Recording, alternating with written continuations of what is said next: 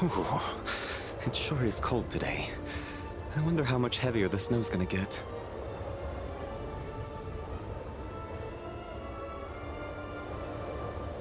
Here to see Odette? I just need to see your tickets for the preview. Perfect. Thank you. I'll hold on to your tickets. Come on in. It's freezing outside.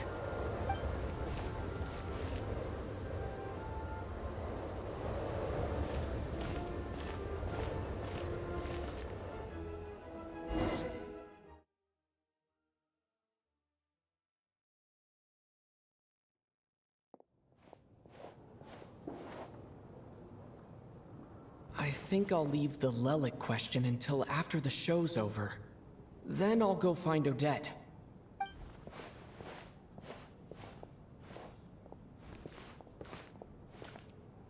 Child said he was originally going to come with Tonya. So I'm guessing Tonya's already here somewhere.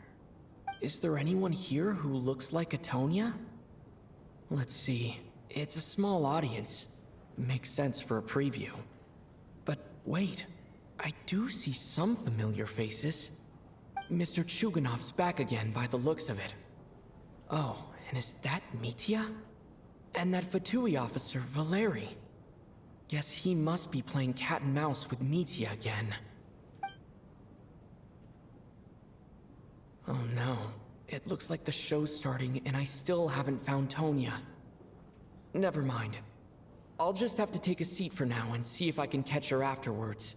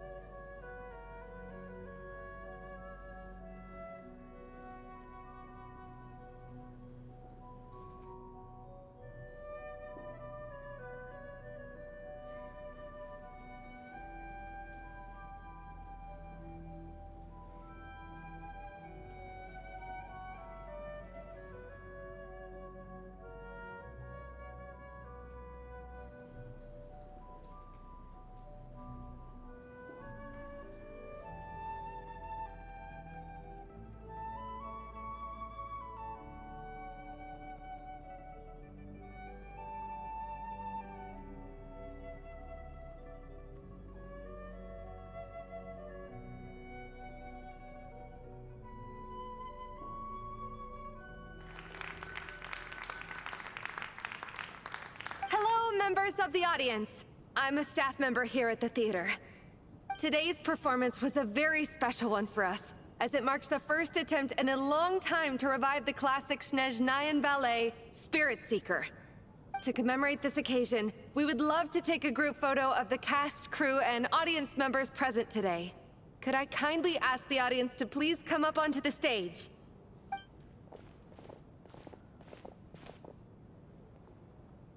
All right, everyone, huddle in a little more. Now, look at the camera. 1, 2, 3.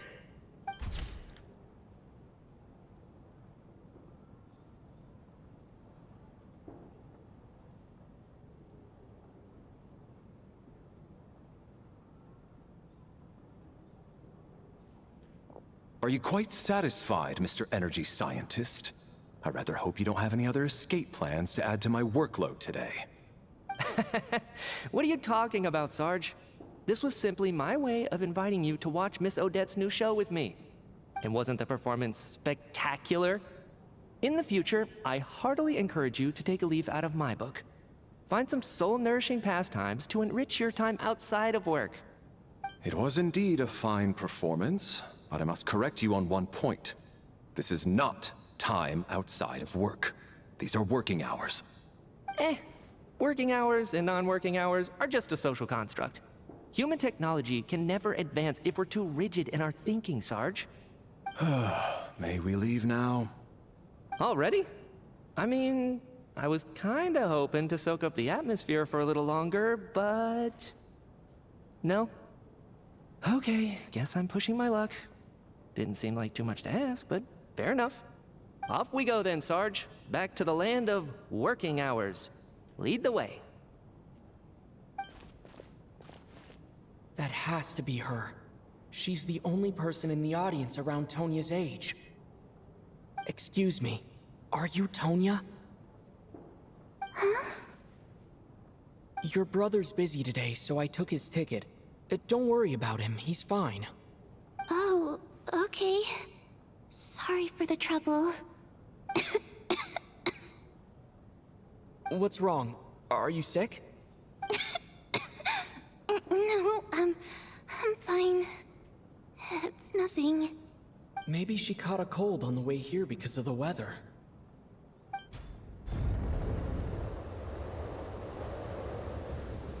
I haven't seen snow like this in a long, long time.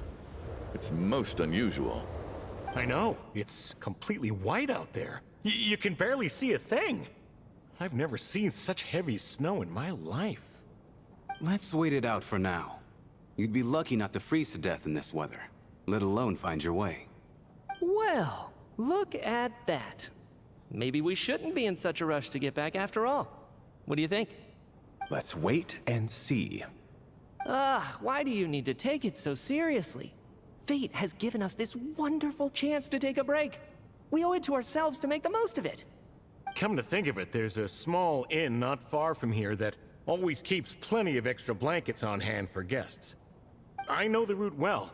Shall I head over and borrow a few blankets?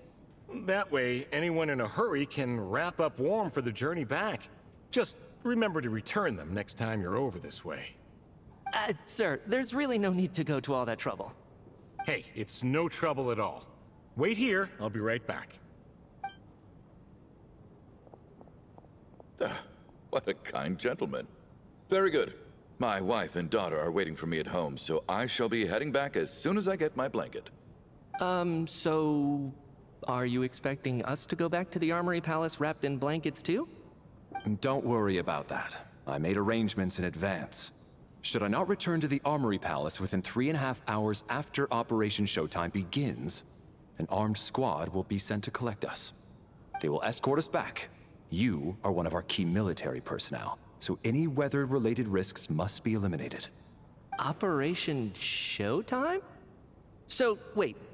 Every single time you drag me back to work when I sneak out, it's a whole official operation? I gotta say, you've really turned this into quite a moral dilemma for me. It's snowing pretty hard out there. I think you should stay here for now. You seem a little under the weather. Sure. My brother might come pick me up in a bit anyway. Time to get to work. I should head backstage and find Odette. I need to look her in the eye and ask her about Lelik. Excuse me, are you looking for someone? Ah, a fan, I'm guessing? Today is just a dress rehearsal, so Miss Odette won't be meeting with fans. She's taking a well-earned rest right now. Sorry, but that area is currently off limits to everyone except the cast and crew. Bad timing, I guess. Well, I might as well stick around. I doubt Odette will be leaving before the snow lets up in any case.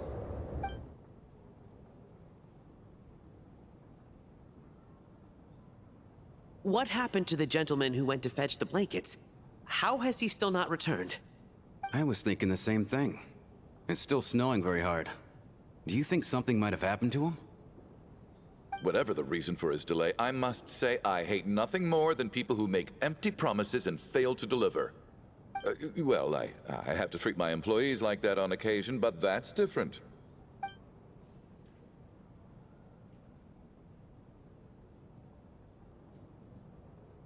You seem anxious, Mr. Valeri.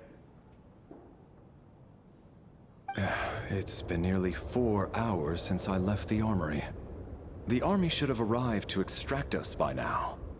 They know how much I despise tardiness and disrupted plans. There's simply no reason that they shouldn't have shown up by now, barring exceptional circumstances. Surely a snowstorm like this one counts as such. Few things in this world can stop the Snezhnayan army, Mr. Mitya. And a snowstorm is certainly not one of them. Why don't you go out and take a look? They might be right outside, waiting for your orders before they dare come in. An absurd hypothesis. I have no intention of leaving your side for even a moment until I have escorted you back to the Armory Palace. This doesn't look like an ordinary snowstorm to me. That guy who left earlier, it looked like he just vanished into thin air. Either that, or my eyes were playing tricks on me. A man-eating snowstorm? Come on. Night hasn't even fallen yet. Spare us the ghost stories.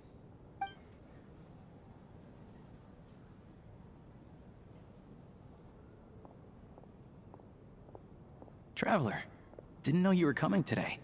How come you didn't say anything? What is it? Something the matter? Tell me, I can help. Whoa, that's quite a snowstorm out there. I've been working backstage this whole time, so I didn't even notice.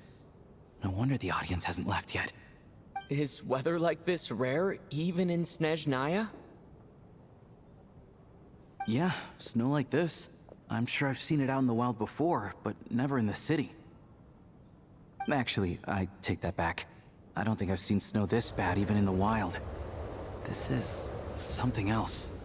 It's not normal. If even Alosha thinks snow like this isn't normal, could it have anything to do with that monster people have been talking about? We can't stay cooped up here forever. Someone needs to go out and take a look. No need.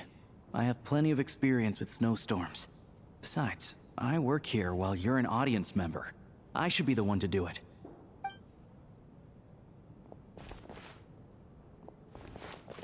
Everyone by the door. Careful not to let the snow soak into your shoes. In a snowstorm, you gotta look after your toes above all else. Heading out, my man? Be careful. I've been told the snowstorm eats people alive. Thanks for the advice. I am planning to be careful. I just want to take a quick look at the situation out there.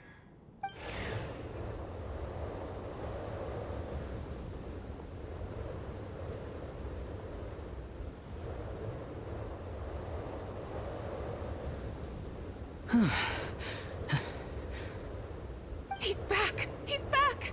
How was it? What's going on out there? Did you see any soldiers patrolling the area? Something about this storm isn't right. There's no one out there.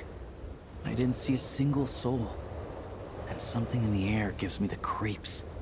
This isn't your average snowstorm. I suspect it might be related to recent events in our nation. I strongly advise everyone to stay here until the snow dies down. Are you serious? So all of us are trapped here now? That sounds a little far-fetched to me. You want to go outside and see? I, for one, am not risking my neck in that weather. This just turned from a minor delay into a major hassle.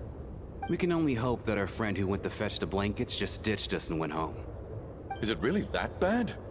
But my daughter, I won't be able to read her a bedtime story tonight. Huh? What are you all still doing here? Whoa! It's snowing hard! So now we're stuck here? Oh, this is terrible! Luckily, it was just a dress rehearsal today, so there aren't too many people here. On the bright side, The theater's always well stocked with supplies. If the snow still doesn't let up as we get into the evening, you can spend the night here, everyone. At least, I assume that's alright? Odette? Fine by me. This seems like a sensible backup plan under the circumstances. My thanks to the theater for being so accommodating. What are you staring outside and praying for, my man? You anxious to get home too? Oh, Your Majesty the Tsaritsa, I beg you, please do not let tonight's snowstorm stop. This is a golden opportunity to spend the night under the same roof as the two top stars in all of Snezhnaya. It's a once-in-a-lifetime experience. I think I've changed my mind. Sir, if you so much as look at us funny, you'll be seeing stars in a whole other way. Behave yourself, or you'll be begging for that blizzard. It's getting colder. We need to keep the indoor temperature up. Close the door and lock it tight. Let's head somewhere warmer.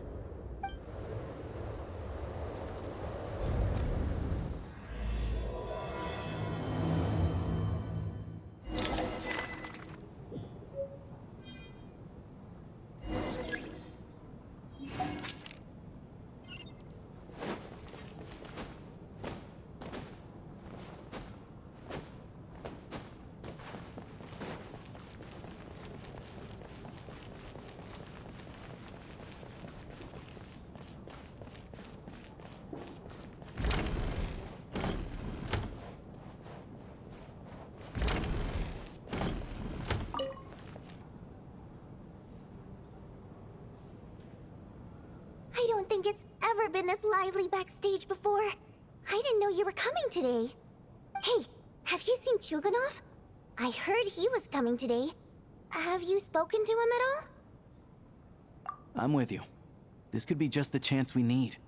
Yeah, I gotta figure out a way to coax some more intel out of him. I want to know why he suddenly changed his stance on Project Stuja. What exactly happened before the most recent Vecha vote?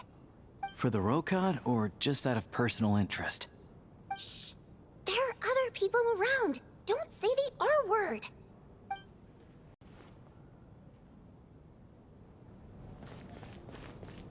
I have to say, even though today was a rehearsal and there were some hiccups along the way, Miss Odette's performance was one of the best I've ever seen, even compared to an actual show. Oh, I couldn't agree more, especially considering the weight of the subject matter. It takes a truly seasoned professional to do justice to a theme like love and regret. Do you think we were coming on too strong? Odette's ignoring us again. What about you? What did you think of today's performance?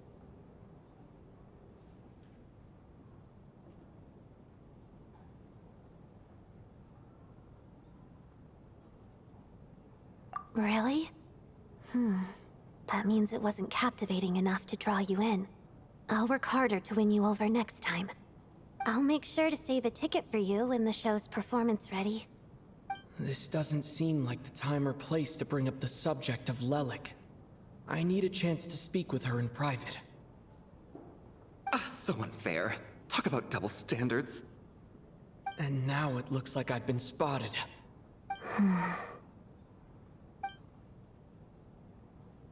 You know Mitya too? No, I don't. I just have a feeling that he might be dangerous.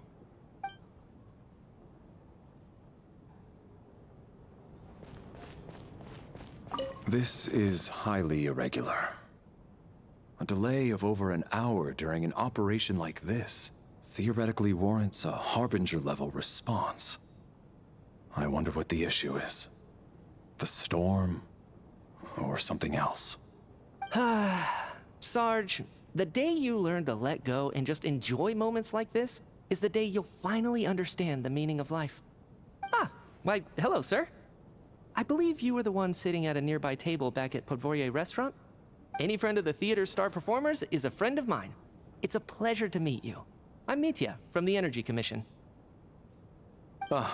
Greetings. Major Valeri, head of the Special Assignments Battalion. Armory Palace Royal Grenadier Guards, 1st Regiment. I am here to ensure Mr. Mitia's personal safety. Please let me know if I can be of any assistance. Mr. Traveler, I cannot help but notice that Miss Odette is stealing glances at me. Any idea what that could be about? I've racked my brains, but I can't think of anything I might have done to offend her. Perhaps she noticed me spacing out during her performance? What? You mean I really did do something to upset her? Well, thanks for letting me know. So, Mr. Mitia, is your work related to Project Stuja? Yes, that's right. The higher-ups in the Fatui transferred me from the Energy Commission to the Armory Palace because they wanted me to... Really? I can't even talk about that? Pretty sure it counts as part of my private life. All right, I won't say anything. Sorry, Traveler. As you can see, I'm afraid this pleasant chat will have to end here.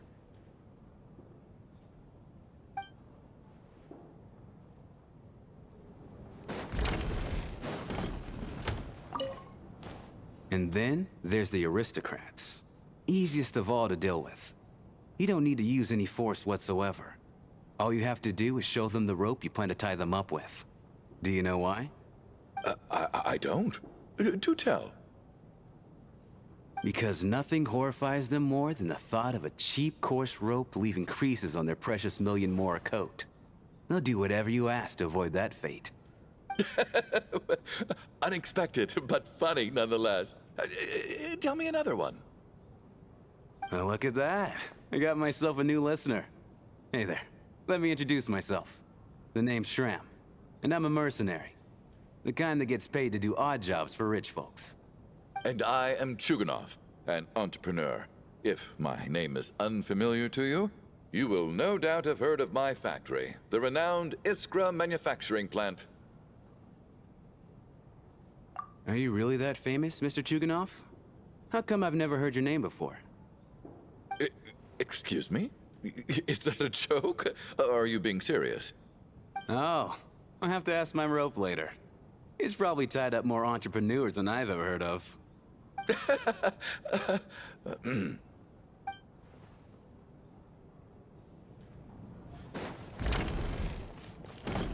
How are you feeling, Tonya? I'm fine. Sorry to worry you. I'm used to it by this point. I take medicine for it. My brother usually helps to get it ready for me. Child must take great care of his sister. He's never mentioned Tonya's illness, though. You know, I actually find this whole thing kind of exciting. Stuck in a strange place thanks to a snowstorm. Having to spend the night with a bunch of interesting characters. It's... exactly.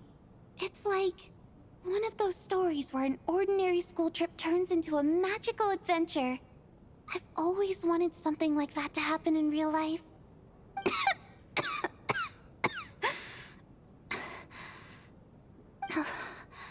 I'm fine, really. Just got a little overexcited. Look after yourself. Otherwise, your brother will come after me.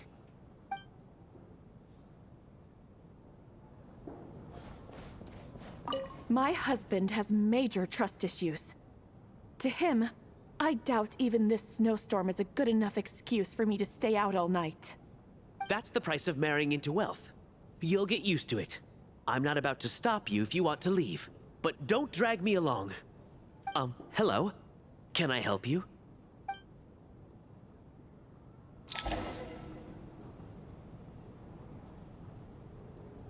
How's it looking, Alosha? No change from this afternoon. Heavy snow with no sign of slowing down. May I have your attention, please? The storm is unlikely to stop tonight, and it'll be even more dangerous outside at night than it was during the day. We at the theater owe everyone here a duty of care. Therefore, we strongly suggest that you stay on site overnight and avoid going outside unless absolutely necessary. In a few short moments, we'll give you a tour of the theater's various quarters. You can choose to sleep in the VIP room, the office, or backstage. Or on the stage if you'd prefer. We won't mind. I'll pass on sleeping on the stage. What if the snow is stopped by tomorrow morning? The early birds in the audience might think we're part of some experimental new show. A drama about sleeping? That could be fun.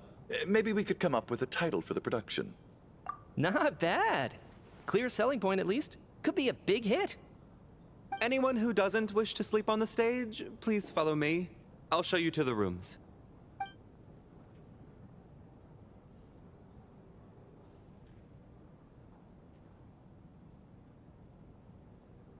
I guess I'll call it a night.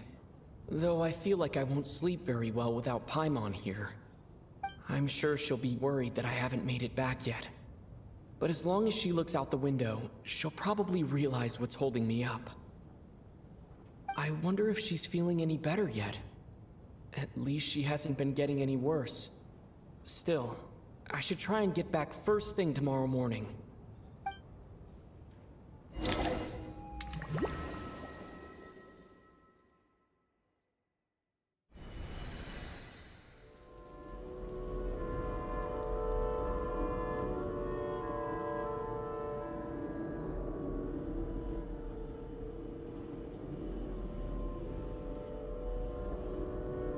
Ah, finally. Welcome back to the world of the living, lazy bones. I was about to wake you. The black mist is almost on us.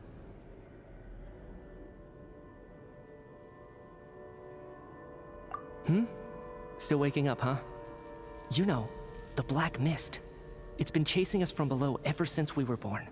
You're just dozy. There's no way you've forgotten. Come on, let's keep heading up. Onwards and upwards is the only way to survive. Don't listen to a word those black mist cultists say. Here we go again. The endless march toward survival. What's going on? That black mist down there is creeping me out. And it's rising. Guess I should head upwards and get away from it. The black mist cultists believe that being swallowed by the black mist leads to everlasting peace. But if you ask me, they're just lying to themselves. We're the only heretics left. The only ones who refuse to give in. We have to keep going. But how do you actually know that they're wrong? Dangerous question there, Torgov. The moment your faith wavers, you start a chain reaction that ends in the collapse of your will. Put the question out of your mind. Stay strong and believe that the black mist means certain death. Okay, but it's not my mind that's the problem. My body's about to give up on me. It's already starting to falter. I can't do this anymore. I've had enough of being forever on the run. What's the point of it all? All this will pass eventually, I promise. Keep fighting. It will be worth it. You accuse the Black Mist cultists of being liars. But you're lying too. There is no end to this path. It keeps going up forever. There was never any hope to begin with. The cult of the Black Mist has poisoned your mind, Sobolova. Are you thinking of giving up as well? I am. I think I'll take my chances with the Black Mist over this perpetual torture. As much as I detest the Black Mist cultists, I'm just too weary. Then I bid you both farewell. Let me put my personal opinions aside for a moment and say, I hope that you both find peace within the Black Mist.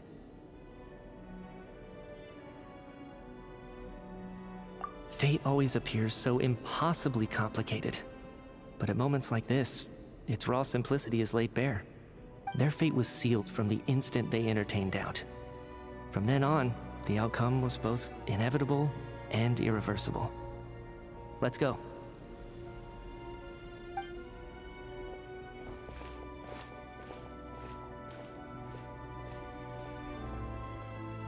Torgov and Sobolova are gone. I never thought the day would come when even they would be swallowed by the Black Mist. It's just you and me now. Yes, it looks like it's satisfied. For now. This happens from time to time. But it won't be long before the Black Mist starts chasing survivors once again. No one knows how to stop its advance for good. Well, we should make the most of the precious moments of rest that those two bought for us. Huh? Are you really that sleepy, Traveler?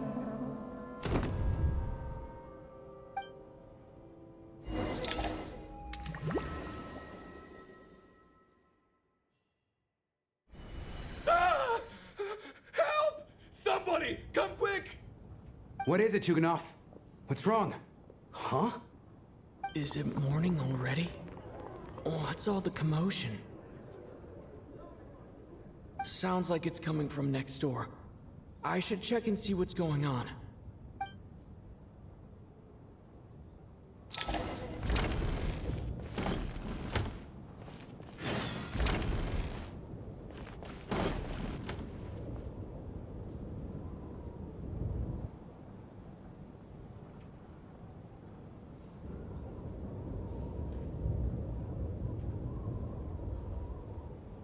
Don't look, Miss Tonya. Stay here. Okay. What happened to them?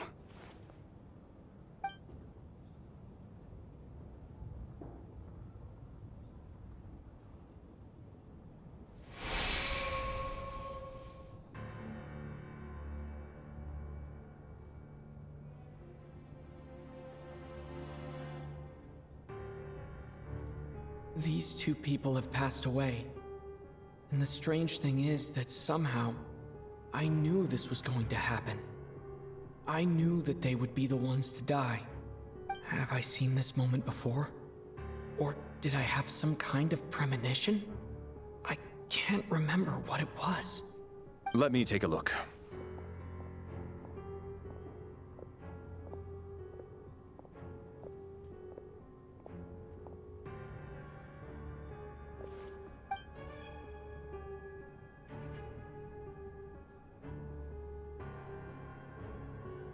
No vital signs in either of them. They're dead. The cause of death, however, remains unclear. No wounds on the bodies, no signs of a struggle, and no skin discoloration caused by the buildup of toxins. But just last night, they were chatting and joking away. This is so sudden. Could they have had pre-existing medical conditions? Even then, the odds of them both dying of sudden complications on the same night are extremely low. It's hard to believe that they died of natural causes, nor does this appear to be a suicide. Who was the first to discover the bodies? It was me. But these deaths have nothing to do with me, officer. I got up early because I wanted to see if the snow had stopped. Then I noticed that the door to this room was open, and it looked like there was a man and woman inside. I just went over to see what was going on. I had no idea they were... I can corroborate this. I was doing my morning exercises near the stage. When I saw Mr. Chuganov heading this way, I followed him. I can also confirm that I didn't see a single person approach that room before him. The snowstorm was raging all night, and it's still going now. There's no way someone could have come in from outside, correct? You mean an intruder? No, not possible. I slept by the door last night as a precaution. There's no way I wouldn't have noticed if anyone had tried to open it. Everyone, split into pairs and search the theater for anyone in hiding or any signs of suspicious activity. I'll follow up with a full search of my own shortly. Go. There is no time to waste.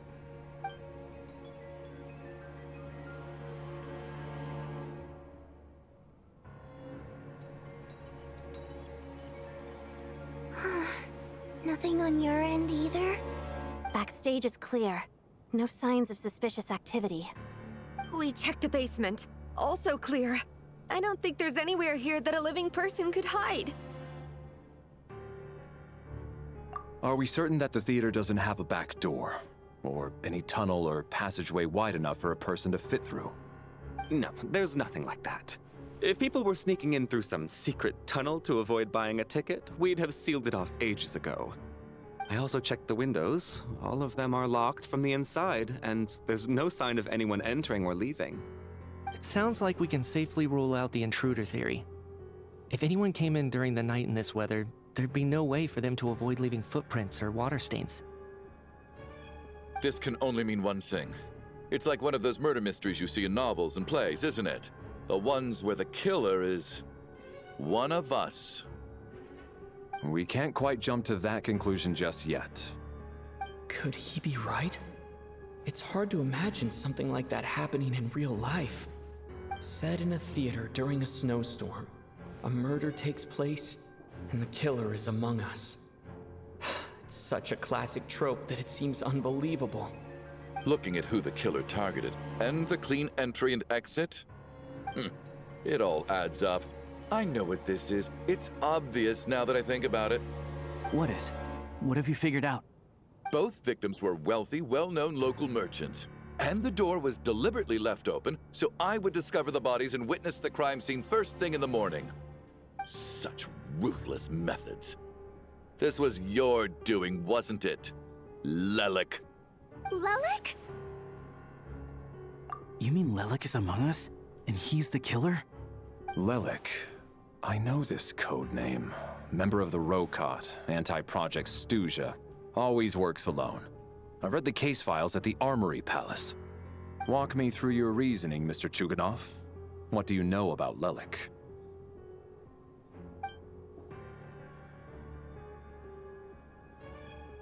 What now, huh? What now, Lelik? What more do you want from me? I already voted against Project Stuja at the Snezhno Gradvecha. You snuck into my house the other day while I was asleep. Left a threatening letter. And I did all that you asked. But Project Stuja cannot be so easily shaken. Not with the rooster in charge. So he really was threatened by Lelik. That makes sense. And now you're resorting to murder to threaten me. Isn't that right? I knew it. The Rokot despises the rich. The lives of the wealthy are but refuse in your eyes.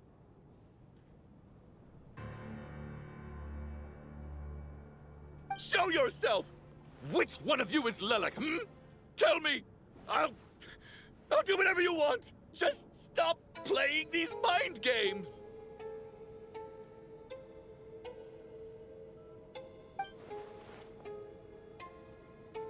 Was this really Lelik's doing?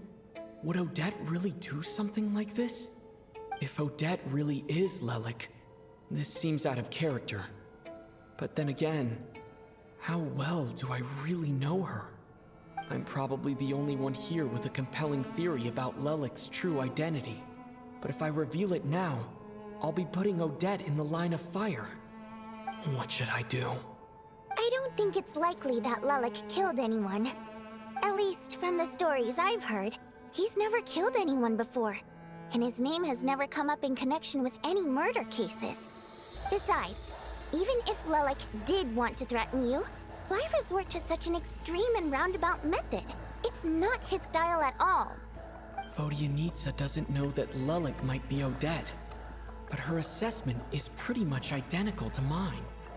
Miss Vodyanitsa, why do you suddenly feel the need to speak in Lelik's defense? Defense? Oh, no, it's just... I'm worried that we're jumping to conclusions here, so I wanted to share my point of view. Also, I don't think the Rokot is as bad as you're making it out to be. Well, if you think I'm so wrong, what's your theory then, Why don't you tell us who the killer is? The case is still evolving, Mr. Chuganov. Please do not prevent others from expressing their opinions so early on in the discussion. Even so, there's no denying that the recent threat received by Mr. Chuganov may well be an important clue. So there's still a good chance that Lelik is right here among us. I can't do this anymore. I don't care if it's still snowing outside. I have to get out of here.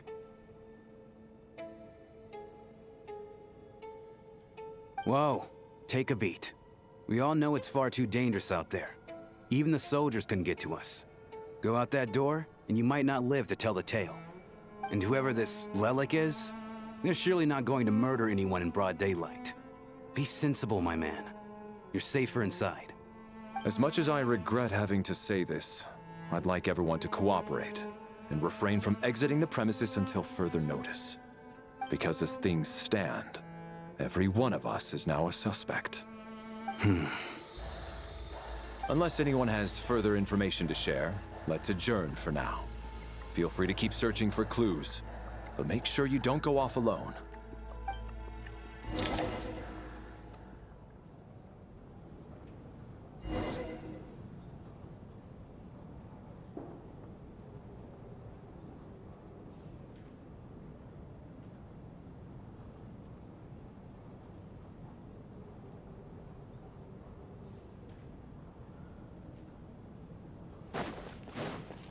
You seem to be very comfortable taking charge, Major. You took the reins as soon as things went south. I simply made an executive decision that someone needed to take control of the situation on the military's behalf. Does this offend you? No, quite the opposite. We feel much safer for it. By the way, what does Major mean exactly? Is it a pretty high rank?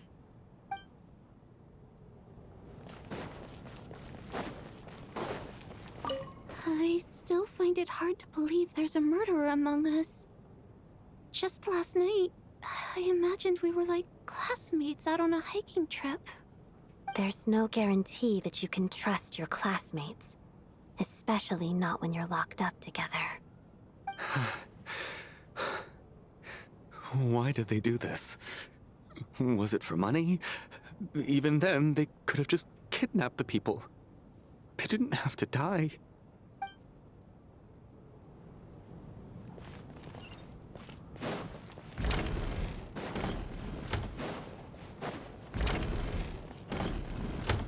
You're right, that was my bad.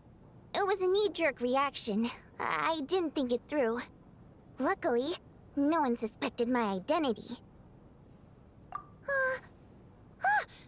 Oh, phew. It's just you. I thought someone was eavesdropping. Since Vodyanitsa and I were on the same page earlier, I think I should share my thoughts with the Rokot members first.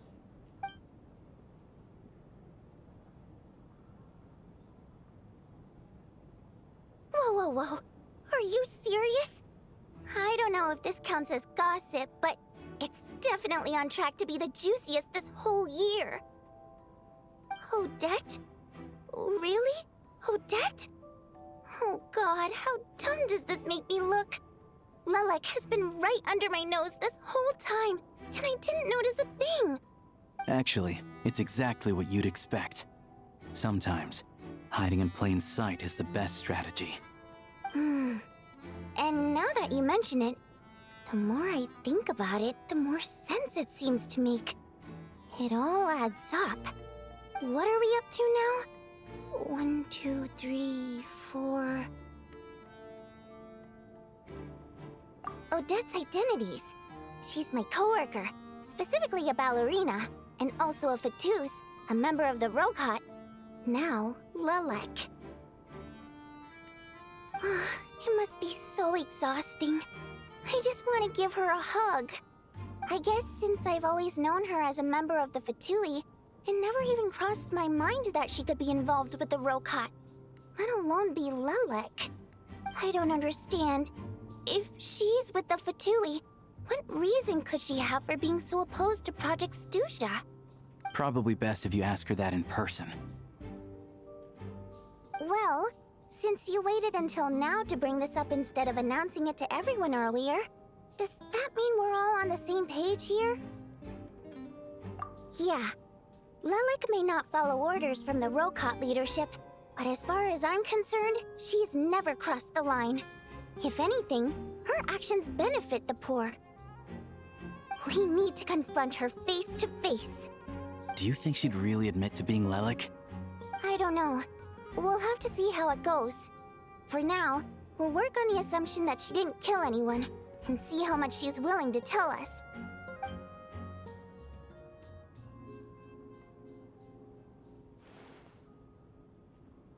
Now's our chance.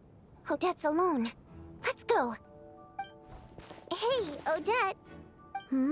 What is it, you guys? Shh. Keep your voice down.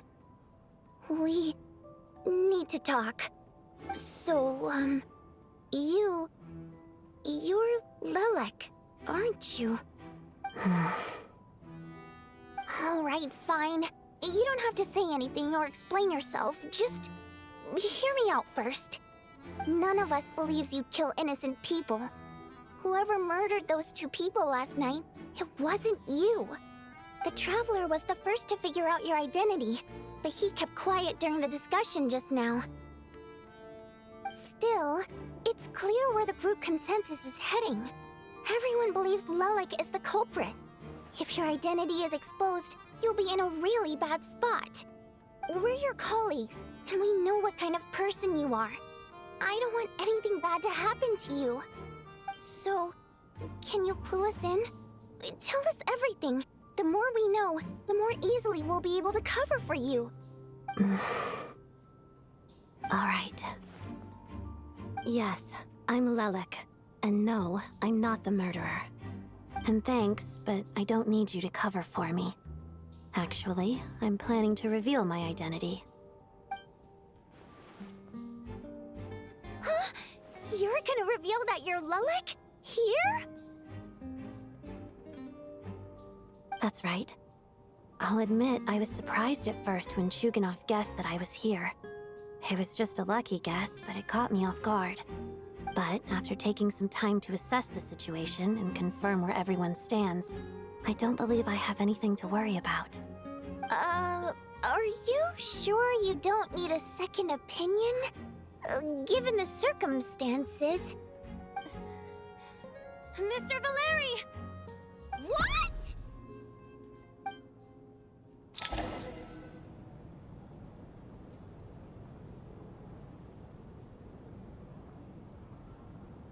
So...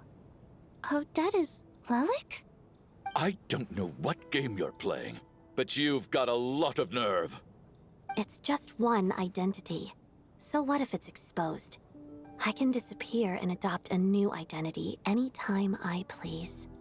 I made my peace with this when I chose to become Lelek.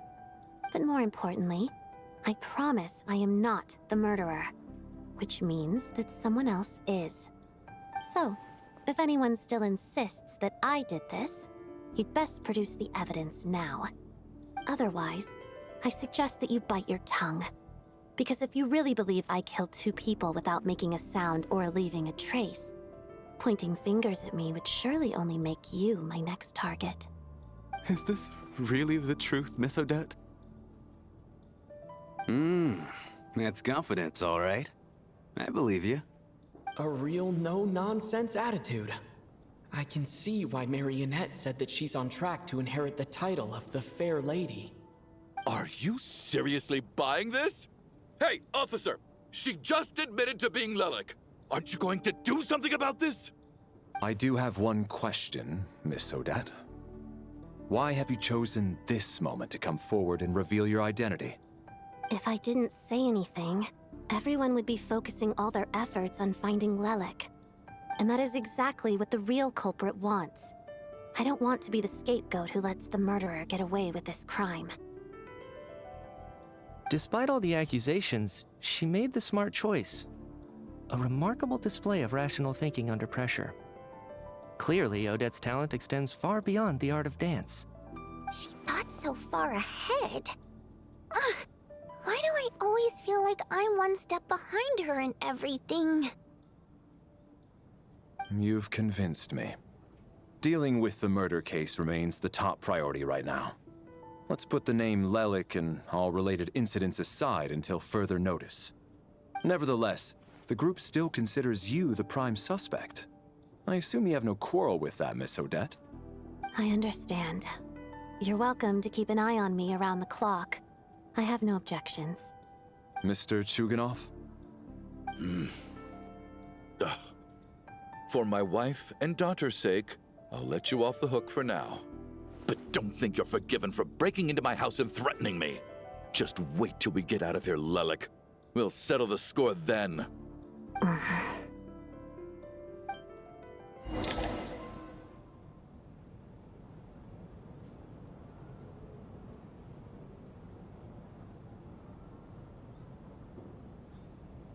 Good work, Lelek Guard Team.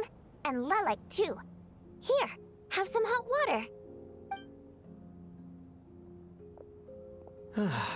Turns out Valeri knew about my exploits. So now I've been told I have to guard Lelik with him. Shouldn't you be facing my way if you're guarding me? At the moment, it looks more like you're my bodyguards. If the true culprit is indeed still at large, as you have claimed, we must keep our guard up against them also. Don't worry, Tonya. We'll get through this. Once the snow stops, the officials will step in. The investigation will get easier, and then we'll be safe. But once the snow stops, won't everyone just leave? You're gonna miss us, huh? Well, some of us work at the theater, so we'll still be here. I'll even give you a special backstage pass. Really, Miss Vodyanitsa? That's awesome!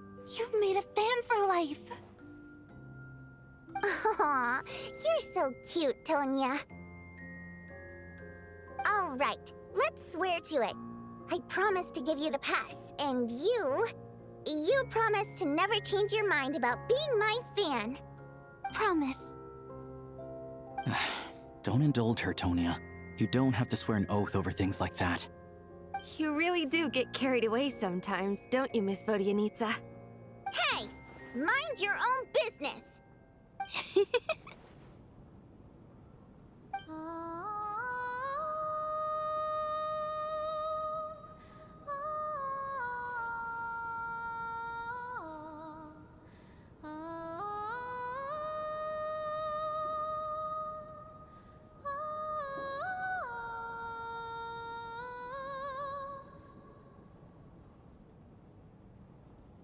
Don't be nervous, Miss Wateramp.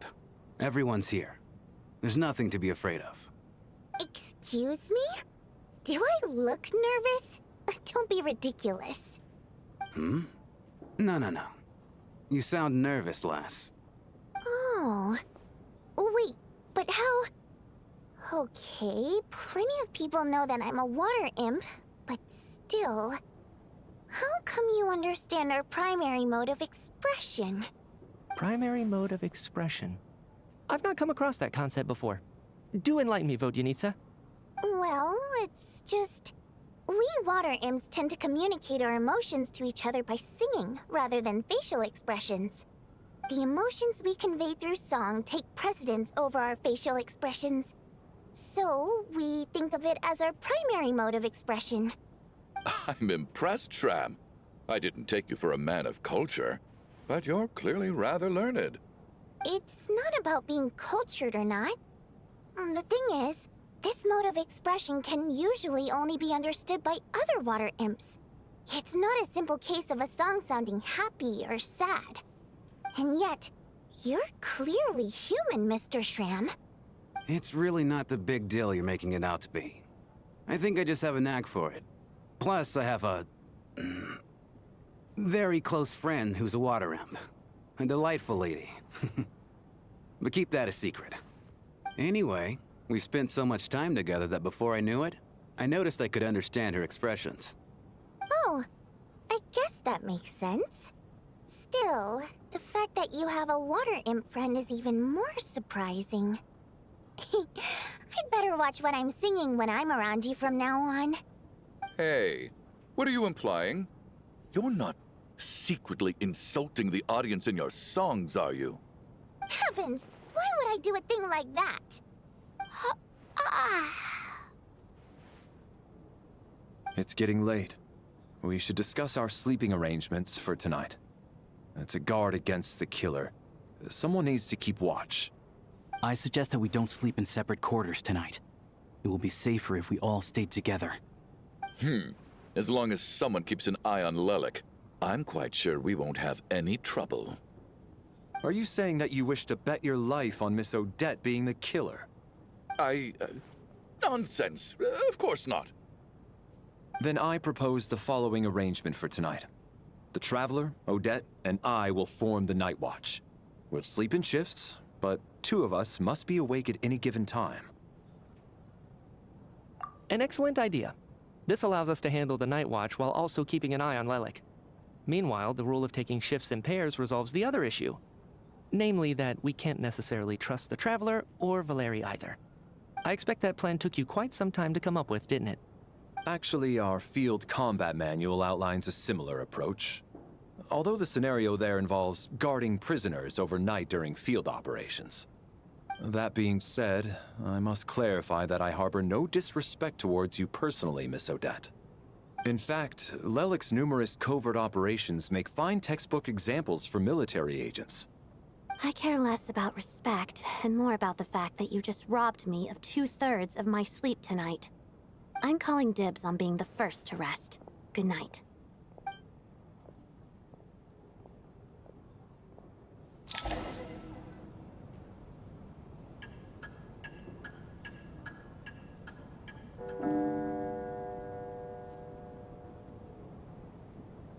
It's almost time. We should wake Odette. How are you faring? Oh, not going to argue with that. I'll take a quick nap. If you start to feel sleepy, wake me up anytime. It's finally time for Odette and I to share the night watch. I should wake her up.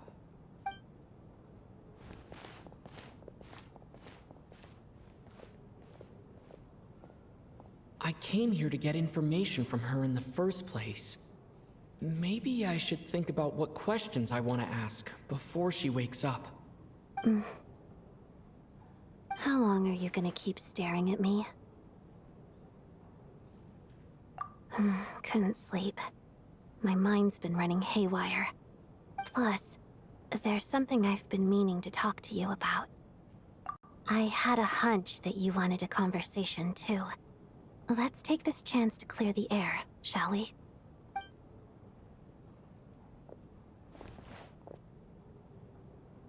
I just had a simple question for you, really.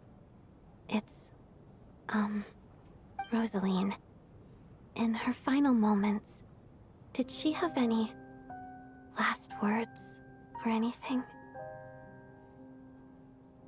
I see. Well, that was all. I have no...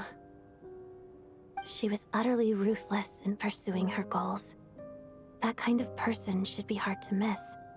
And yet, even though I never approved of her methods, and she was an abrasive person, the fact remains that I am indebted to her. Oh, she told you. I guess that makes sense. I think she and Rosaline were on pretty good terms.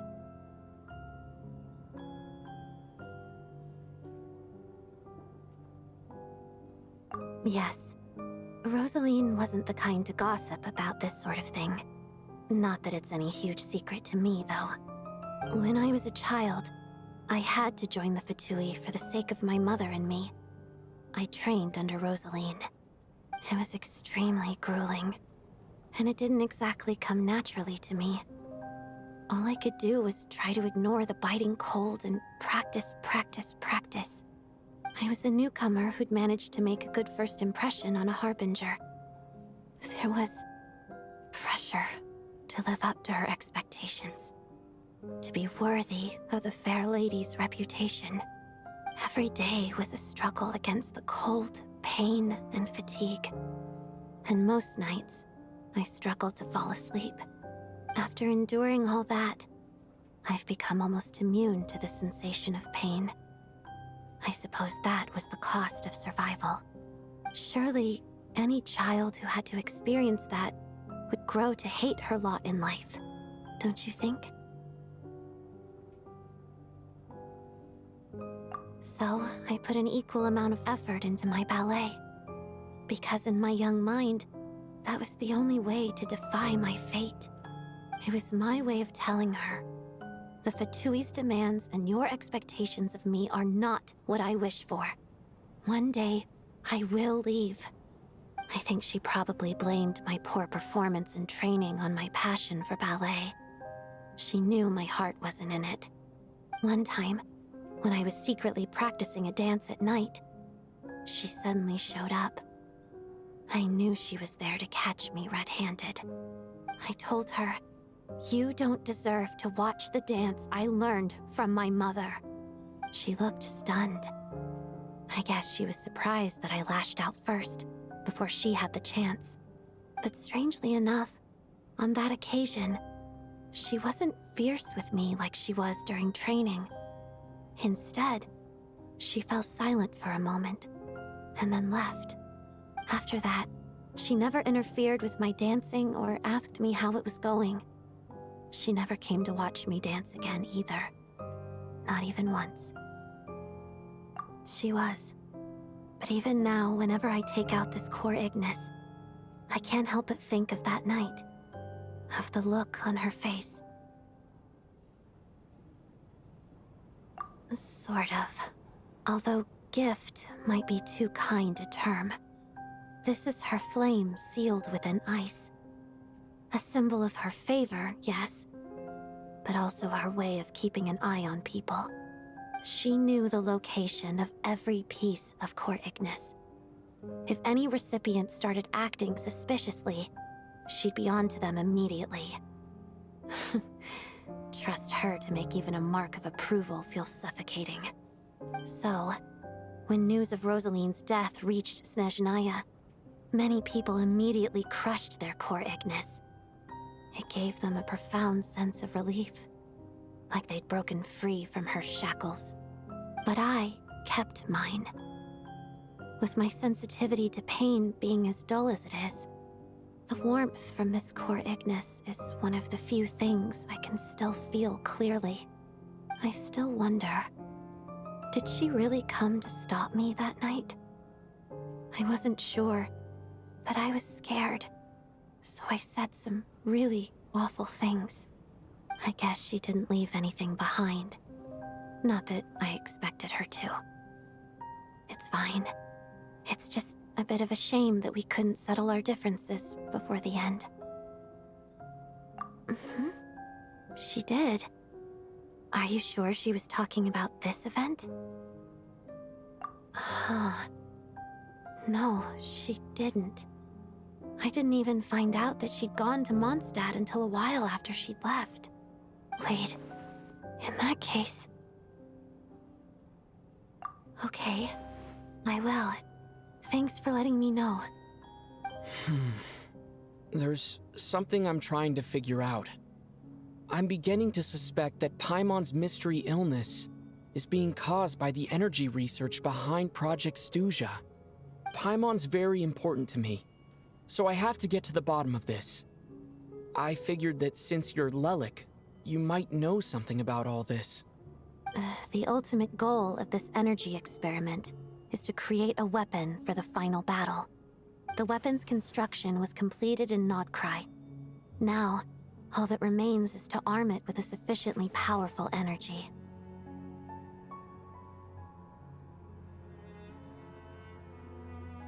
Yes, the weapon's development and all the related experiments are overseen by Lord Piero, the Jester, and the lab is located deep within the Armory Palace. I'm not sure why this experiment would be making Paimon feel unwell, though. The best way to get to the bottom of it would be to go there in person. Once we get out of here, I'll help you apply for an entry permit.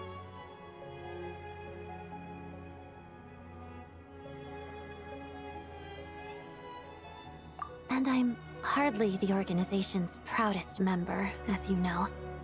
You answered my question about Rosaline. I want to do you a favor in return. It's that simple.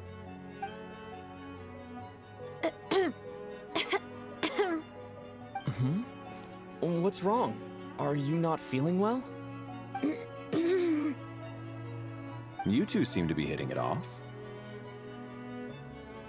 I thought you were sleeping. Of course I was. In the military, one learns to fall asleep quickly, even in the most inhospitable environments. It's vital to staying alert and energized. Why? Is something wrong? Even if he was awake, he can't have overheard us, right? Well, thank you both for keeping watch. Traveler, I'll take over for now. It's your turn to get some sleep. Sure.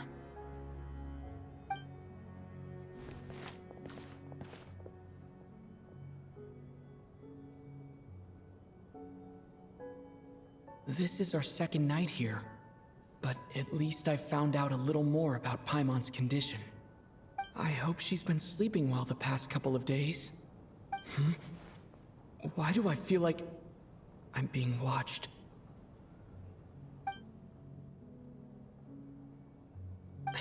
Seriously? Is this payback for when I stared at her earlier? But I thought she was asleep.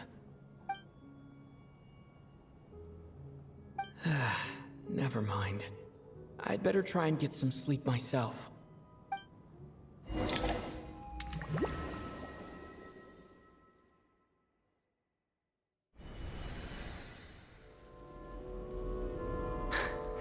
Hey, what are you spacing out for?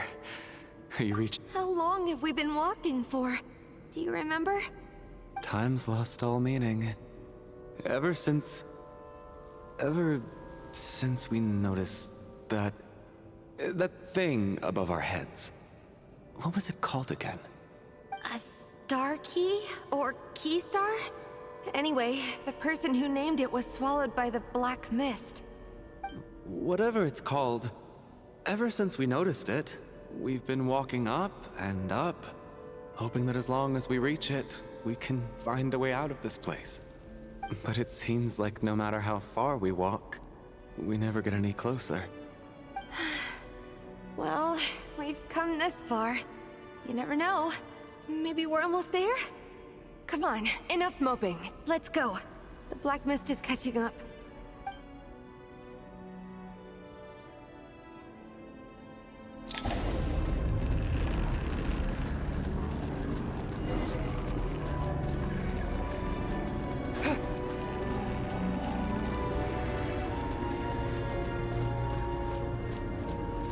We got ourselves a straggler. Monsters! Watch out! Fine. Not again! I've lost count of how many times we run into them. Be careful.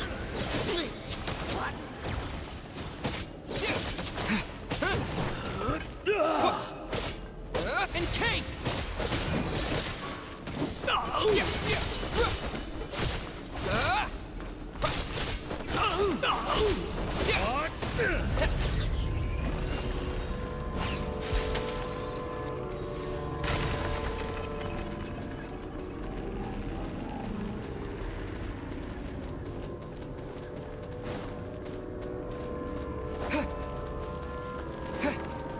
We got ourselves a... Here they come again!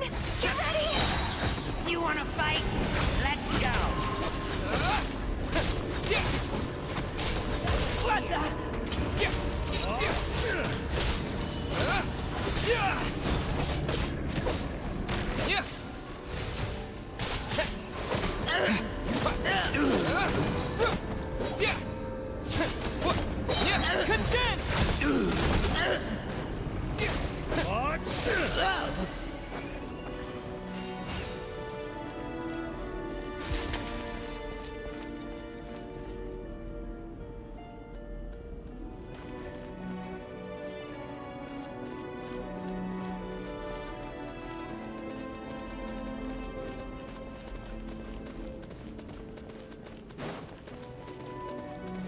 We got Monsters ahead of us.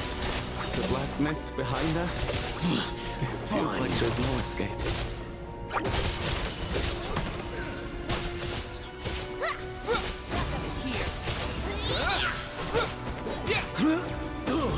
Cryostorm!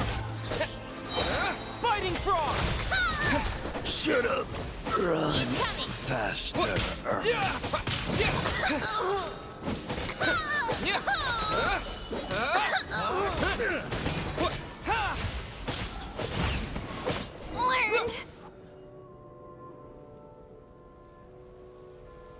Are you hurt, Coolish? No, I'm fine. It's just... suddenly I don't want to walk any further. I get you. In fact, I reached my limit a long time ago. Sometimes it feels like there's hope where there shouldn't be. Yeah. The hope that the star gives us is the only thing keeping us going. But I'm not sure it's real at all. it may just be a collective illusion. Otherwise, why would it always be out of reach? We know you mean well, but you're only saying that to try and encourage us to keep going, aren't you? Thank you, friend. But enough is enough. Please don't give me any more false hope. Hope is poison in this place. You're going to continue, aren't you? I admire that. I've given up, but I wish you the best. May there come a day that you catch up to the star and leave this godforsaken place.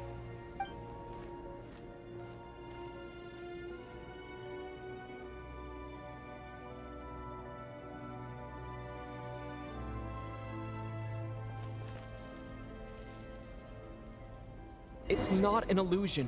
We really are getting closer to the star.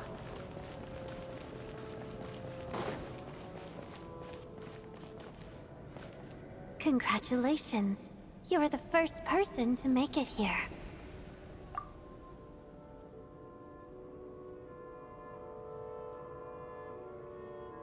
I'm the star's envoy. The black mist has stopped rising. Its hunger is satisfied for now, having devoured your two companions. This is a good opportunity. I'll let you get some rest before we continue. What do you mean, leave? The star represents the starting point. It's the waypoint for the beginning. Congratulations on reaching the starting point. Once you are ready, we will head out and walk upwards. I will be right by your side the whole way.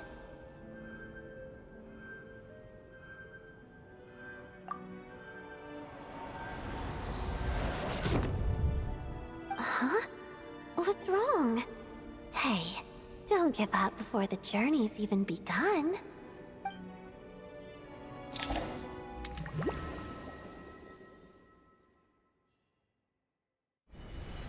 Rampana! Rampana! Is that Vodyanitsa's voice? What happened? Coolish, wake up! Please wake up!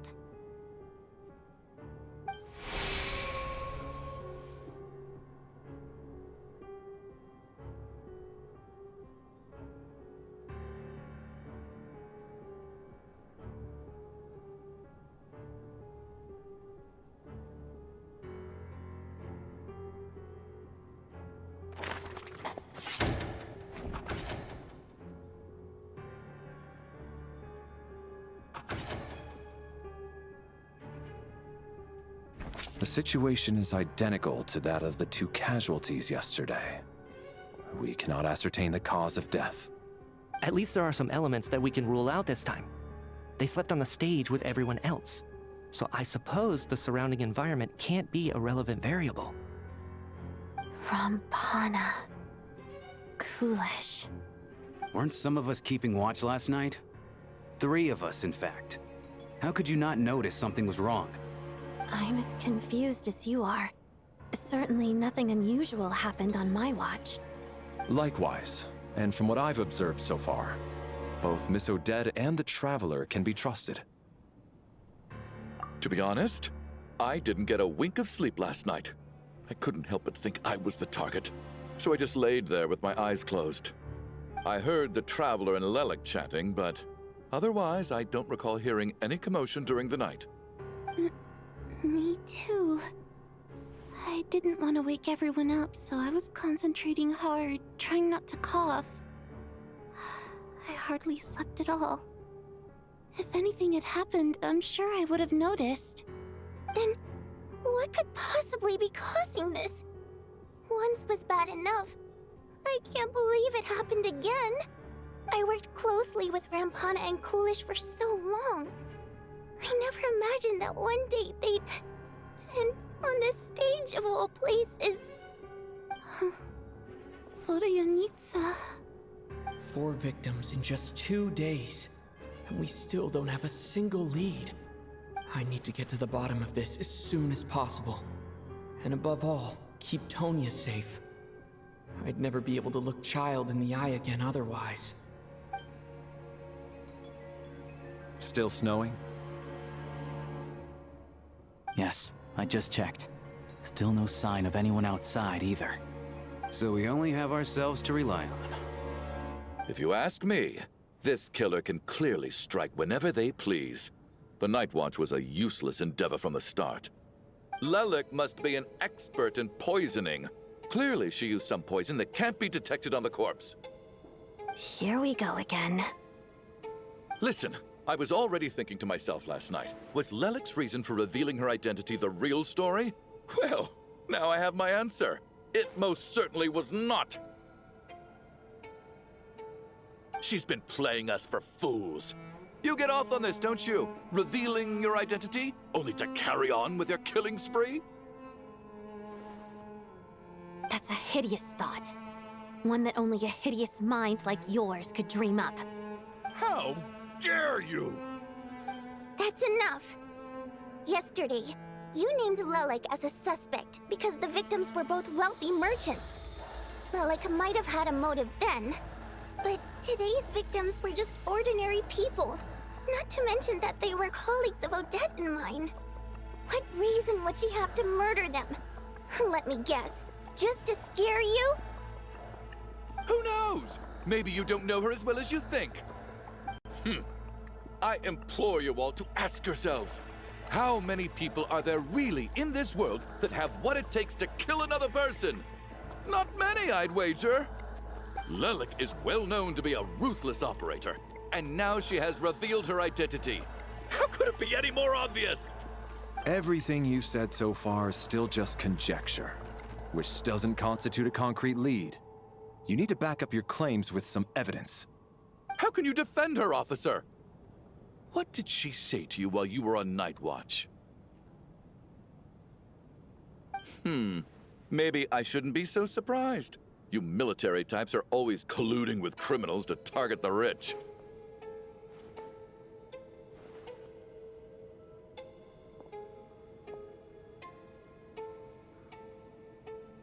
All so you can get your grubby paws on our hard-earned fortunes, then tell us to fall in line. The Fatui, the Druzhna, and the Rokot. Thugs, the lot of you!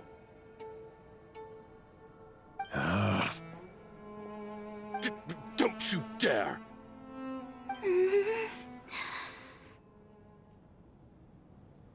Sir, but you were the one who told us not to stop other people from expressing their opinions yesterday. 4 people have already died. Only yesterday I was chatting with Mr. Coolish. Then we woke up in the morning and he's... Turning against one another is the last thing we should be doing right now. Little girl. Even if Mr. Chuganov is a puffed-up, pig-headed windbag who doesn't have a clue what he's talking about, he's still one of the victims here, isn't he?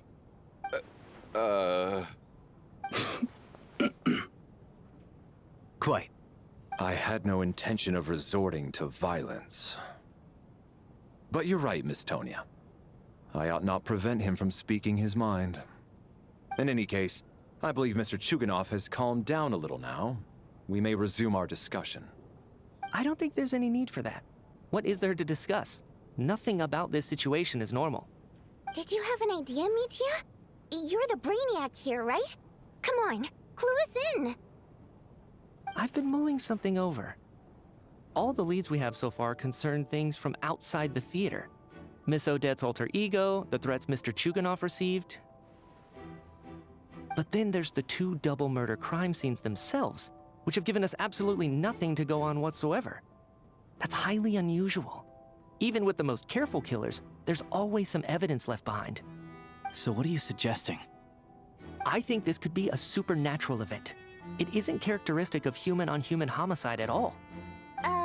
Correct me if I'm wrong, but aren't you supposed to be a scientist? That doesn't sound like a conclusion someone like you is supposed to make. I got into scientific research because of my insatiable curiosity. But If the present situation defies all known scientific explanations, I don't mind shifting my curiosity toward the paranormal instead. Now that you mention it, I remember when I first came to the theater. I heard rumors about this place being haunted. Haunted? Yeah, I think I heard the same thing. But I mean, they're only rumors, right? We've worked here for years. Surely we would have noticed any spooky goings-on by now. Well, this has taken an unexpected turn. A haunted theater? If Paimon were here, she'd probably be hiding behind me in fear right now. Why don't we take this opportunity to look for clues again with a more open mind? Maybe a different perspective will help us see something different. Very well. Whether it's criminals or ghosts we're looking for, the same rules apply. Everyone needs to tread carefully. I'll move the bodies into the same room for now.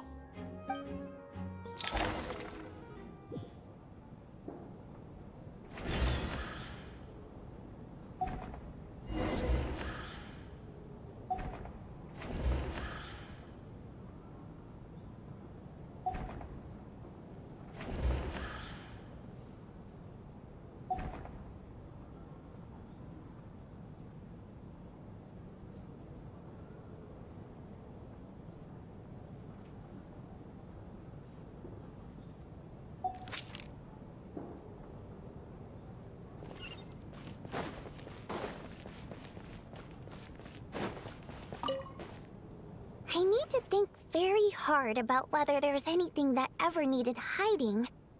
After all these years, there must be some things even I've forgotten about.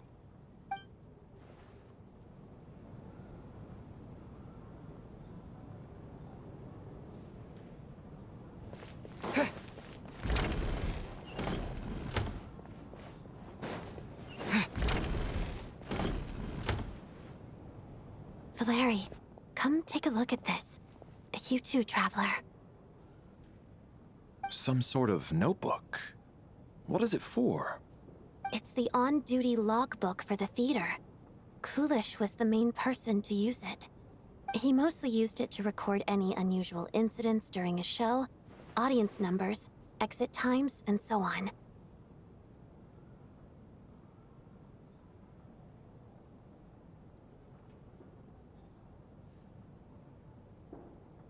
Yes, he'd always have this logbook with him when he checked tickets at the entrance. This should confirm a lot of key details about the recent show. So, you find anything unusual? Yes. The number of people. I've checked and double-checked, but the numbers just don't match what's recorded in the logbook. Apparently, we have an extra person among us. Are we certain that logbook is accurate? Could someone have sneaked in without buying a ticket or something? Unlikely. Kulish took his duties very seriously. I've rarely seen any errors in his work. Not to mention that this was a dress rehearsal, meaning smaller audience numbers and tighter ticket restrictions than usual. Everything would have been well within his control. We no longer have our tickets with us, do we? They got collected on entry. I assume there's no way we can check them again. Unfortunately not. The theater recycles tickets. Once people are in the door, they don't tend to leave until the show ends, so we collect the tickets at the point of entry.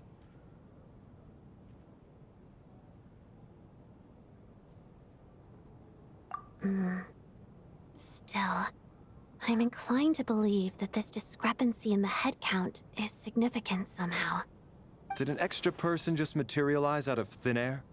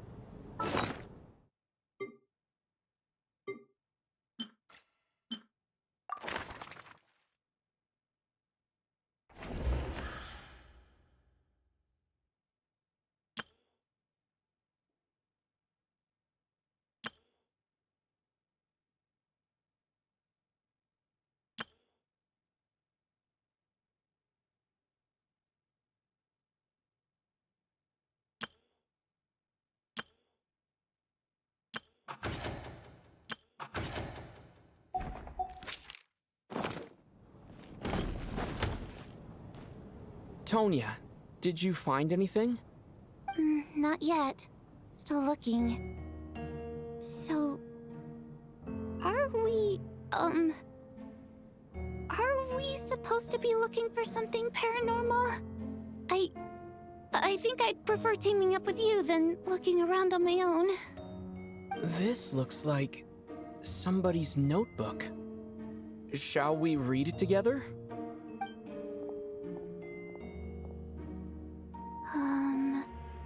Well, it doesn't look scary or anything, so I guess it should be fine. All right, let's read it together.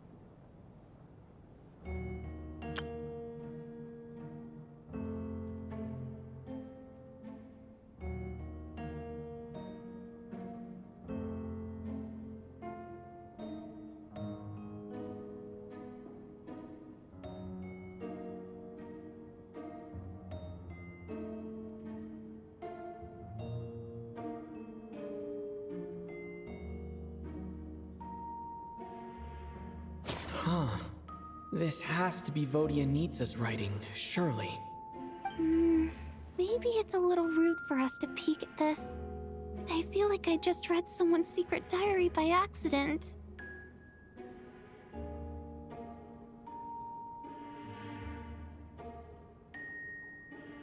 It sounds like she's writing this for her parents, right? I don't understand. Why put this stuff in a notebook instead of mailing it in a letter? Because her water imp parents belonged to the aristocracy, who were driven out of Snezhnaya by the Tsaritsa long ago. And now they live somewhere new, where the postman can't get to.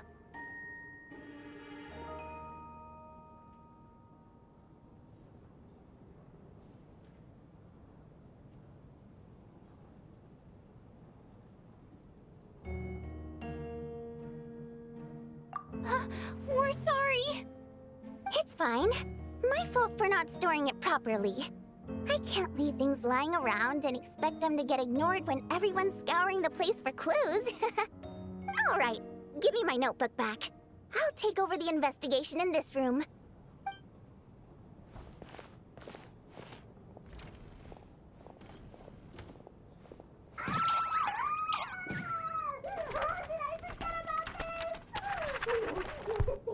Oh God, and this one. Oh my. Why am I so embarrassing?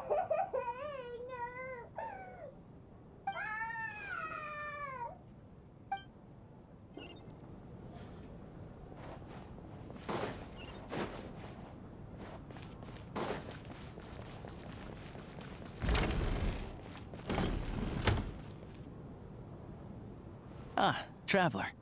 Since you're here, come take a look at this. Alosha found it. We're both curious to hear your perspective. It appears to be well, an investigation report. And the focus of the investigation was the rumors of haunting we heard about earlier.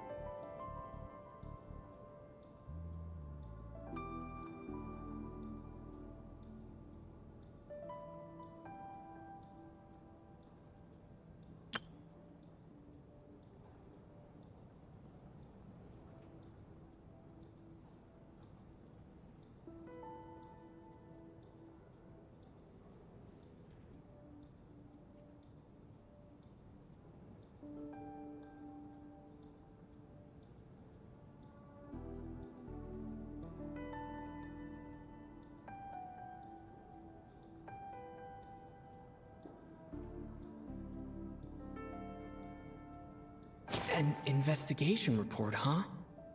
Looks quite old. This person's name looks to be of Sumeru origin to me. Was the investigator from Sumeru? The theater manager must have hired an investigator once specifically to look into this issue. But it doesn't look like anyone ever looked at the report. Presumably, the manager wanted to know if the supposed haunting was dangerous, while also being fearful of word getting out in case it affected the theater's business. Anyway, the bottom line is, the haunting is actually real after all. It's caused by an obstruction in the ley lines. Is there any chance this is the key to finally making some progress with the murder cases? Ley line problems are pretty unexceptional to me by this point. And while it certainly offers an explanation for the ghosts, it's hard to imagine what connection it could have to these two murder cases.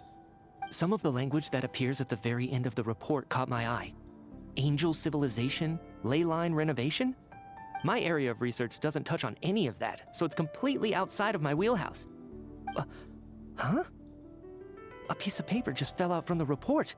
It landed right by your feet.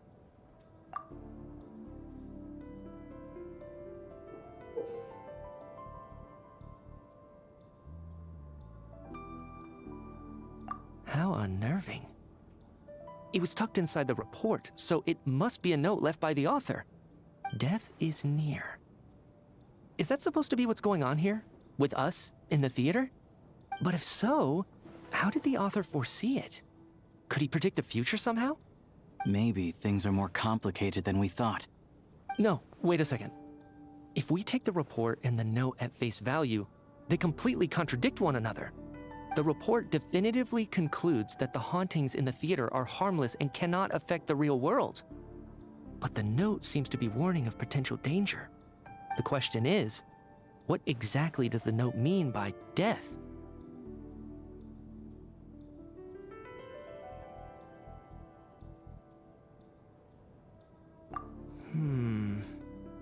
The various ways we could interpret this keyword lead in completely different directions.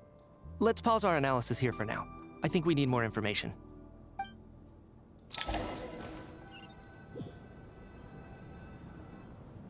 If we take all this together, it's not impossible, is it? If anything, it's the natural conclusion. Oh, I beg to differ. This sounds to me like a product of a researcher's vivid imagination.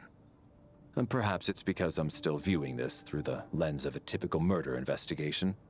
But still, I'm struggling to be persuaded by your theory. Does it really sound that far-fetched? All right, well, let's treat that as speculation for now. I do agree with what you've said, so let's go with your idea for now. Good. Okay, now that we finally have some meaningful leads, I think it's time to reconvene. Let's get the others.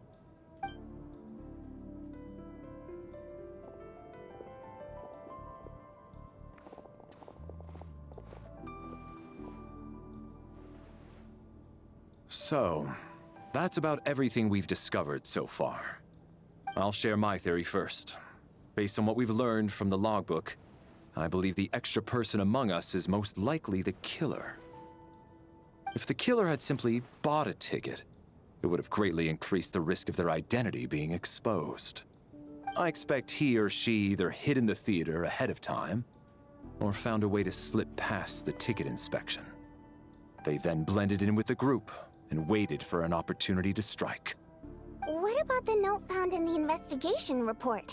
Any thoughts on how that fits in? The killer may have simply planted it there as some sort of sick joke. I've seen my fair share of psychopathic killers. They love playing cryptic mind games. So, it has nothing to do with the haunting of the theater after all. This theory makes sense to me. If we have an audience member unaccounted for, chances are they didn't come here to watch the show. Could it really be that simple? So, in other words, all we have to do is find out who got in here without a ticket, and all our problems will be solved? Then let me make one thing clear. All the theater staff should be well aware that I came here for the rehearsal legitimately, yes? There's no way I'm the one who didn't have a ticket. It's true. I hear you used every trick in the book to get a hold of that ticket, too. Everything short of throwing a temper tantrum and rolling around on the floor at the entrance. I I most certainly did not degrade myself in such a way.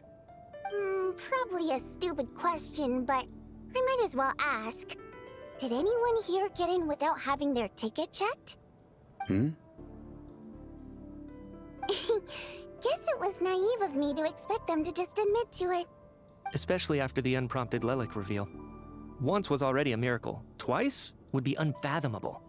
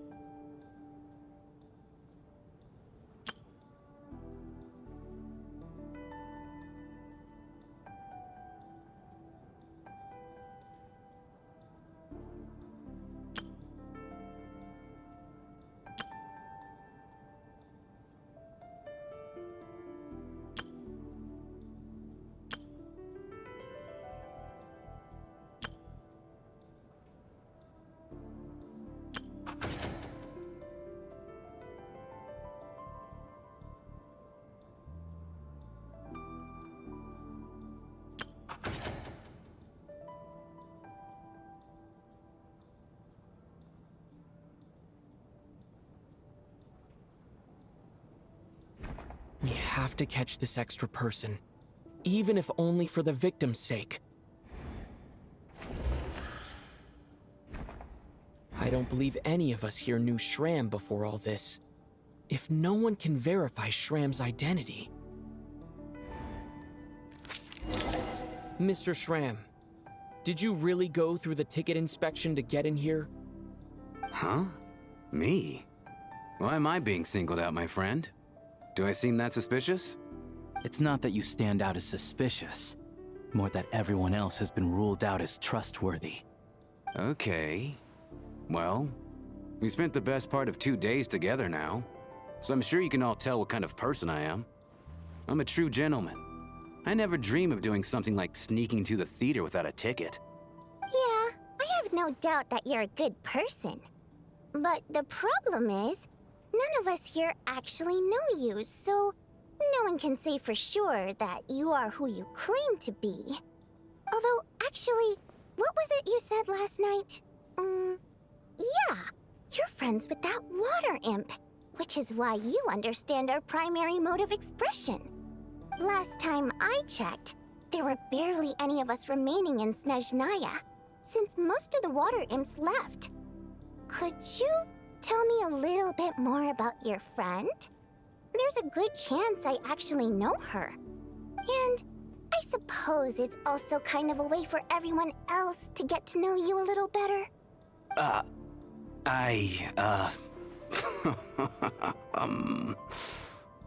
Good grief. Are you blushing? Pull yourself together, man. Stop giggling like a teenage boy. It's revolting. Hey, revolting is a little strong. All right, fine. I'll admit it. That water imp friend of mine, the truth is, we're dating. I was just the bodyguard hired by our family. But the stars must have aligned, because sparks began to fly between me and their daughter. Never in my wildest dreams did I think I'd get so lucky. We don't need details. Just get to the point. Okay. I'm just a little hesitant to reveal her name, that's all. You know how it is. These are delicate times. Even with me to protect her. If word gets out that she's dating a human, both the Fae and human factions will give her a hard time. Really? Wait, no. That can't be. Huh? Shram, what the devil are you talking about? Why is everyone looking at me like that? Surely you can understand where I'm coming from.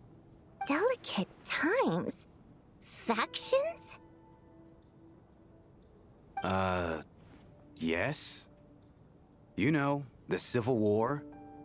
Last time I checked, the Fae and the humans were still at each other's throats. If I'm not mistaken, the last significant civil war in Snezhnayan history was over 400 years ago. when Her Majesty the Tsaritsa had just taken the throne and was consolidating her reign. What do you mean, 400 years ago? What's going on here? Is Shram from the past? All right, Mr. Mitya, you win this round. As far-fetched as it is, it appears that your theory may be correct. I'm just as amazed as you are. I didn't even believe it myself, to be honest. Is someone going to explain what's going on here? From the look on your face, you figured it out too, haven't you, Traveler?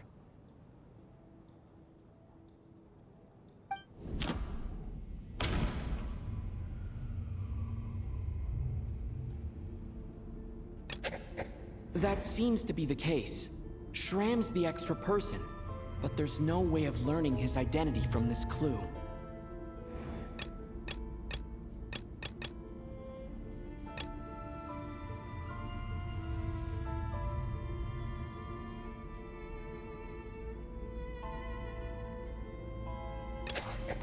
The theater's ley lines have been modified to block souls within its grounds from returning to them. Some souls can even wander this place forever. Mr. Shram's statement proves he is from hundreds of years ago. And according to the investigation report on the theater hauntings, Mr. Shram is very likely a lost soul wandering the theater.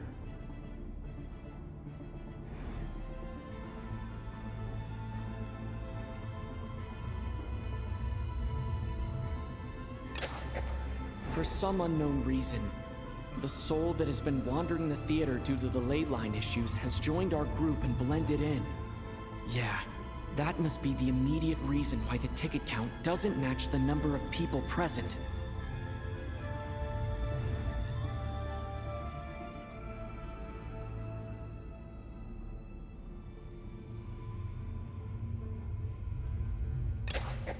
The contents of the investigation report have been verified. There are indeed ley line issues and wandering souls in the theater. Death likely symbolizes the deceased. Mr. Shram, for instance. Death is near. That must mean that there's a dead person in our midst. That's the truth, isn't it?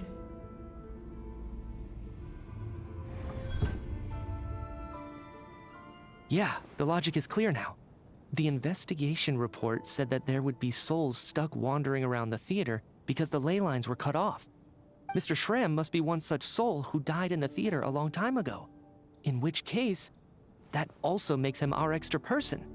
So when the note said death is near, it must have been referring to death as in the deceased, people who died a long time ago. Someone who died a long time ago. In short, there's a dead person among us. The extra person we've been searching for is a ghost from the past. You mean I'm a ghost? No. Don't make jokes like that, my man. There must be some mistake. But even if I was dead, I know for a fact I didn't kill anyone these past 2 nights. Yeah, even if all that's true, the report also said the souls inside the theater can't affect reality, right? They're harmless. Then what if the problem isn't the souls at all, but the ley lines themselves? The ley lines have a powerful ability to attract and devour souls. Let's say that the ley lines are like a black hole, constantly seeking to engulf souls. But the souls that don't want to return are trying to avoid being sucked in. Huh. Why does this analogy sound so familiar? What happens when the black hole can't achieve its goal? I'm only speculating here, but what if it ended up swallowing innocent souls by mistake, or intentionally taking other souls to compensate? That could explain why we weren't able to determine a cause of death. If you're right, and their souls were devoured by the ley lines, it does make some sense. It does seem to explain a lot of the things we couldn't make sense of. Does that mean it's true? Except there's no concrete evidence. Mitya's relying on a lot of logical leaps. Still, it seems like the best explanation we have under the circumstances. All right, so how could Shram not know that he's dead? Seems a little unlikely that he hasn't noticed anything unusual even after several days interacting with us.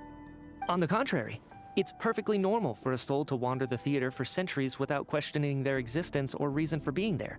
It's simply what's natural for them.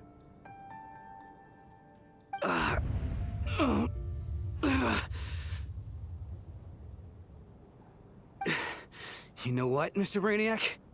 I think you might actually be right after all. I'm trying to remember and...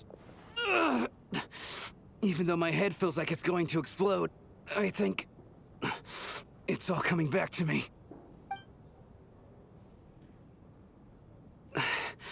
I was the one who didn't want to remember my own death, so I forced myself to forget. Well, I'm sure those are painful memories. My lady and I snuck out to go on a date one day. We bought tickets for the theater. It wasn't really my thing, but I was just happy to be together. All of a sudden, a group of people burst into the theater, shouting for all the water imps to get out, performers and audience members included. It was clear the conflict between humans and Fae had reached a boiling point. This time, the extremists were even coming after the water imps who had nothing to do with the war. I thought I could pull one over on them, so I took off my jacket, draped it over my lady, and tried to sneak out amid the chaos. But I got caught. They started shouting, calling me a traitor to humanity. But I was going to do whatever it took to buy our chance to escape, no matter how many people stood in my way. I had to, both as their bodyguard and out of love. It's all right, friend. You can stop there if you want. You don't need to dig all that up again. It's just... even now, I'm still struggling to accept the truth. How could I be dead? I'm sorry, everyone. If I'd known I was a dead man walking, I wouldn't have dragged you down with me. If I'm the cause of all this death, then punish me however you see fit. But, Mr. Shroom... No. I refuse to be a burden. I know what I have to do. You said I've been wandering the theater for centuries, right?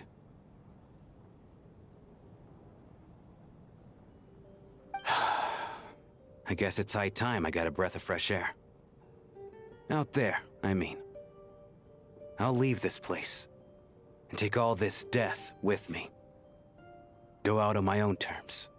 Mr. Shram, I'm sure we can figure out a different course of action. My good sir, we both know I'm not supposed to be here. I should have accepted my death long ago. One way or another, this has to end. Unless you're saying this goes against another one of your military principles somehow. No, I'm speaking on a personal level this time. Let it go, man. Oh, wait. One last thing. Miss Waterimp. My lover. Her name was Letia. Letia Ozarova. Do you know what happened to her? Ozarova. Oh, Auntie Ozarova. That's what we all called her. I remember her as a very kind elder. She had a bunch of kids, too. I'm so glad she survived. And she had lots of kids? Good. That's... good. I could hardly expect her to stay single just because of what happened to me, right? As long as she went on to be happy, that's all that matters.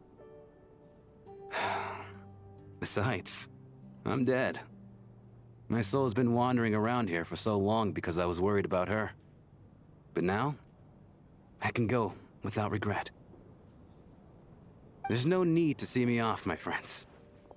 I've enjoyed our time together over these past few days. Perhaps we'll meet again in the next life.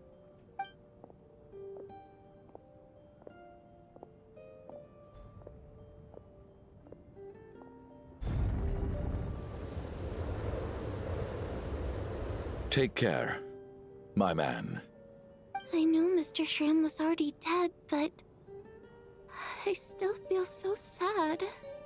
Death is cruel, no matter how we might try to make sense of it. So, was the conflict between Fae and humans really that bad back then? I was only little, so I don't remember much. It's terrible to think that so many innocent people had their lives turned upside down. Even the historical records about that time period don't say much about it. All people know is that the Tsaritsa founded the Fatui, drove out most of the Fae aristocracy without explanation, then used her terrifying power to suppress the humans. It seems to me like the Tsaritsa chose to make herself the enemy. She downplayed the conflict, directing whatever animosity both sides had for each other at herself instead. That's also why, despite how brutal the conflict was at the time, there hasn't been much lingering tension between humans and Fae since. Things have been fairly harmonious for the past few centuries. So, the Tsaritsa banished the Fae to protect the Fae living in the city? She offered herself up to be hated in exchange for peace. Maybe it's not quite as bad as it sounds. I don't think Her Majesty is too concerned if mortals hate her or not. And besides, there are very few who truly do. All this time, I had no idea. All right. If Mitia's theory is correct, then I think we can consider this matter settled. Let's all take a break.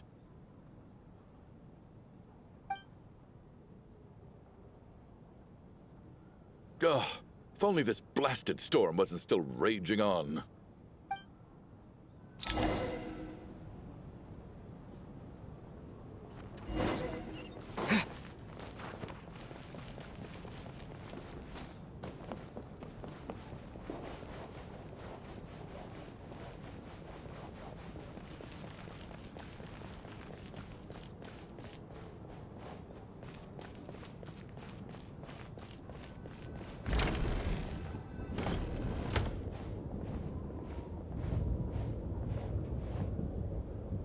Looks like now we can just rest until the snowstorm stops. I still can't believe Shram turned out to be a ghost who'd been in the theater for hundreds of years. To think he was dead this whole time. What a strange turn of events. Knock knock. Huh? Knock knock. You know the door isn't closed, right? You don't have to knock. Think of it as a signal then. When I'm entering someone else's room and I knock, I'm here as Odette. If I don't knock, it's Lelek. Thanks. So, why did you come to find me? Is there something I can help with? Vodyanitsa said you knew about my secret identity from the start. But when everyone was discussing who Lelek could be, you were worried that revealing what you knew would be unfair to me, so you kept it to yourself, right? Yes. I'm extremely grateful for that. It's nothing. I mean, you didn't hold what happened with Signora against me, so I should thank you for that as well.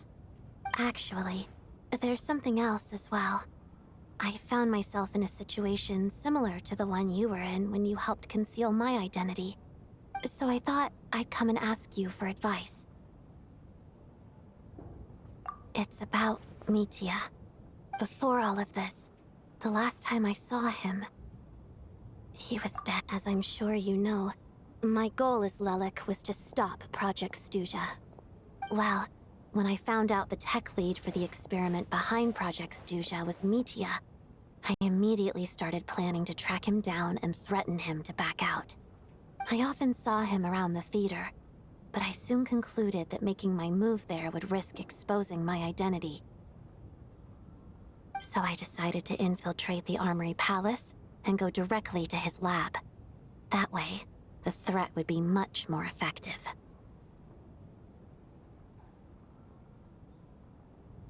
Well, I suppose there was a bit of luck involved, but I am a Fatus, so I already had some familiarity with the building's layout. But when I finally made it to his lab, Mitia seemed to be dead. I checked his breathing and his pulse, He had no vital signs whatsoever. I'm certain of that. I thought maybe another anti-Project Stuja activist had beaten me to it, and chosen a much more brutal method. So I made myself scarce. That's why you were so on guard around Mitya that first night here. Yes. When I saw him sitting in the audience during the performance, I could barely contain the shock. To me, it was a miracle. Somehow, he'd come back from the dead. But then, the murder started happening and things got so complicated that it wasn't really at the front of my mind. That is, until Mitya himself said there must be a dead person among us. Then, I couldn't ignore it any longer. And yet, you thought that bringing it up right away would single Mitya out. Just like when everyone was suspecting Lelik. Exactly. I thought there could be something I was missing. Besides, we soon figured out that Mr. Schramm was a ghost. And we knew there was only one extra person. So we thought he had to be the one. But now, it seems like there's another candidate. I understand why you kept it to yourself. There was so much information being thrown around during that discussion. Bringing up Mitya would have just introduced more confusion. So, what do you think we should do? Let me confirm one thing first. When was it that you found Mitya dead? Around a week ago. Sometime in the afternoon. A week ago? That's earlier than I thought. I saw him just a few days ago at a restaurant. That definitely would have been after you found him dead. He seemed completely normal to me. Chatting with Vodyanitsa, trying to avoid Valeri. So he was definitely alive on that day. Huh. Well, all I can say is I know what I saw. Here's a thought. The reason we even suspected a dead person could be among us was because of the problem with the theater's ley lines. But Mitya's death happened inside the Armory Palace. The ley lines affecting the theater shouldn't reach that far. You're right. I guess he doesn't fit the profile of the person we were searching for. I think the chances of it being him are very low. Surely he can't have died for real in the Armory Palace. Unless... Unless what? Unless he really did come back from the dead. You're right. Do you think we need to disclose this to the others? Huh, what's this? A private meet and greet? Where do I line up? That's not what's going on here. Well, I was just making the rounds. Thought I'd try to lighten the mood a bit. Vodyanitsa's handing out food if you're hungry.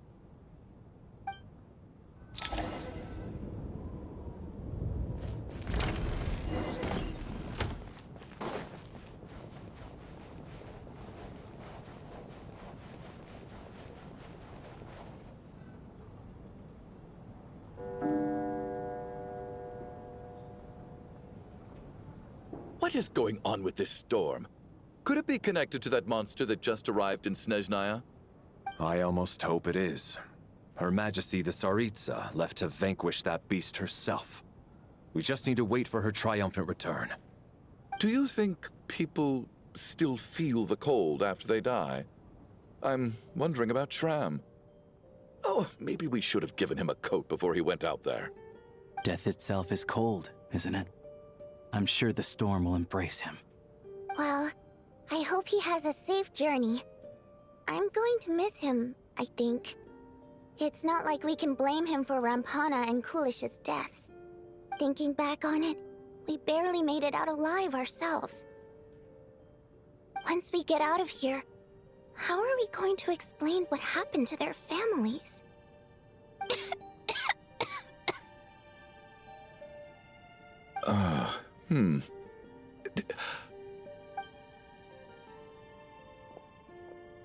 Are you okay?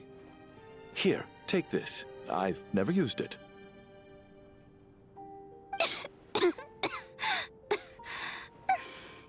Thanks. Look who's Mr. Nice Guy all of a sudden. Is it because Tonya stood up for you this morning? At least you know how to return a favor. Yeah, without Tonya, Who knows how badly he would have been hurt? I told you already, I never intended to resort to violence. Duh, bunch of rascals. Little girl? I was rather surprised when you spoke up for me this morning. I didn't think I had many admirers here, so, thank you. Oh, no need to thank me. I said some bad stuff about you too. I've been, too embarrassed to admit it, but, you remind me a lot of my daughter. So kind to everyone, but never lets her old man off the hook. Unless my wife and I are having a fight, then she's always on my side. Especially when she was little. Every time I took her out...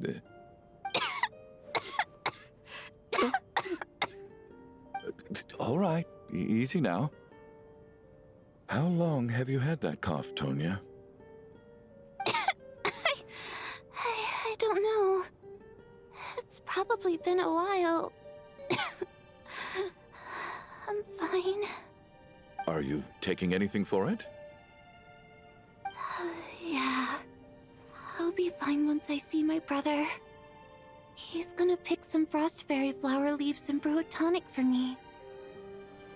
I'll feel much better once I drink that. I see. That's good to hear, then. We should probably discuss arrangements for tonight.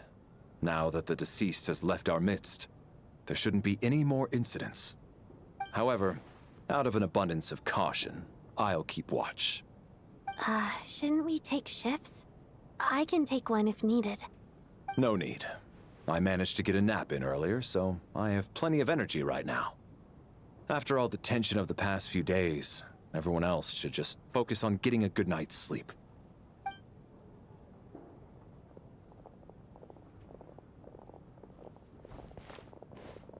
What a long day. This whole situation turned out to be way more complicated than I expected. But Valeri's right. I should just try to calm down and get some rest. The last thing I want is to give myself nightmares.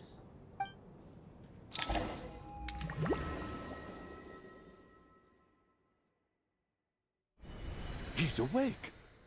He's awake! Get over here, you big lug, and take a look! If you must call me something, call me Mr. Door. The Black Mist is coming. You need to go.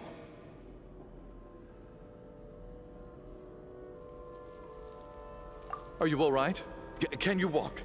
We just got attacked by monsters on our way up. That Mr. Door fellow protected us. He just seemed to come out of nowhere. Not much of a talker, but when it comes to taking down monsters, that man doesn't hold back. Curses! The Black Mist is catching up to us. We need to keep going. Mr. Door, I don't believe I've ever seen you around here before. Why is that? There's no need to try to get to know me. I'm just Mr. Door. Mr. Door! Looking for trouble! Get rid of them! I can just push these ones off. Oh. Well, anyway, we're lucky to have you here. Thanks for saving us earlier.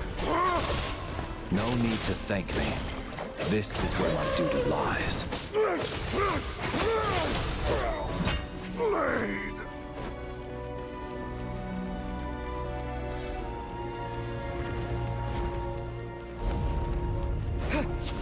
So we're doing this the hard way.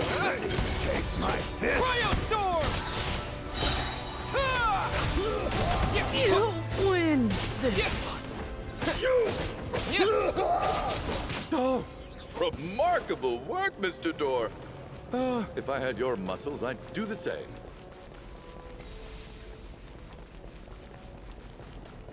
Are none of these doors the one you're looking for? No.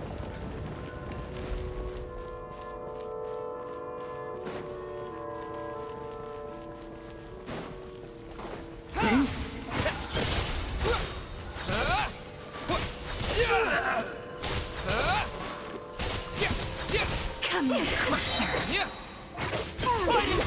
Impossible. How could this be? I'm so exhausted. And the Black Mist is still rising. Oh, Wait, look! There's more monsters down there! Are they coming from within the Black Mist? No, no! They're gaining on us! Quick, keep going, or they'll be at our heels any second!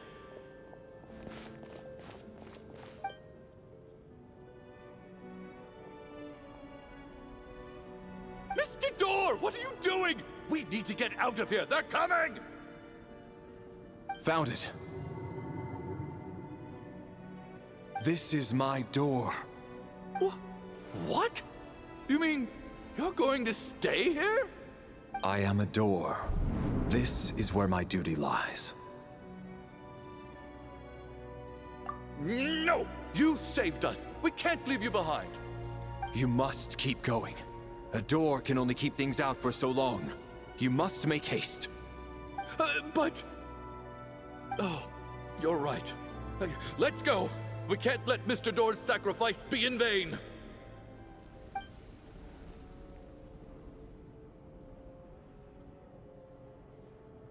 The Black Mist isn't moving anymore. Looks like both the monsters and Mr. Door are gone. I didn't just imagine all that, did I? Surely I wasn't so scared out of my mind that I hallucinated a door as a human being. Oh, okay, good. There's no way we both hallucinated the same thing. Getting sleepy? Well, looks like we're safe for now.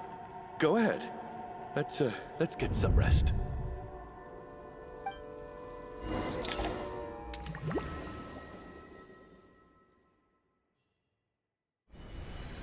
What time is it? Is it morning? I think I had a nightmare. I guess everyone's still asleep? These past 2 days have been exhausting. Valeri's keeping watch though, so he's probably the only one awake. Valeri?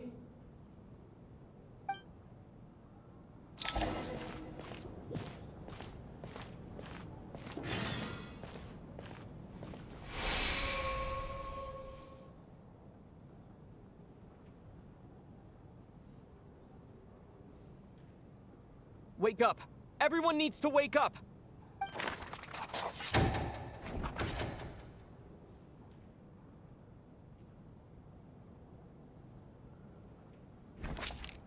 Just like the last 2 nights. No clear cause of death. I've been a real thorn in your side, haven't I, Mr. Valeri? Now you can rest in peace. But for me, life will be all the duller for not having to run away from you, my friend. How's Tonya? Is she okay? I just checked on her, and it doesn't seem like anything serious. She's just exhausted from the past couple of days, and she's still recovering from her illness. We should let her sleep a bit longer. That means Valeri was the only one who died last night. If Valeri was awake and keeping watch, it would have been impossible to kill him without waking everyone else up.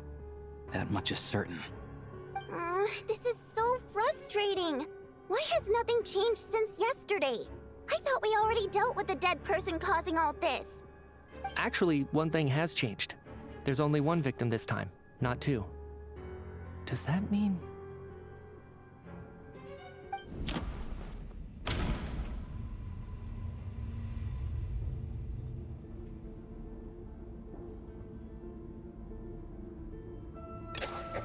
After the deceased Shram left, there was one less victim last night. That more or less tracks. It's a reasonable conclusion, considering the only variable that changed. The number of people who die each night is equivalent to the number of dead among us. That's your theory, right? Exactly. We identified Mr. Shram, and the night after he left, the death toll dropped from 2 to 1. By that logic, there must be one more dead person left among us. Another one? But there was only one person unaccounted for in the ticket checks, right? The head count should match up now. Having an extra person was definitely a cause for alarm. but being one person short isn't nearly as unusual. Someone could have left in the middle of the show, or made it out before the storm hit. One more dead person among us. If Mitya's theory is right, then what Odette told me seems a lot more relevant. It's just, at the time, we had no reason to think there was more than one dead person. If only we'd taken it more seriously as a possibility. Maybe this could have been avoided. I'm sorry. This is my fault. I had information that could have been helpful, but I held back. I should have brought it up right away. I'm partly to blame as well. I was too quick to dismiss Odette's concerns. What is this about? What have you two been getting up to behind my back? Sounds like there's some big news you've been keeping from the rest of us. Well, we're all ears.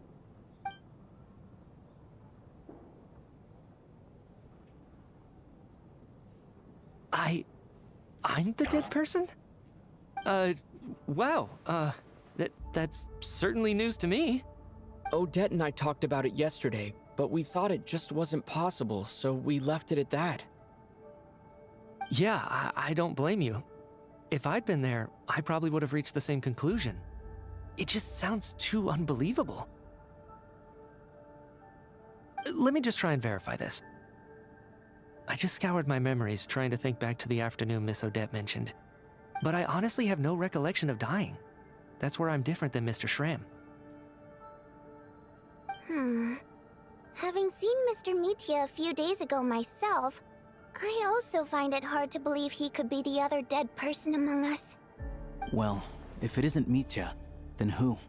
Do we vote on it? If you don't mind me asking, Traveler, I believe you mentioned that you know Tonya's brother. Had you ever met her before all this? No, never.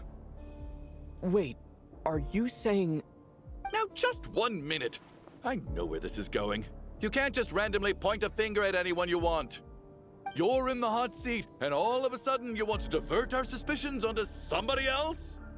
Trying to pick a fight, Mr. Chuganov? Whenever you open your mouth, all you do is attack people, and I've had enough of it. If you don't want to engage in a civil discussion, you can shut up. You little brat! Did Mitya ask about Tonya because he suspects her? I suppose I only identified her by age, and nothing else. Could that mean... I'm just saying, you're going around casting suspicion on people for no reason. How could Tonya be dead? I can vouch for her, if nothing else. I've seen her before. She's the sister of that Harbinger, isn't she? The one called Child. Oh, really? You're telling the truth? Since being here, I don't think I ever mentioned she was Child's sister specifically. Does Chuganov actually know her? If Chuganov can vouch for her, then it can't be Tonya either. In which case, it seems unlikely that there's another dead person among us at all.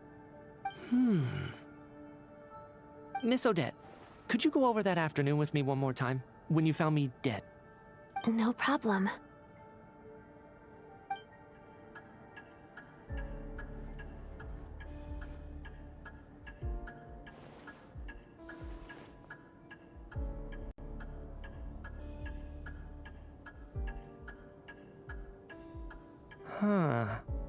No matter how hard I try, I just can't remember anything about dying.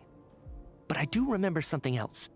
Miss Vojanitsa, during our last meal together, I told you how some of the researchers were suffering from temporary memory loss. Do you remember that? Oh, yeah. You said it was hindering the progress of your experiments. You thought they were just under too much stress or something. Right. And even though I don't remember dying that day, I'm pretty sure I experienced something like amnesia. Some of my memories from that afternoon are missing.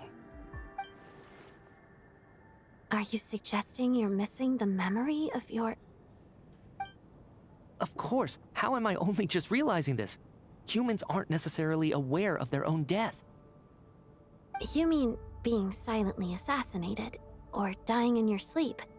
situations like that. The researcher's amnesia. Suddenly it all makes sense. I must thank you, Odette. I think your perspective just helped me reach a breakthrough on a series of issues that have been troubling me for quite some time. All right. It's decided then. I'll be the one to leave today. Oh, leave? Hey, wait a minute. Aren't you rushing into this? What if you're wrong? You'll pay with your life. Come on, kid. Aren't you gonna fight for your life? This seems like a rash decision. I have other reasons beyond what's been discussed. In fact, thinking back, I remember during Miss Odette's performance, while I was sitting in the audience stalls, a brilliant new idea for my research popped into my mind. But then, my train of thought suddenly cut off. I can't remember it now at all, and I didn't take any notes. I guess that must be another instance of temporary amnesia. No. Hold on. I see where you're going with this. You're suggesting that each instance of temporary amnesia is a death, right? There's a glaringly obvious flaw in that idea, no? How can one person die so many times? I believe Miss Odette's account. During the period where my memory is blank, I must have been either dead or in a similar state. All it would take is for the same thing to happen in the theater, and I would come under the effect of the ley lines in this vicinity. This increases the likelihood of me being the deceased, does it not? But... There's no evidence to suggest that anyone other than me is a candidate for the deceased. So allow me, as a scientist, to treat this as an experiment. Please relax, everyone. I don't think things are as bad as they may seem. If I really am the deceased, then to leave the theater will be a relief for me. If, on the other hand, I'm still alive right now, well, apparently you've all witnessed my resurrection recently anyway. Who's to say I won't return from the dead again this time? Mitya's right. This is the only thing we can try right now. I think he's deliberately downplaying the gravity of the situation, though. He probably doesn't want to burden everyone. What is a scientist if not someone who gambles on experiment after experiment in an attempt to obtain the truth? With this snowstorm, the ley line phenomenon, ghosts of the dead, and my amnesia, we've been paralyzed by not knowing and powerless to do anything about it. It's a terrible feeling. But if I do get resurrected, you can be sure that I'll come back with the truth of all this. Just you wait.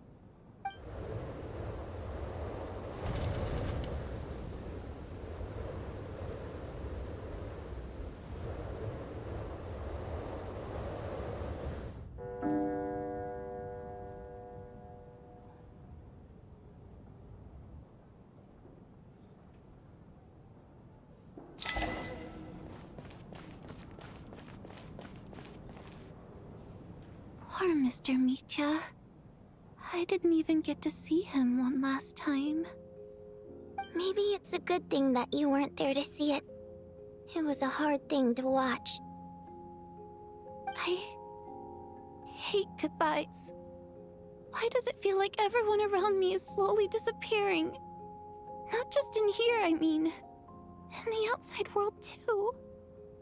Maybe it's the realization that, at the end of life, everyone has to face it alone. Come to think of it, the main reason we're still alive right now is pure luck. Each morning here, for every one of us, there's the chance that we might not wake up. You could take it a step further and say that the same is true outside, too. Who can never be 100% sure when they drift off to sleep that they'll open their eyes again in the morning? If I make it out of here, I'm going to cherish every moment that I'm awake and live without any regrets. Without regrets. I feel like a strange sense of anxiety has been quietly growing inside me over the last 2 days.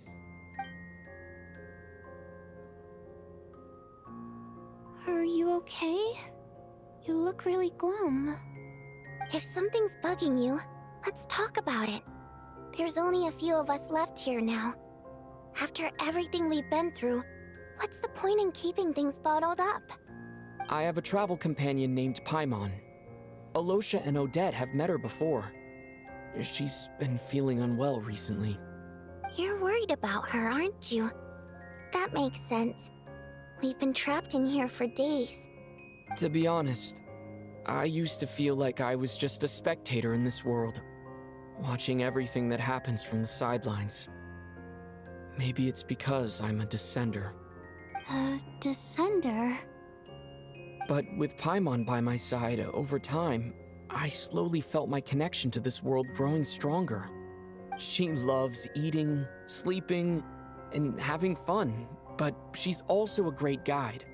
It's her authenticity that makes this whole world feel more real for me. Over the last few days that we've been apart, I've often caught myself wondering, what would Paimon say if she were here right now?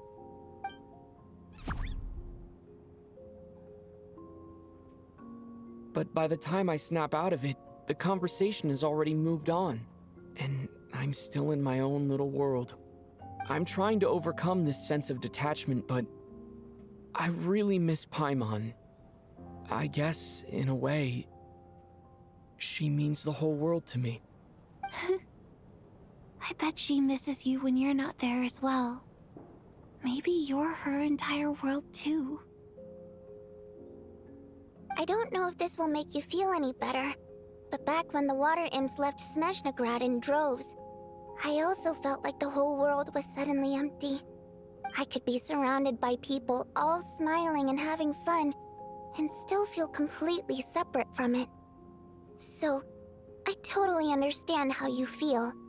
Later on, I started to think, maybe accepting the fact that our loved ones won't always be with us is something that takes a lifetime. All we can do is cherish their companionship from moment to moment. So, once we get out of here, you better hurry back to our side as fast as you can. You can't let your story end in regret. That's the trope I hate the most. Thank you. That's exactly what I needed to hear. But Vodyanitsa, if you hate goodbyes too, why didn't you leave with your people? That's just the choice I made. I used to regret it, but I don't anymore. Like I said before, singing is a water imp's primary mode of expression. It's how we convey our emotions. Our songs have echoed through this theater for hundreds of years, each one a story pieced together through moments of joy and sorrow. But does a story exist without someone to read it? To me, the answer is no. So I made the choice to stay. That way, there would still be someone left to sing these songs and listen to their stories. Otherwise, they could have been lost forever. Could you teach me how to understand your people's songs sometime? I want to be able to truly hear them, like Mr. Shram. A fan after my own heart. Thank you, Tonya. How about I sing something for you, and you tell me what you hear? Okay, I'll do my best.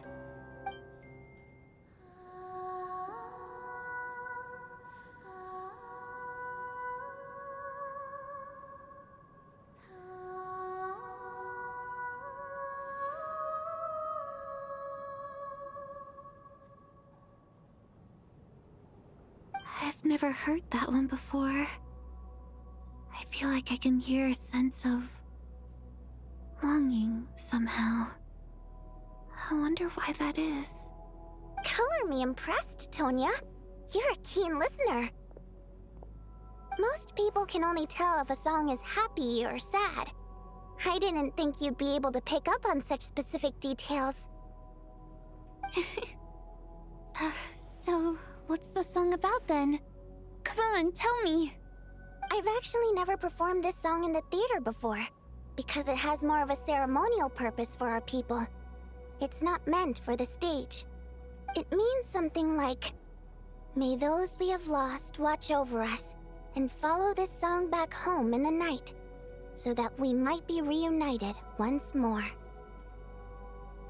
No wonder I could hear that sense of longing. You sing it for loved ones who have passed away. I hope it reaches them. It's getting late, Tonya, and you're not well. We should all turn in early. I suppose there's no reason to keep watch tonight. Okay. But, before I go to bed, could you sing that song a couple more times for me, Vodyanitsa? Of course. Anything for my #1 fan.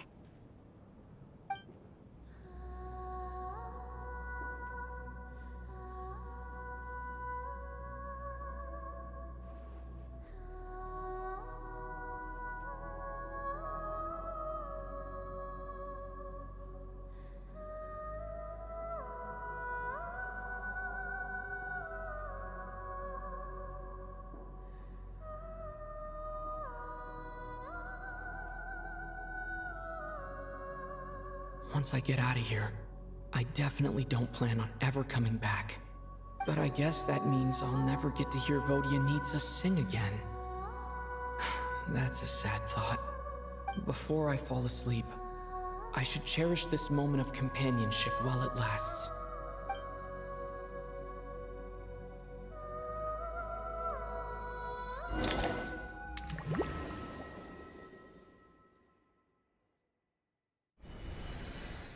Where am I? It's so dark in here, and I feel kind of dizzy. Am I alone?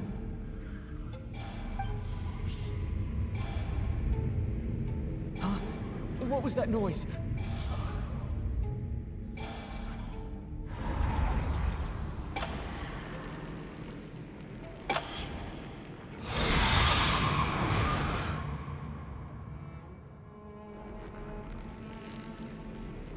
Return, O spirits. Fulfill your oath of protection.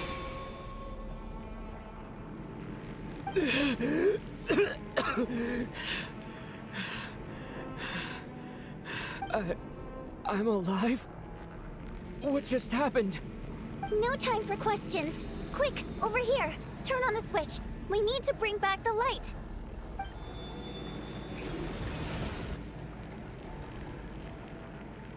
All right, we're safe. The spirit just now is called Night Prayer. The light subdues her, but she'll attack without a second thought in the dark. Sort of. I know it's hard, but you can't let this place go dark, or she'll kill you again. Yep. Luckily, I was here to resurrect you. Otherwise, that'd have been a real bummer. A bit more than a bummer, I'd say. Wait, so you have the ability to resurrect people? Sure I do.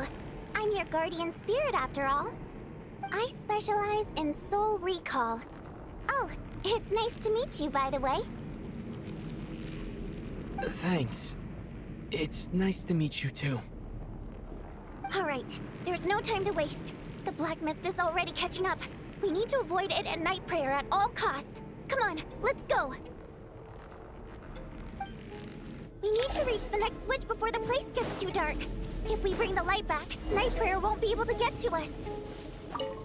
Sweet, sweet light! It's back! Shh! It's Night Prayer. We need to move quick, but don't let her notice you. Look out!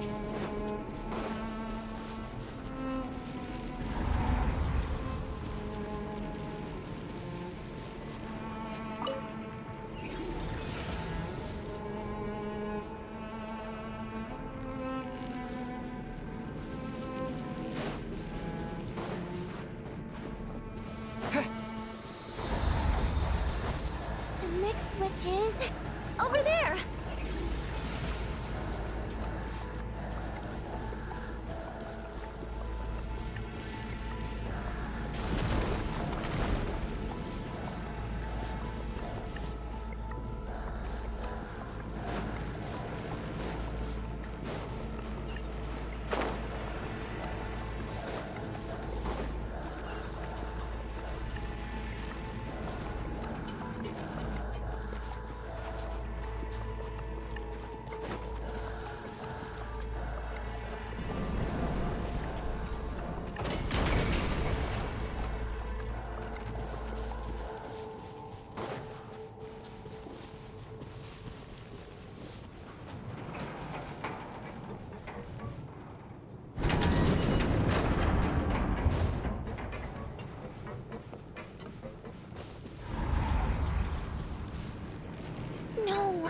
Night Prayer is here too.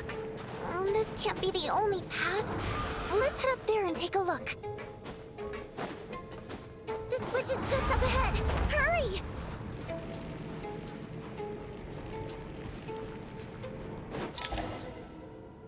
It's too dark. We're not gonna make it. Come on, faster!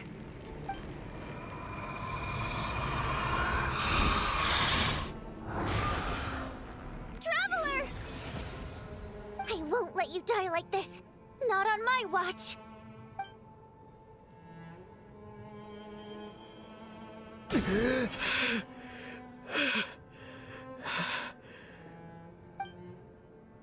Even though it's not permanent, dying is definitely not a pleasant experience.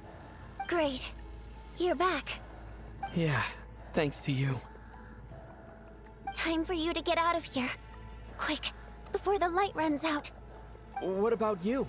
You're not coming with me? I can't. I've already been used up. A guardian spirit's skills are finite. I can only resurrect someone so many times. I might not look any different, but my essence has been exhausted. Now, I will slowly start to fade away. I can go no further. The Black Mist is where I belong. It's okay. Why didn't you tell me sooner? Because it wouldn't have changed anything. That knowledge would have just burdened you. And a guardian spirit's role is to protect. But... Go. Now, before it's too late.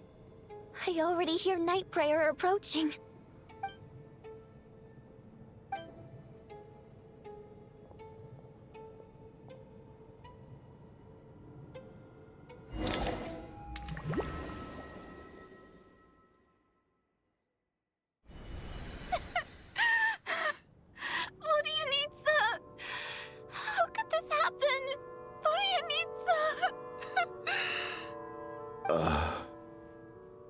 Well, I guess there's no need to inspect the body.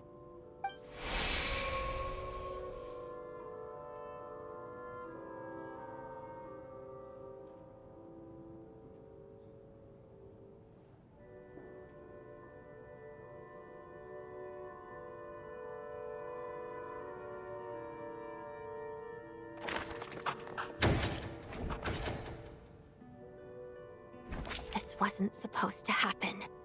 You lied to us, didn't you, Chuganov? You've been lying from the start.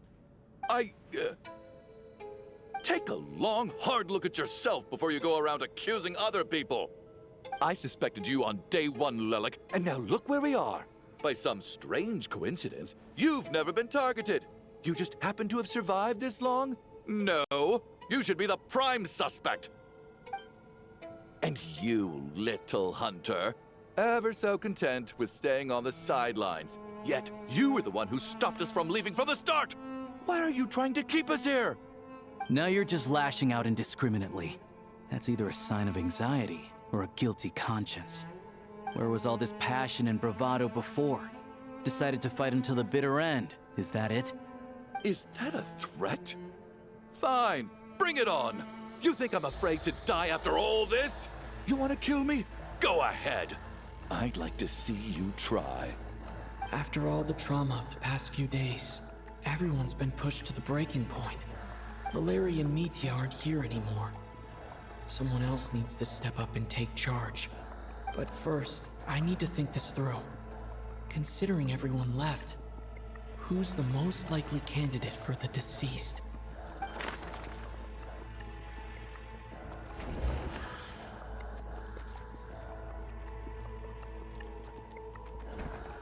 Of those who remain, the only person we've never met before is Tonya. There is room to doubt her true identity. People are easily misled by first impressions. Now that I think about it, Child Sister was in fact a label I imposed on her due to my own assumptions. But Mr. Chuganov vouched for Tonya's identity yesterday, with basically no other possibilities left. Could it be?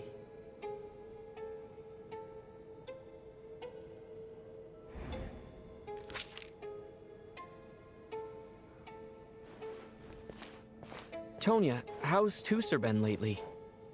Tusser? Your brother Ajax must have mentioned me in his letters home, right? Did he say anything about a blonde traveler? No. And my brother's name is Razik, not Ajax. Chuganov, looks like it's your turn to do some explaining. Yesterday, you said you could vouch for Tonya. Why did you give us a false testimony? I knew you were behind this, Chuganov. You've been lying through your teeth from the start. Everything about you is fake, down to the wife and daughter you're always talking about. Your entire family man persona is a charade, isn't it? That night, when I infiltrated your place as Lelik, I noticed you were home alone. Didn't think much of it at the time, just thought everyone else was out. But thinking back on it now, that doesn't seem very likely. My guess is, you live alone, don't you? Even that was a lie? But why would he lie about having a family? Oh! Curses! Oh! Why is there no end to this blasted snowstorm? If it would just stop! If it would just stop. I think I remember now. I know how I ended up here. It feels like a distant memory. But at the same time, it's just like it was yesterday.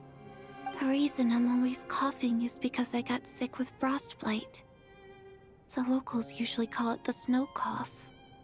It's not a very common illness. It's partly genetic and partly caused by the cold climate, but it can be fatal. They sent me to the hospital as soon as they found out I had it. And I spent so long lying there in that hospital bed. After a while, I felt myself growing weaker and weaker. Nothing seemed to be working anymore. Neither the treatment that the doctors were giving me, nor the medicine my brother was brewing from frost fairy flower leaves. So one day, I told my brother that I wanted him to take me outside for once, so things could be like they used to, just for one day. I wanted to meet loads of friends, experience new things. He agreed. He snuck me out of the hospital, and we escaped. We got to the theater, bought tickets, and went inside. Oh, it was all so exciting. I remember the show very clearly. It was amazing. But I found myself getting sleepier and sleepier. Oh, Tonya. When I woke up, I couldn't find my brother anywhere, so I guessed he'd already left. But there's no way he'd leave me behind. So I decided to stay here and wait for him. At the time, I figured he'd probably gone to brew some more medicine for me. I was planning to chew him out for abandoning me when he got back. Tonya, it sounds like by then, you'd already... Yeah, I know. I understand now. Dead, aren't I? This cough and the feeling weak, it's probably just my body's memory.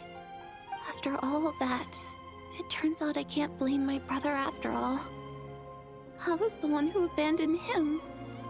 I'm sorry, everyone. I realized this much too late. It seems like death skewed my perception. And now I've dragged you all into this mess. Your name probably isn't even Tonya, is it? Didn't that ever strike you as odd over the last few days? Well, when I was little, my brother and I read a storybook, and Tonya is the name of one of the characters. When we escaped from the hospital, our family and the hospital security were looking everywhere for us. So when you first approached me and said my brother had sent you, and called me Tonya, I thought he must have chosen a fake name that only the two of us would know. Because he was afraid of getting caught. No. It seems like that was just wishful thinking. At least your memory of death isn't painful. That is a small comfort. Now it's your turn, Chuganov. Talk to us. I believe no lie is ever told without a reason. You're right. I was lying. I happen to know that the Harbinger child and his sister Tonya managed to get tickets, so I lied to you and pretended I knew them. And yes, I was lying about my family too. The truth of the matter is, I lost them a long time ago. I just refused to accept reality. And now I've spent the second half of my life living a lie. I'm a joke. My daughter's name was Iskra. And before you ask, yes, Iskra, as in Iskra Manufacturing Plant. She also died from the snow cough. She was just 6 years old. If she were still alive today, she'd be around the same age as little Tonya here. After Iskra passed, my wife couldn't bear to face those memories either. So she chose to start a new life without me. One day when I came home from work and saw the empty room, I felt like I couldn't breathe. Subconsciously, I started to imagine that they were still there. I soon discovered that this was the only thing that made me feel any better, so I just embraced the delusion. Nothing more than a pathetic means of escapism, I know. But at least it's not a crime. So explain your false testimony then.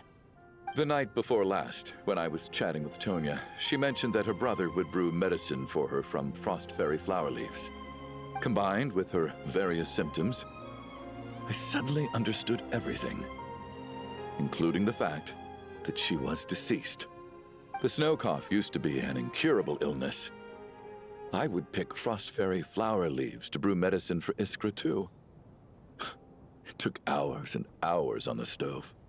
But the year after my daughter passed away, the Jester of the Fatui announced that a cure for frost blight, also known as the snow cough, had finally been developed. It turned out that all previous treatments were completely ineffective. No better than random concoctions. That was the final straw for me. I just couldn't take it anymore. Just one more year. One more year, and everything would have been okay. So, more than anyone, I know full well that in this day and age, no one in their right mind would still be using frost flower leaves to brew medicine for the snow cough. Poor Miss Tonya, therefore, had to have been from an era when snow cough was still a terminal illness. So, you projected your daughter onto her? Even though you knew she was one of the dead? That doesn't make any sense. You knew she was already dead. What did you hope to achieve by protecting her? I just don't believe in your crackpot theories, nor do I approve of your actions. How can you just declare a living person dead and throw them out into that snowstorm? Nitia's gone. My good buddy Shram's gone. And now it's Tonya's turn, isn't it? The others I can make my peace with, but little Miss Tonya, here she is, standing right in front of us, alive and breathing, and fighting her own battles. Yet you're quite happy to say she's dead? I just want her to live. Once this snowstorm is over, the very moment it stops, I'm going to march out that door and find someone who can fetch the very best medicine for her snow cough. I'll be damned if I'm gonna let you cast her out into the snowstorm before I have the chance to cure her. Not again! Not this time! Not when the cure is right within our grasp! I'd never be able to forgive myself. Mr. Chuganov, stop. I can't let you do this. Tonya. By the sounds of it, you've known I was dead since the night before last, right? I really liked Mr. Valeri, Mr. Mitya, and Miss Vodyanitsa. And now they're all dead because of me. I'm not happy about that. The reality is, you've been trying to fight your own demons through me. But all you've really done is trap me inside your delusion along with you. No! Listen to me. I want to save you. I do! Well, at this point, I'm quite sure that I'm dead. I don't need to be saved. The time I got to spend with all of you is more than enough for me. Despite all the bad things that kept happening, I got to meet so many interesting people and spend so many days and nights by your side. Since the day I escaped that hospital until now, this has been an adventure I never even dared to dream of. I'm very fond of you all. If it were only possible, I'd trade my soul to bring back the ones who died. If it meant things didn't have to end like this. And that's why I'm not fond of you at all, Mr. Chuganov. I'm sorry. It's them that you owe an apology to, sir. Not me. Well then, I suppose this is it. It's time for my adventure to end. I've caused enough trouble. You're leaving already? It's still early. Don't you want to stay a little longer? No thank you. Oh, and by the way, my name is Patashka. It was nice meeting you all. Feels strange that we're only being properly introduced now that it's time to say goodbye. Tashka.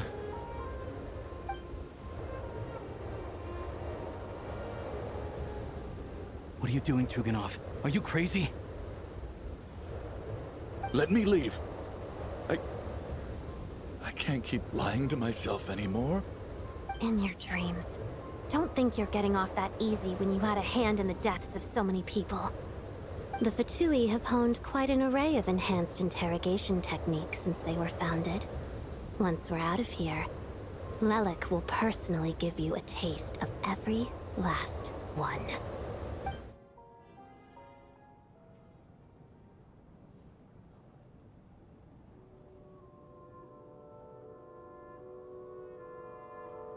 I think we should leave. I doubt this snowstorm is ever going to stop. For all we know, this storm might have destroyed all of Snezhnaya by now. Wait, we finally solved the mystery of the haunted theater today. Maybe let's at least try to enjoy tonight? Fair enough. I don't particularly feel like dying in Chuganov's company anyway. And yet you won't let me die first. Hey, Chuganov, on a serious note, if we do make it out of here, you should close down that factory of yours. A lot of people are freezing thanks to you. Is this really the time to be discussing my factory? All right, fine. I'll shut it down. Doesn't matter to me anymore. Am I hearing things? Or was that a knock at the door? There it is again. But I don't understand.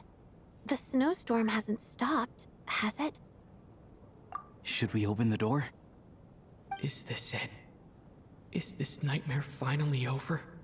If the last few days are anything to go by, I probably shouldn't be getting my hopes up.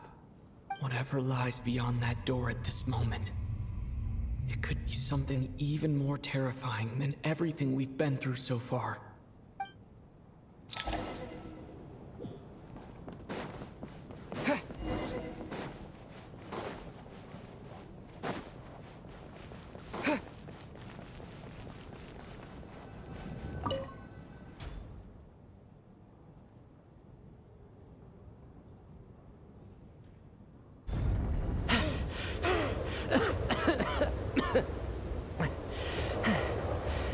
Hey everyone, I'm back. How are you doing? Feeling any better? Much better, thanks. Whew, it is so good to have you guys here. I was a little worried that the theater would be empty by the time I got back. Let me see. Tonya and Vodyanitsa are missing, which means... Vodyanitsa died last night. And then you discovered that Tonya was the other dead person. Am I right? Not Tonya. Petashka. First, tell us how you made it back here. Given the conditions outside, no one should be able to return alive.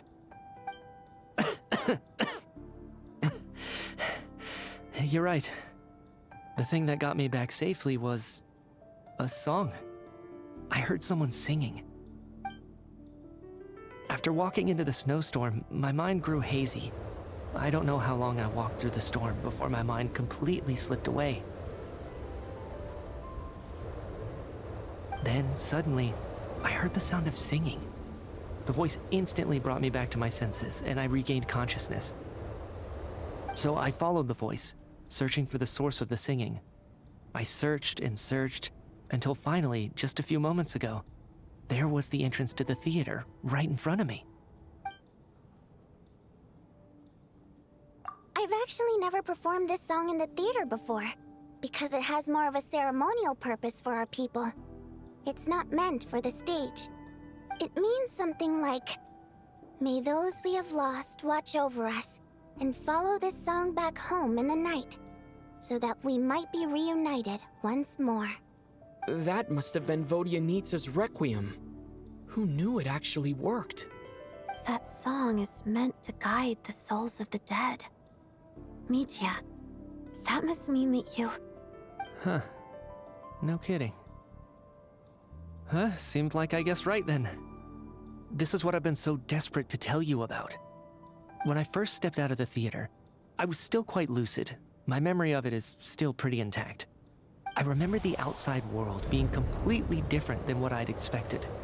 It was like this was a world where only the snowstorm existed. There wasn't a trace of any humans or buildings ever having been there.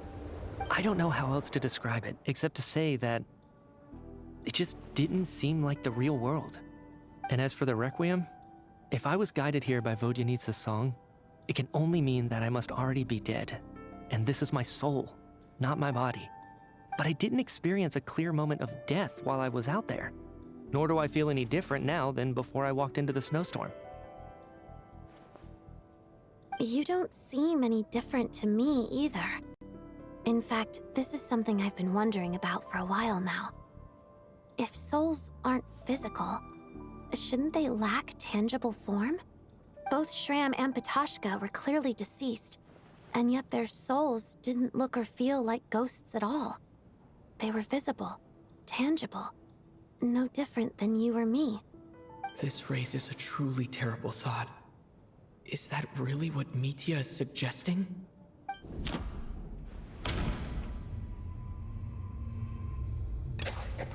Mitya's soul was summoned back by the Requiem, confirming that he is indeed already dead.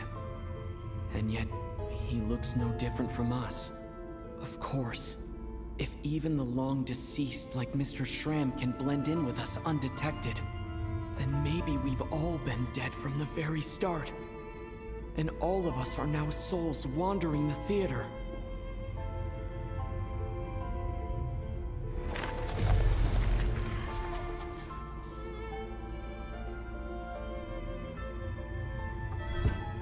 Yes.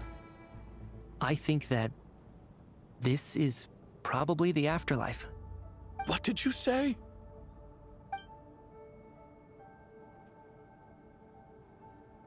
You heard me. We died in the theater. All of us did.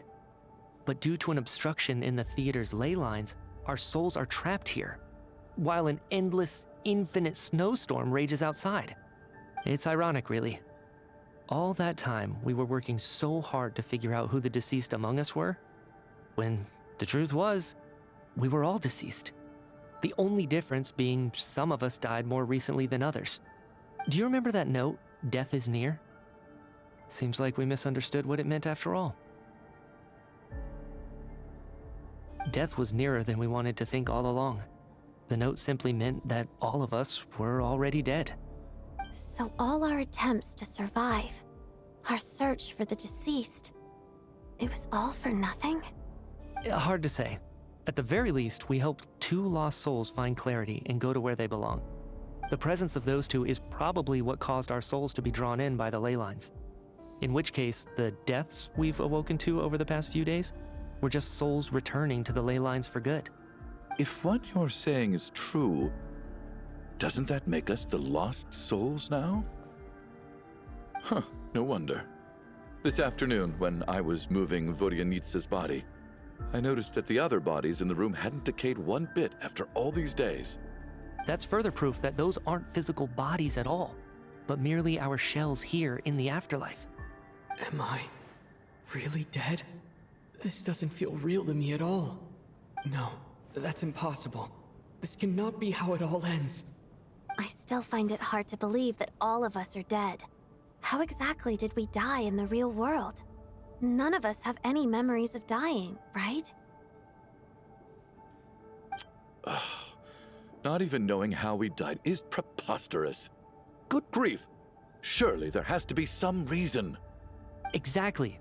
It's hard to rest in peace when you don't even know how you died. It gave me lots to think about as I strode out into the snowstorm. I racked my brains trying to remember the cause of my death, the exact moment I died, the root of all of this, right up until my consciousness faded. Wait. Hold on. Right before I lost consciousness, I think I saw something. I can't remember. And I think I lost my notebook and pen.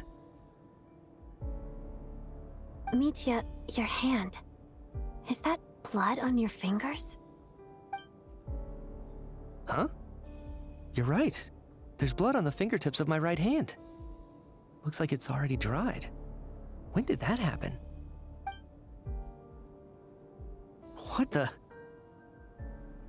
I guess this was what I saw. I must have desperately drawn it in my own blood right before losing consciousness. What's wrong? Do you recognize the symbol? It's Renova, the ruler of death. Huh? Alosha, do you still remember that Snezhnayan folktale you told me about? It was about the Grim Reaper. When someone's about to die, he appears as an incarnation of someone familiar to guide their soul into the afterlife. And as soon as you recognize his face, your life is over. I heard a similar tale when I was little. You think the Grim Reaper in this story refers to the ruler of death you mentioned? That's right. In which case, death is near could also mean that the Grim Reaper is here disguised in a familiar form. Death, the deceased, and the Grim Reaper? So it's a triple entendre. When I first saw this note, I thought it contradicted the investigation report. But now it seems like that was the whole intention. So the Grim Reaper deliberately misled us. Then, we started suspecting each other and searched for the deceased while they hid in plain sight. By that logic, the one person most likely to be the Grim Reaper incarnate is...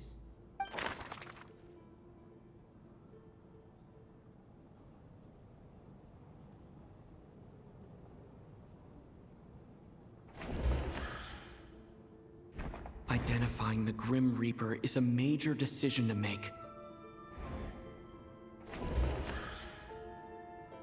Identifying the Grim Reaper is a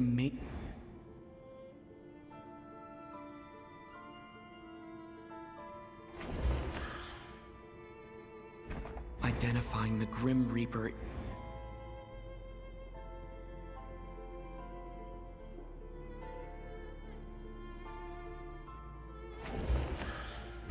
Identifying the Grim Reaper...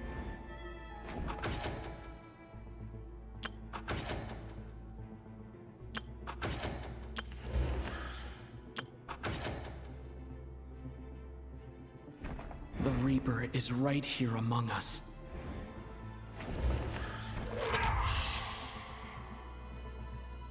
No doubt about it. It's Alosha. Looking back at how everyone has acted over the past few days, Alosha is most likely the Grim Reaper lurking among us.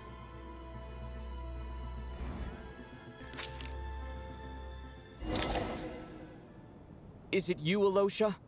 You were the first to discover the investigation report, and you had plenty of time to slip the note inside to mislead us. So? Surely you can't suspect me based on that alone. What if someone else found the investigation report first, slipped the note inside, and then put it back without telling anyone? There's no denying it. The note could easily have been slipped in much earlier than it was discovered. That's not all. I've also noticed that although on the surface, Valeri, Mitya, and sometimes I were the ones taking charge of the situation. Looking back now, even though you didn't say much, you were always subtly guiding everyone from the sidelines. What do you mean? You were the one who emphasized how dangerous it was outside and insisted we all stay here. It was also you who suggested that we all sleep in the same place.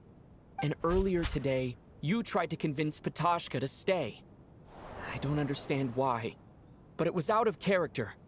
So, you didn't understand my intentions, and now you're assuming the worst. Seems pretty unreasonable if you ask me. He still won't admit it.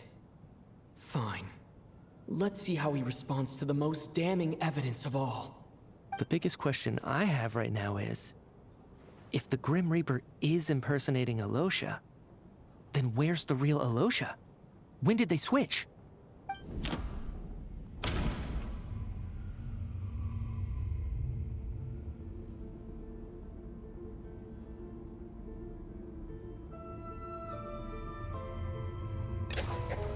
That's right. This was the moment. Right at the start. Before any victims had even emerged, Alosha was switched with the Ruler of Death while everyone's guard was still down.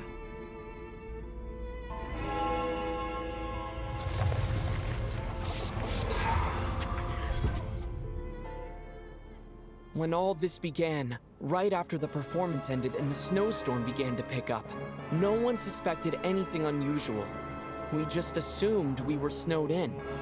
It wasn't until we discovered the bodies the morning after that we realized something out of the ordinary was going on.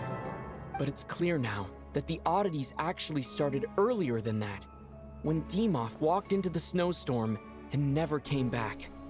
Right. So Mr. Dimov was the first victim, not Sobolova and Torgov. And if we pinpoint that moment as the beginning of this incident, then one thing becomes clear. Alosha, you are the only person who walked into the snowstorm and came back without the help of Vodyanitsa's Requiem. More precisely, Alosha never came back at all. The one who came back was the Grim Reaper. Not bad. Well, since you've backed me into a corner, I suppose there's no point in keeping up the act anymore.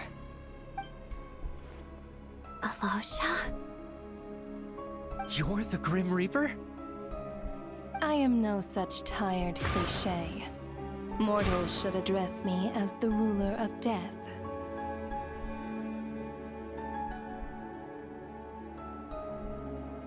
Before being wiped out for good, you identified the two deceased, and even sensed my presence. A commendable achievement. Far beyond what I expected. I heard you can ferry souls. Those deaths each night. Were they your doing? Your initial conclusion was correct. Due to the existence of the two deceased, the ley lines yearned to reclaim those long-lost souls. Every night they devoured an equal number of souls to fill the void. This required no intervention from me. Though, of course, ferrying souls is indeed my authority. Here, take a look.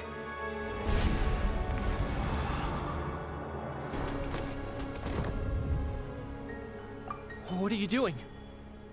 That takes care of today's two. Don't get so worked up.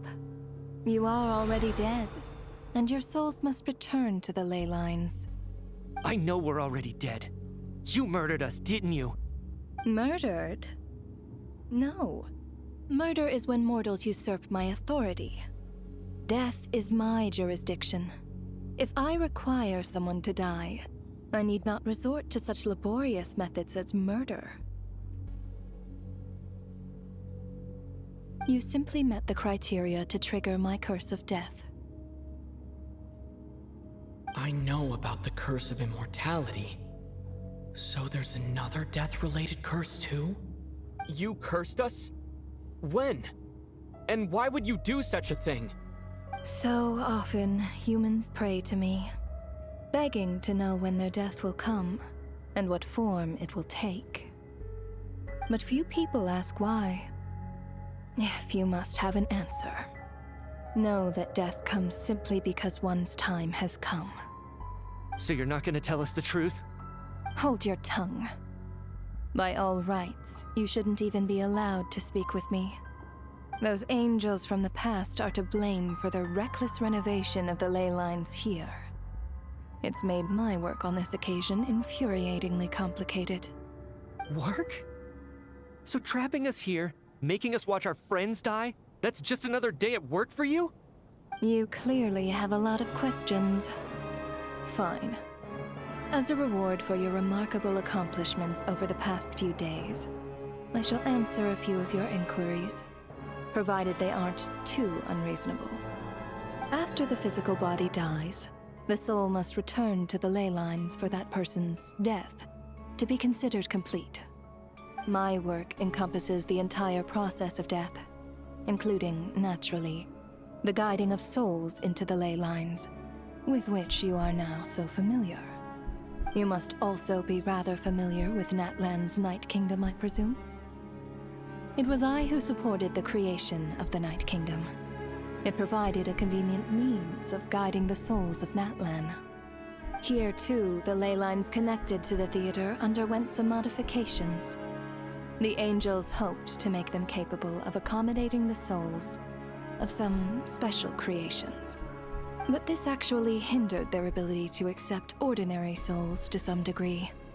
This effect manifested itself after you died from the curse in the theater, leaving you stranded in the afterlife, unable to achieve a complete death.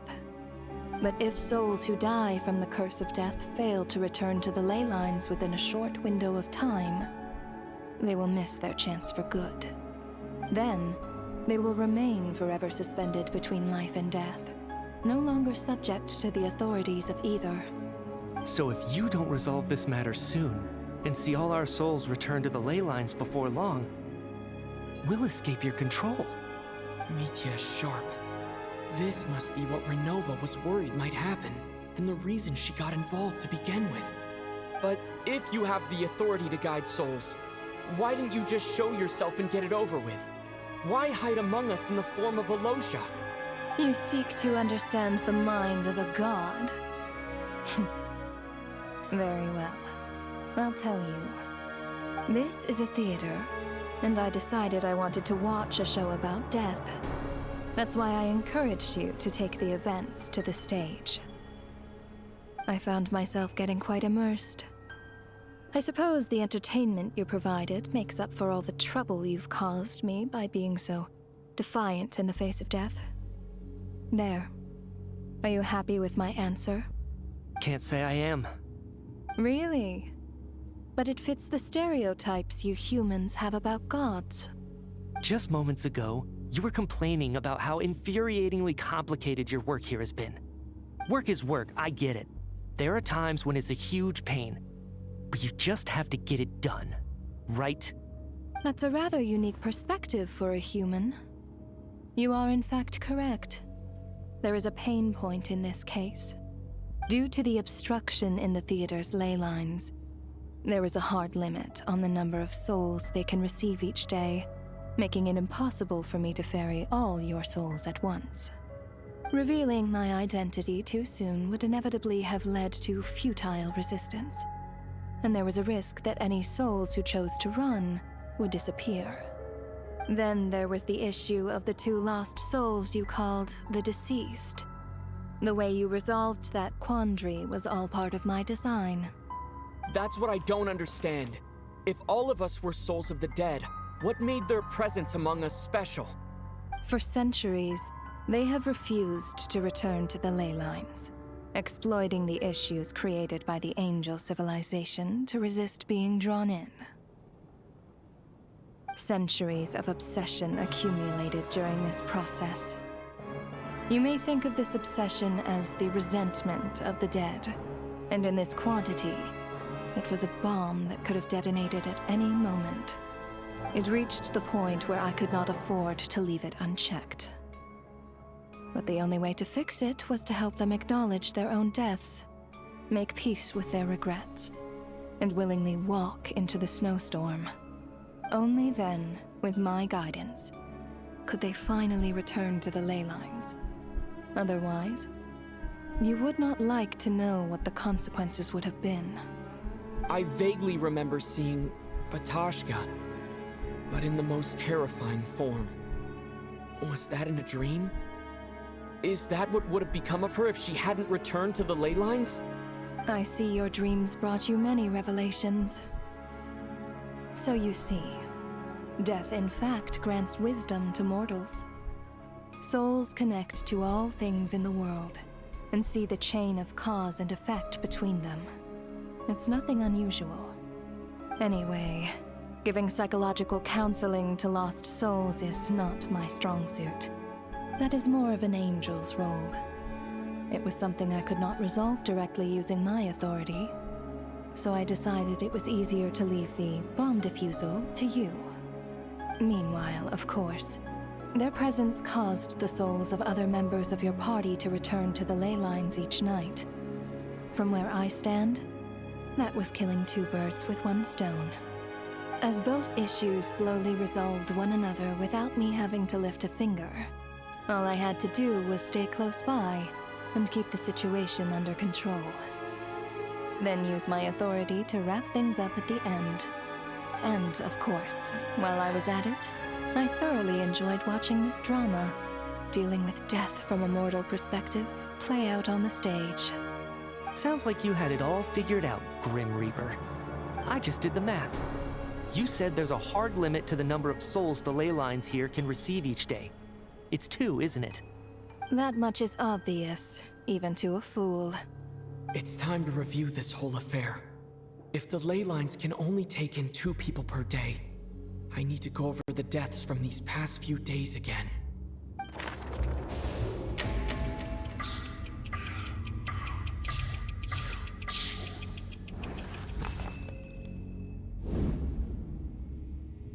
Looking back now, none of us had the faintest idea at the time. From the moment that staff member named Dimov walked into the snowstorm, the incident had already begun.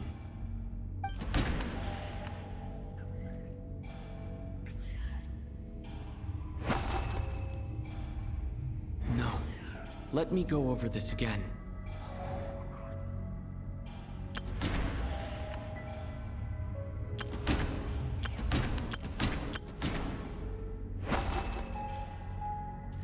No.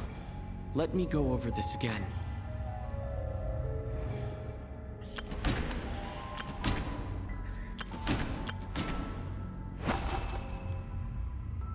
No. Let me go over this again.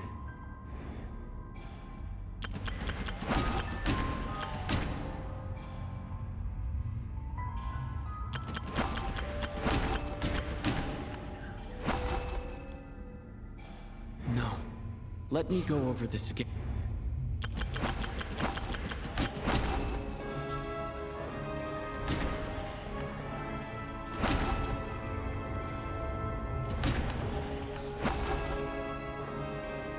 No. Let me go.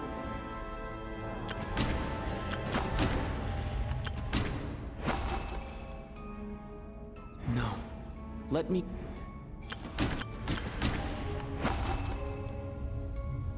No. Let.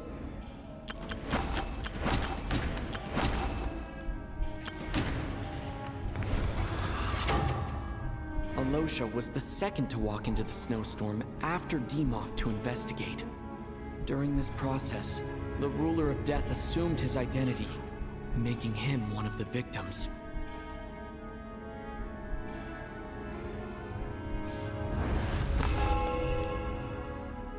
During our our first night in the theater, everyone was caught up in the novelty of it all. No one could have expected there would be victims the very next morning. Despite all the confusion, and with the help of hindsight, we finally began to realize that something was amiss with the snowstorm.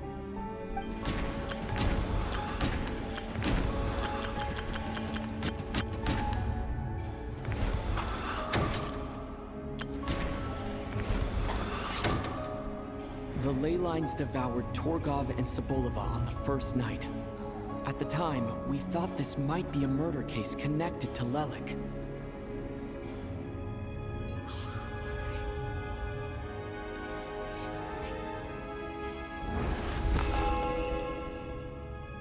Odette and I spoke a lot that night. 3 people were on watch, but in the morning, we discovered that someone had fallen victim all the same.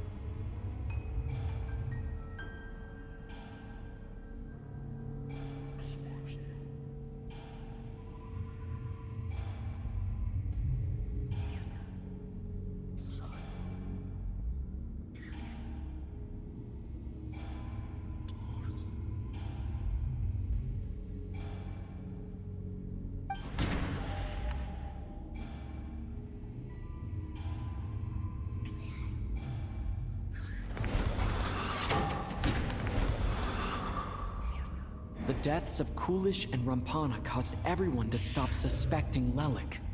Unexplainable phenomena occurred one after another, leading Mitya to suspect that we were caught up in a supernatural event.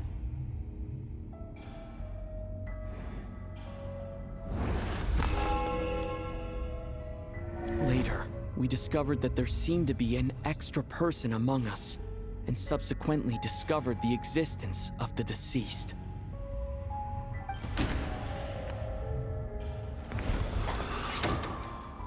Mr. Schramm realized he was the deceased and walked into the snowstorm to return to the ley lines of his own accord. It turns...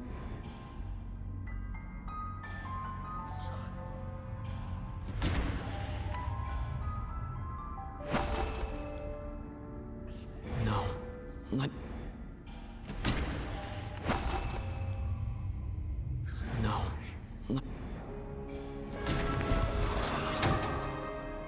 Thought it was all over, but Mr. Valeri's death was a rude awakening for everyone. The ley lines consumed him during the night regardless. A lot happened today.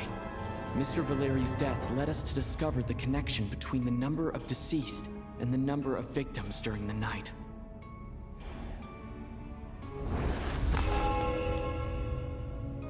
The fact that there was more than one deceased seemed to bring us back to square one. Odette revealed some information she had been keeping to herself.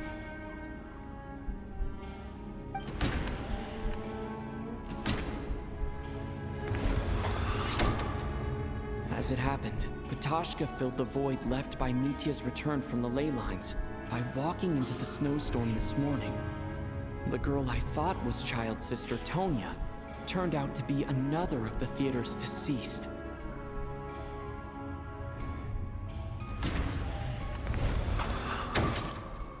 Vodyanitsa was swallowed by the ley lines in her sleep, but the requiem she sang before falling asleep was quite a game changer.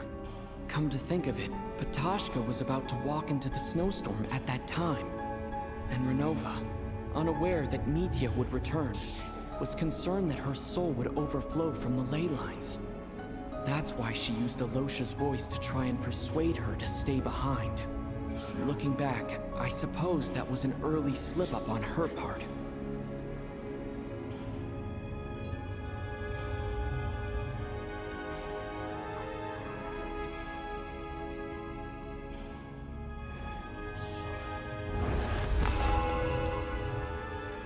No one could have expected anyone who walked into the snowstorm to return. But just after nightfall, Mitya returned, bringing crucial information with him. Various truths began to surface, including that all of us were already dead, and that the ruler of death was here among us. Then, after revealing her true form, Renova callously claimed 2 souls.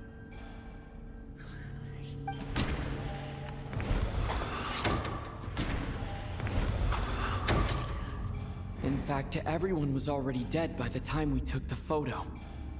And in the days since, we've experienced many more partings in the afterlife. Now, only Mitya and I remain. And the true culprit behind everything still stands before us. In Mitya's eyes, I see the same anger and frustration that I feel.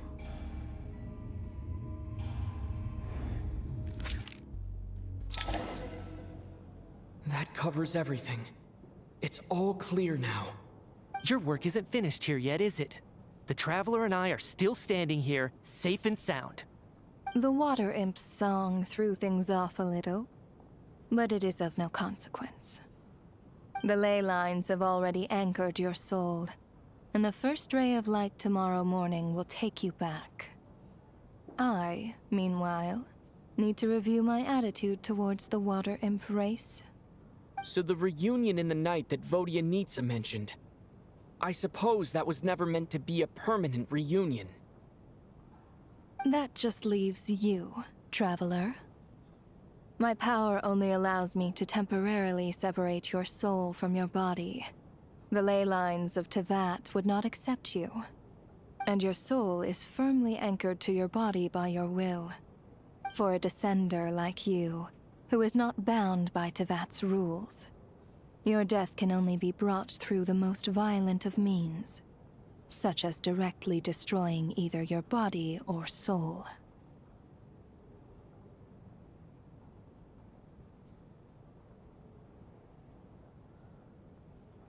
I have no interest in involving myself with Descenders. For now. Although, this may change if Asmodee remains missing, or you insist on interfering with our affairs. One last question then. All our struggles and sacrifices here, they were meaningless from the very beginning, weren't they? Death abides no reason. Besides, what you call sacrifice is merely a concept created by humanity. To me, it is nothing more than a self-indulgent charade in the face of death. Mere mortals fantasizing that their actions could reclaim something from my grasp. A truly laughable idea.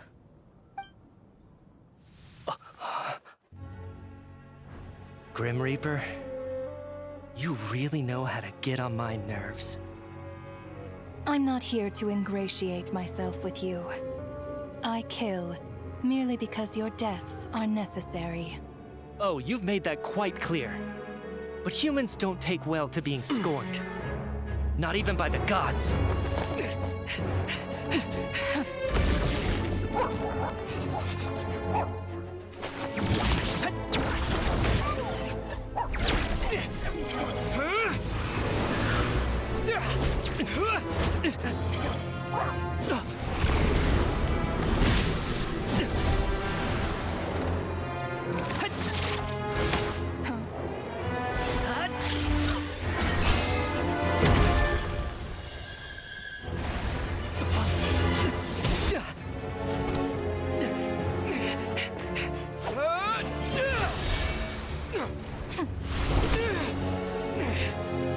This is futile. You must know that you are powerless against me in my own domain. I suggest that you save your strength. For what? Maybe we can't change anything. But if nothing else, we can at least teach you to have some respect for the dead. Audacious.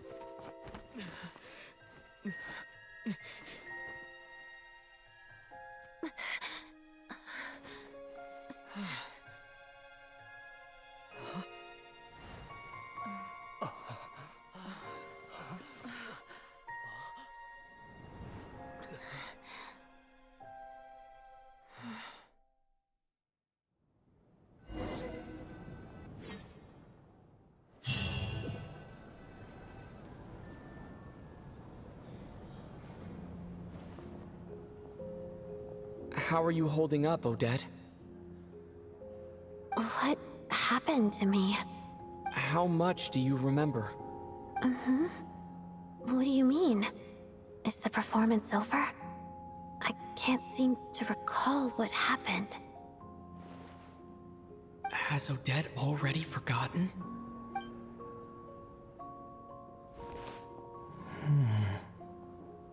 Mitya?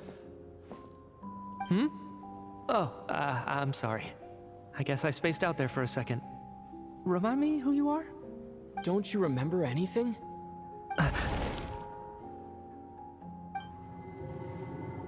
Yeah, I remember now, comrade.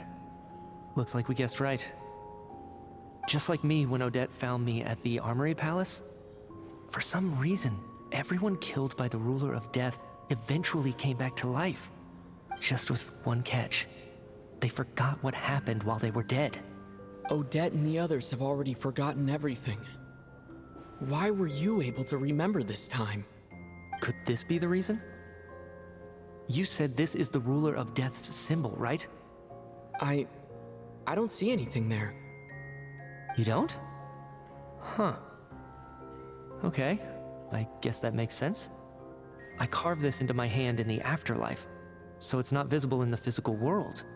Does that mean I carved this symbol into my soul? What an unsettling thought. Still, at least I get to remember what happened. I suppose it's a blessing in disguise. What about you, though? The Ruler of Death mentioned that you're a descender? Is that why you can remember? A full explanation would get complicated very quickly, but that's essentially it. Well then, now that it's all over, let's figure out what we've learned. The first thing I notice is that everything here is precisely as we left it, right before our deaths. This confirms that time passes differently in the afterlife than in the real world. They say that right before death, time slows down, and your whole life flashes before your eyes. That must be how you know you have one foot in the afterlife by that point. Anyway, clearly the few days we spend in the afterlife probably only amounted to a few short minutes in the real world. This also aligns with previous reports of widespread temporary memory loss among the Armory Palace personnel. Now it seems likely that those were all brief deaths caused by the Grim Reaper's so-called curse of death. To those unaware of the truth, dying and coming back to life must feel similar to a short bout of catatonia. This leaves me with a couple big questions. What are the conditions that trigger this so-called curse of death? And why are we resurrected after we die? If nothing else, I think it shows that killing us wasn't her ultimate goal. We still don't know her true reasons for subjecting us to death. Right. This time only got complicated because of the situation with the theater's ley lines. That's why she had to approach it differently. If the previous incidents of amnesia among the researchers are anything to go by, killing us is usually a pretty routine matter.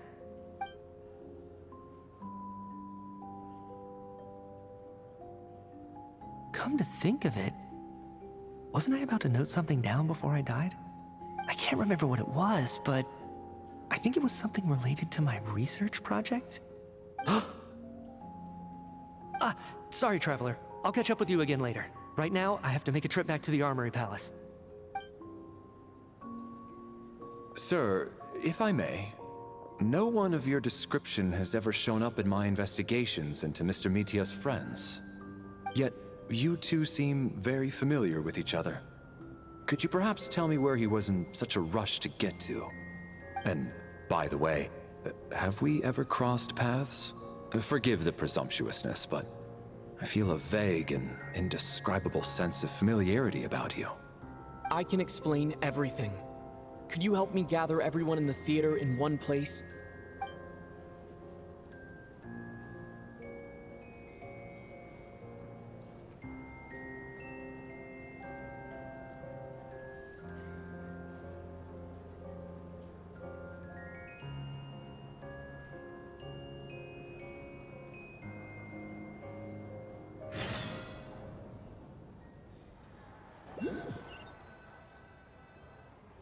So, Chuganov really is going to shut down the factory. I guess this theater incident actually did us some good after all. So, you said I promised to take you to the Armory Palace while we were in the afterlife, yes? I believe you. I think I even have a vague memory of it. Agreed. Let's check in on her first. The whole reason for our trip to the Armory Palace anyway is to figure out what's going on with her health.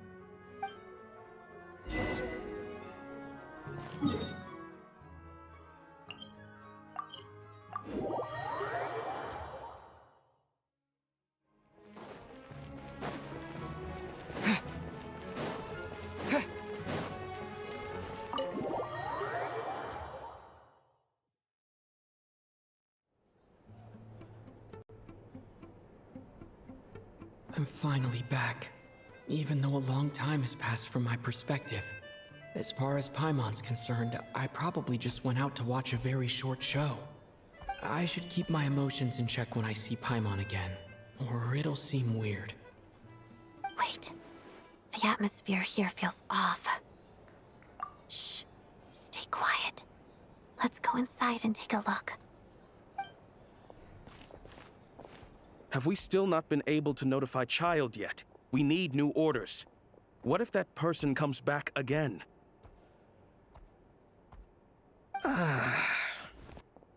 I'm so sorry. Under the circumstances. Tell me, what happened to Paimon?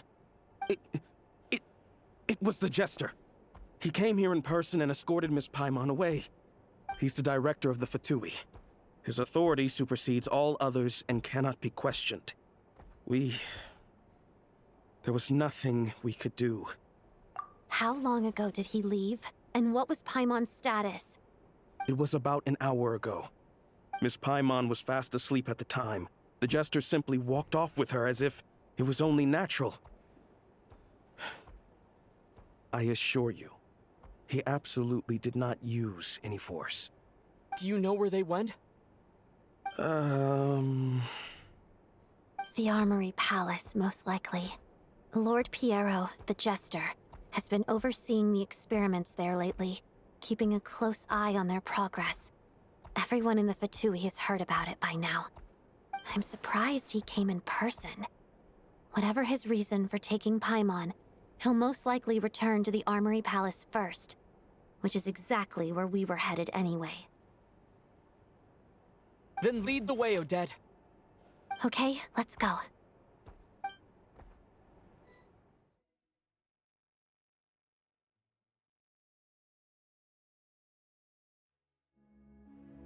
It's just up ahead. Quick, let's get inside. No, I'll go alone. You know I'm planning to force my way in. You're with the Fatui, so you should stay outside. I was hardly planning on taking you through the official channels anyway. I'm here to force my way in, just like you. I may be a Fatus, but I'm also Lelek, enemy of Project Stuja. Paimon's safety is paramount right now. With me around, you'll have an extra pair of hands. There might be devices inside that are easier for an insider to deal with. If you say so. Let's go. There's no time to hesitate.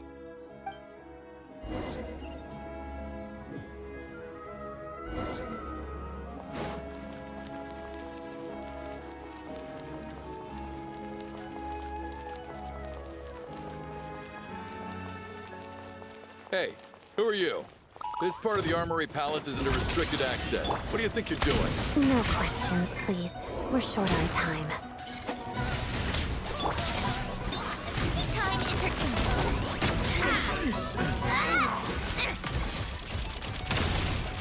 It's jammed.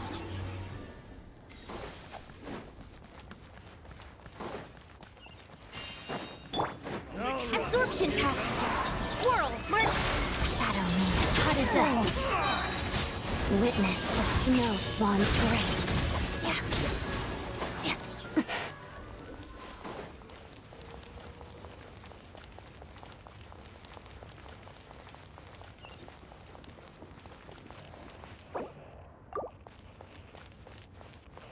Trespass at your peril. Together.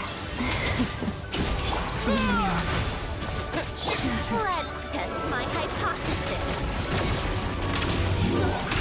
Enhanced Animal Module 70. Box of the snowflakes.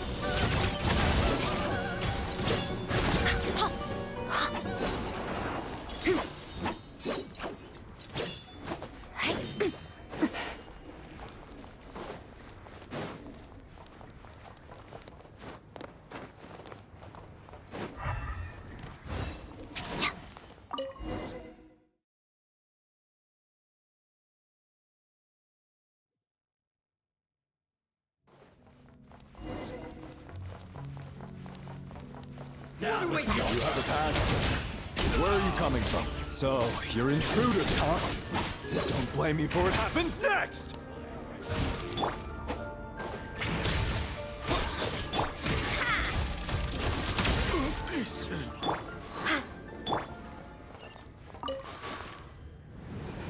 The Armory Palace is hidden this deep in? This place is much bigger than I imagined. They're conducting top-secret research after all. The deeper it's hidden, the better, is standard Fatui logic.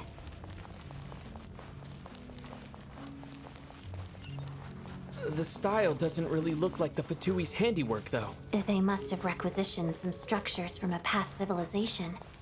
It also serves... Intruders! Stay alert! Witness the snow swan's grace. What a joke!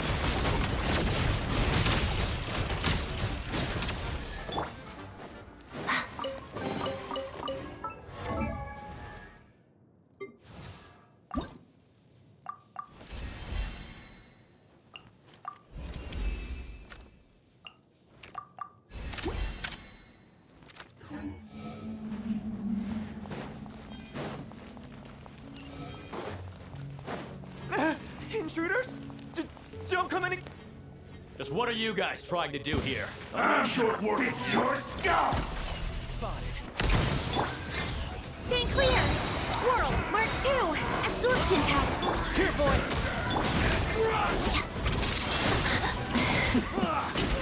Condense! It's your trap! No one interferes with the Jester's work!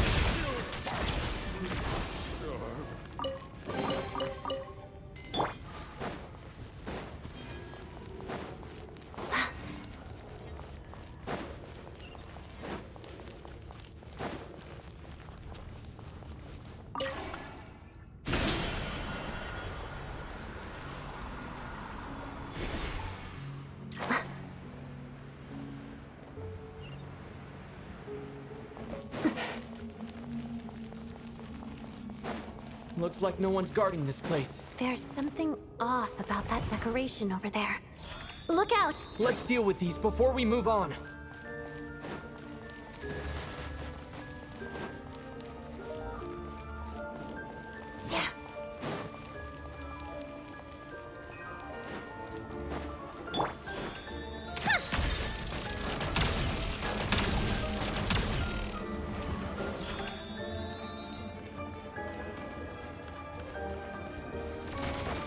take a break?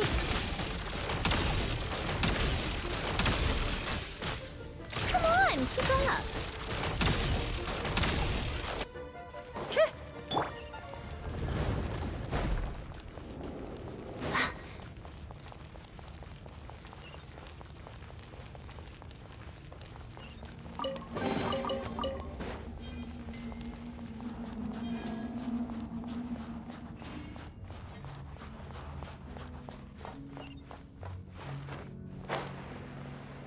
The researchers here probably don't know that we're uninvited guests. Let's try not to hurt them. What's the big star from the theater doing here? That's Miss Odette. She's a member of the Fatui. Don't tell me you didn't know that. Was the whole reason for Project Stuja to support the research here at the Armory Palace? Just what are the Fatui and the Tsaritsa planning?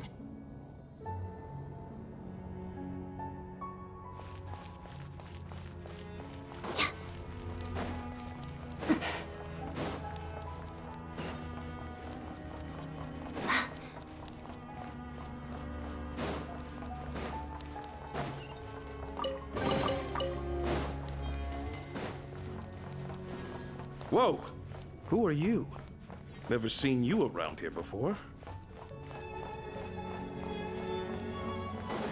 Looks like there's no way through here. Maybe using the power of this prism could help?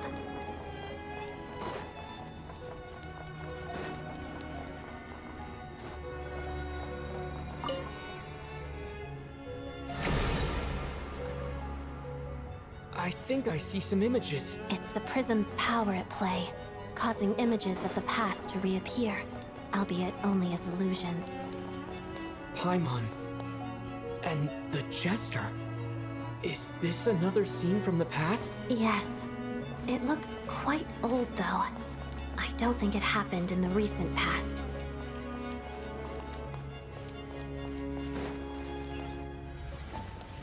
What's going on here? What happened? The source seems to be the Armory Palace. They must have started some large-scale experiment. Wait, what if this has something to do with Paimon? We need to hurry!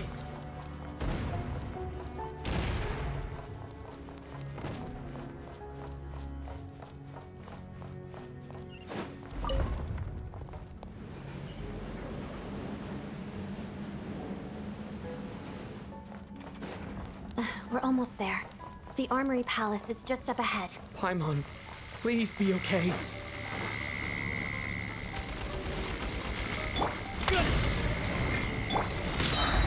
Enhanced Animo Module 75! Animo Tech 6308! Stay! Walls of the snowflakes. Shadow me. Fighting Frog! A shot of Tea Time Entertainment!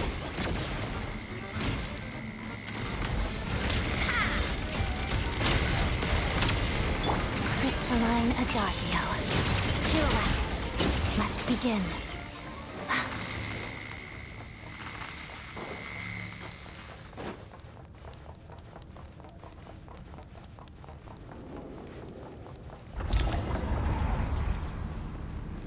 What's going on? Wait, I remember this feeling.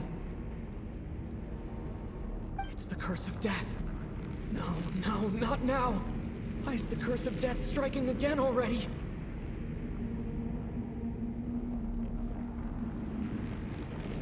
Odette.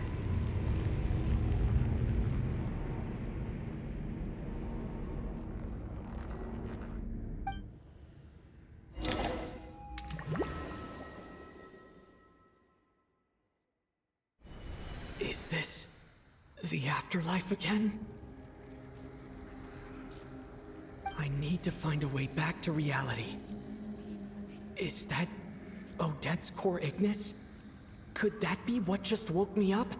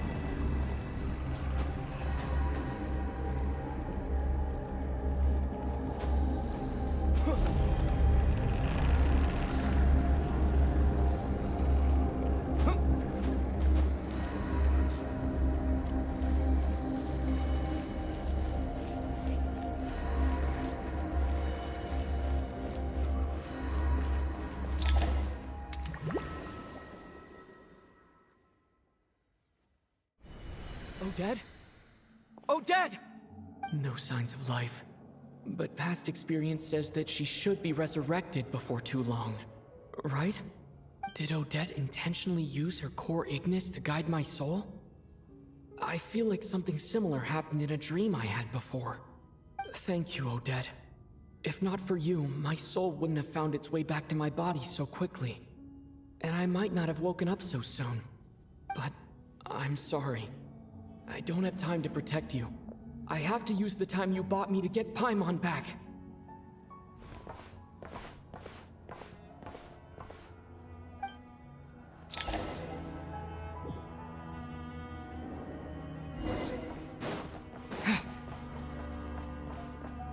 Sure enough, everyone here has been affected by the curse of death. Paimon! Paimon! No, wait. Paimon probably didn't escape Renova's curse either. She won't be able to respond to me right now. I'll have to find her myself.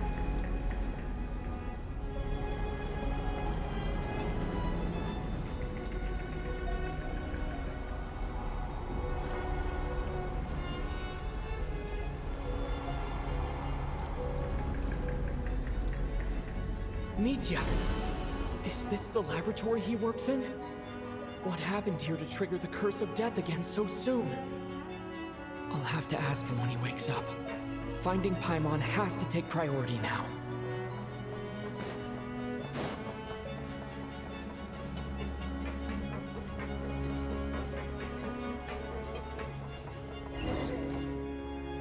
Found her! Paimon really is here!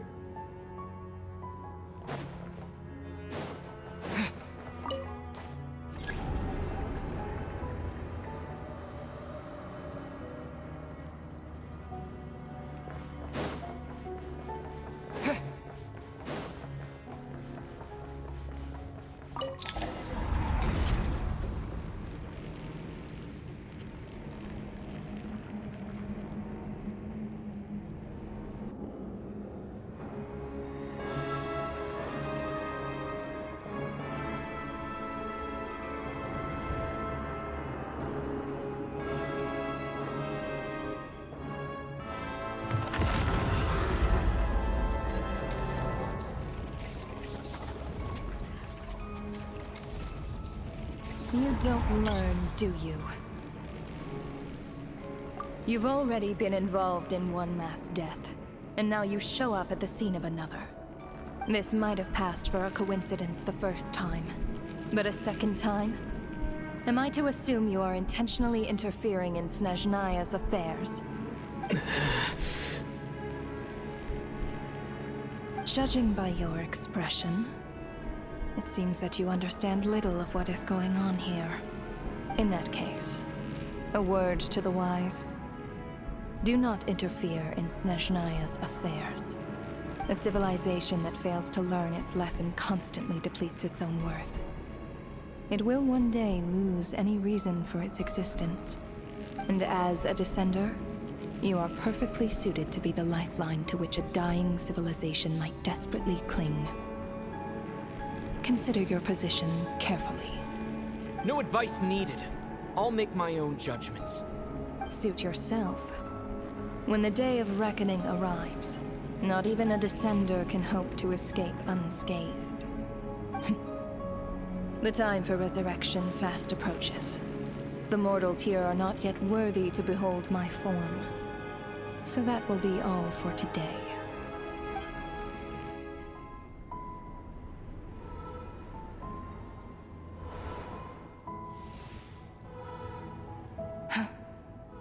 That thing is coming with me.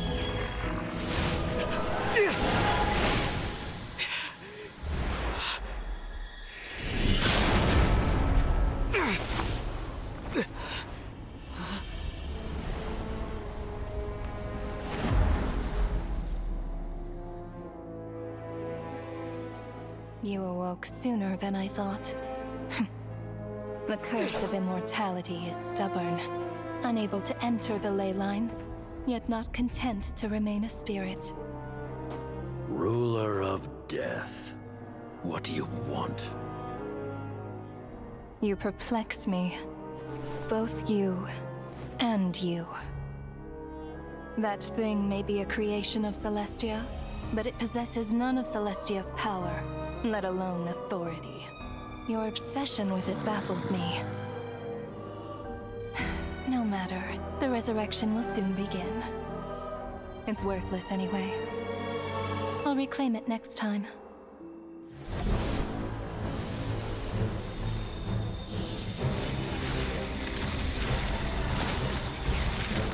Hey, who says there will be a next time?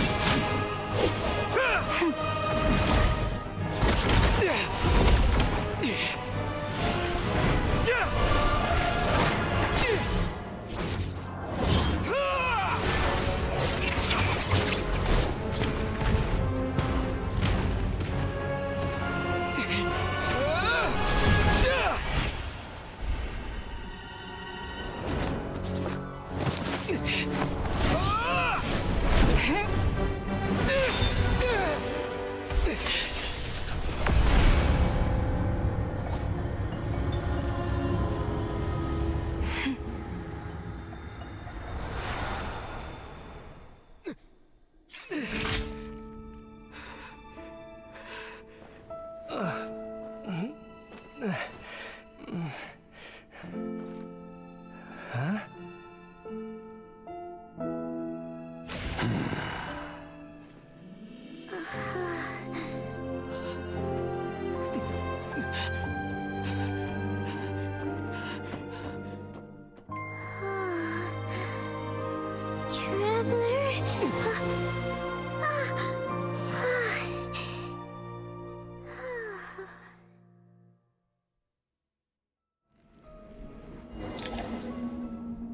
I missed you, Paimon. What are you talking about? We haven't even been apart for that long, have we? It was different this time. You seem to be in pretty good shape. Yeah, Paimon's back in tip-top condition. It's the weirdest thing. Paimon fell asleep earlier, and when she woke up, she found herself here. The Jester and that guy talking to him used some kind of energy on Paimon, and she could kind of feel it canceling out that other thing that was making her feel unwell. So, Mitya helped too? Apologies for leaving in such a hurry at the theater earlier. I was in a rush to verify some theories. Rest assured that your companion is perfectly safe. We reversed the effects that the experimental energy had on her. The Jester specifically instructed me to do so. I suppose this is our first official meeting, Traveler. I could not let Paimon suffer in her condition for a moment longer, and so I simply took her without explanation. I hope you do not mind. But why would a big shot like you care about what happens to Paimon? As I said when you first arrived in Snezhnaya, we once spent some time together in the distant past. Oh yeah, you did mention that. And Paimon did think you seemed strangely familiar the first time we met. I'm afraid the reminiscing will have to wait. Mitya, let us continue with the report. What conclusions, if any, did you reach from conducting the final experiment of our energy research ahead of schedule? The good news is, my hypothesis regarding the Ruler of Death has been verified. As for the bad news, I recommend we suspend the experiments and Project Mistelton until further notice. Currently, we have no means with which to make a breakthrough. I say this purely as a scientist, guided by reason alone. I will trust your judgment. We shall put the project on hold until the Ruler of Death has been eliminated. Wait, what are you guys talking about? You want to get rid of Renova? Like, how? By killing her? By whatever means necessary, so long as it removes the threat she poses to us. Until then, everything we do will be in vain. After what just happened, I've ascertained Renova's goal. Or rather, the trigger condition for the Curse of Death. Okay, let's hear it. What she's doing is blocking Snezhnaya's technological progress, preventing us from possessing any means with which to threaten the heavenly principles. Just like the little lapdog she is. So, any ideas, research, or experiments that lead to technological progress can trigger the curse. Just now, for instance, I was set to launch a final phase energy experiment ahead of schedule. If the experiment was successful, we could have achieved a crucial breakthrough. As expected, though, the moment the experiment began, all the researchers, technicians, and witnesses died from the curse. All that effort, not to mention the energy and materials we relied on Project Stuja to gather for us, went to waste. In the end, nothing was gained. Does that mean something similar happened when we were at the theater? That's right. During the performance, I thought of an important breakthrough regarding the experiment, and wound up dragging everyone into this. So the nature of the curse seems to be something like, when moments of technological progress occur, all life in the vicinity is taken away. What a violent method!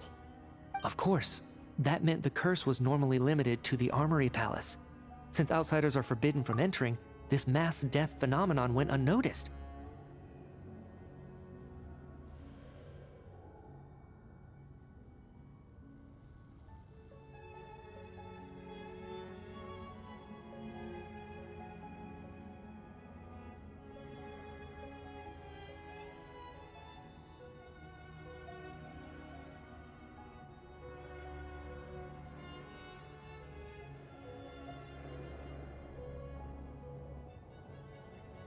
Until Odette came along. I believe she was the first witness.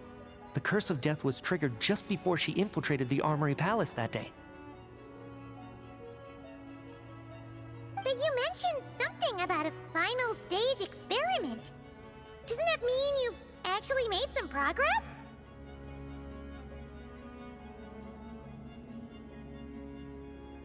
That's right. Even with the gods locking certain key components out of reach, humanity can still advance technology in incremental steps accumulated over time. But, as I'm sure Renova anticipated, even incremental progress has its limits, a point where the truth you're seeking must be put to the test in an experiment.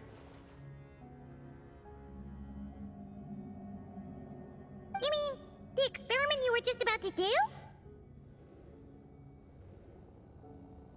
Yes, we were at a critical juncture, a moment where the quantitative was about to translate into fundamental qualitative change. With this single experiment, we could have brought everything we've worked for to fruition.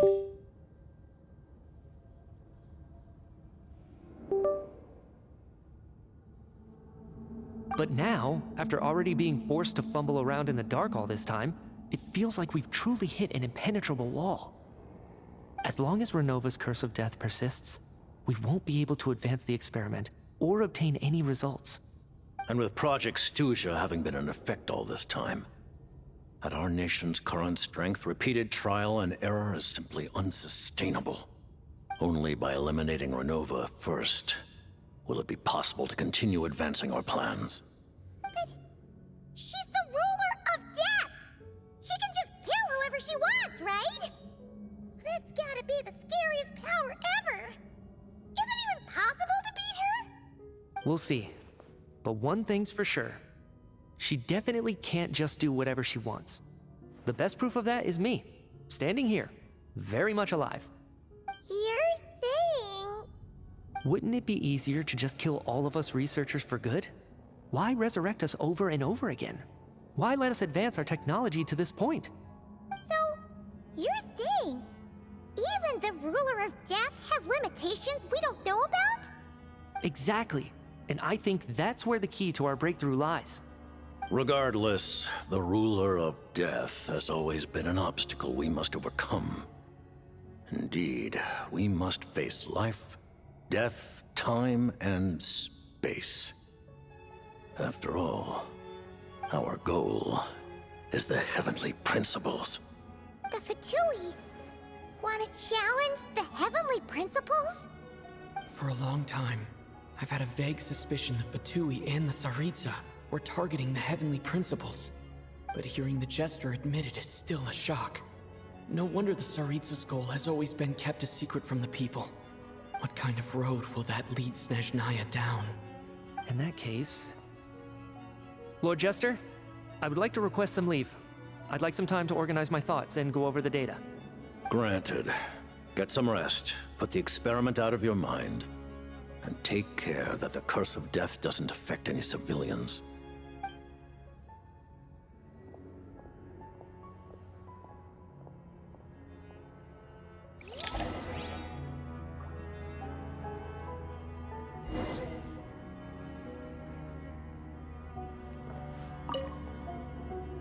While there is yet time, allow me to offer you my hospitality, honored guest of Snezhnaya.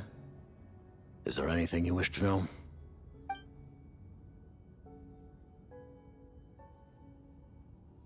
I remember hearing the term Mistleton from Columbina. Yeah! Paimon wanted to ask about that when the name came up just now. What is it?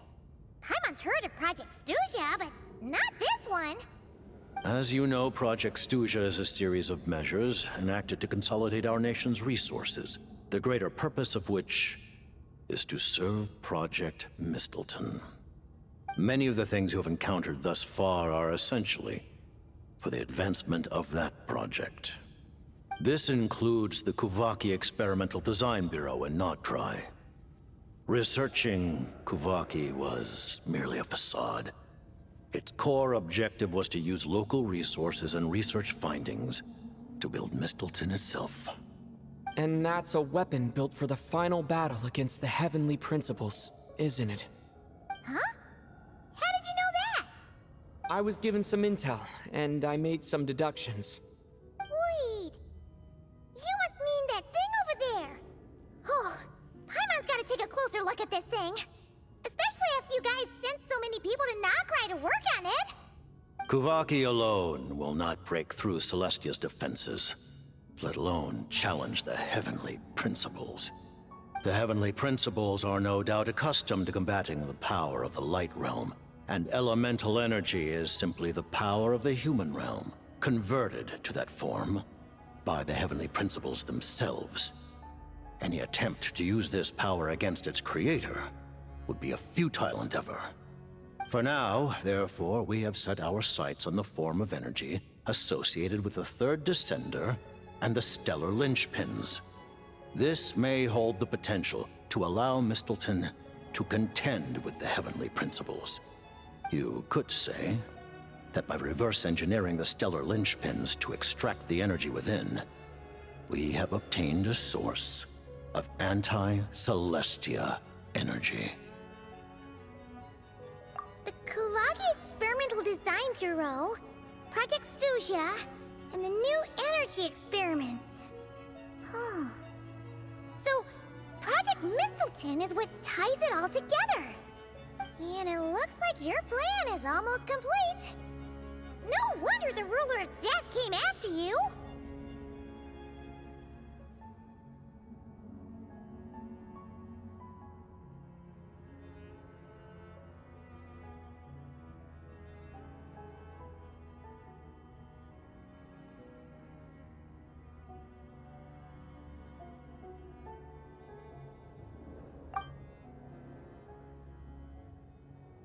Her Majesty the Tsaritsa has embarked upon an expedition to vanquish a monster. Were it not for this, I imagine she would have been delighted to grant you an audience. Seems like the powers that be in Snezhnaya don't intend to hold my past conflicts with the Fatui against me. The Harbingers have been granted significant autonomy in retrieving the Gnosis. But by the same token, they do not completely represent Snezhnaya's official stance. You read my mind. Speaking of the Gnosis, Paimon's been dying to ask this question since forever. Why exactly does the Tsaritsa want to collect them? Is it something to do with the fight against the Heavenly Principles? The Gnosis will undoubtedly serve as a key bargaining chip when she confronts the Heavenly Principles. Beyond that, You had best ask the Tsaritsa herself. I am not sure if this information is mine to disclose. What do you mean? Not sure. Don't you make the rules? You're the highest-ranking Harbinger! Ugh. Never mind. Taking on the heavenly principles is something most people wouldn't even entertain in their wildest fantasies. Why is the Tsaritsa so fixated on this? In Teyvat today, civilization is nothing but an illusion. Something whose very existence can be negated at any moment. Our civilization may very well be destroyed in the struggle, but as things stand, the heavenly principles could choose to negate our existence on a passing whim. And we must not sit back and accept that fate. Only by changing the state of affairs, only by overthrowing the heavenly principles, can our civilization truly be said to have taken root.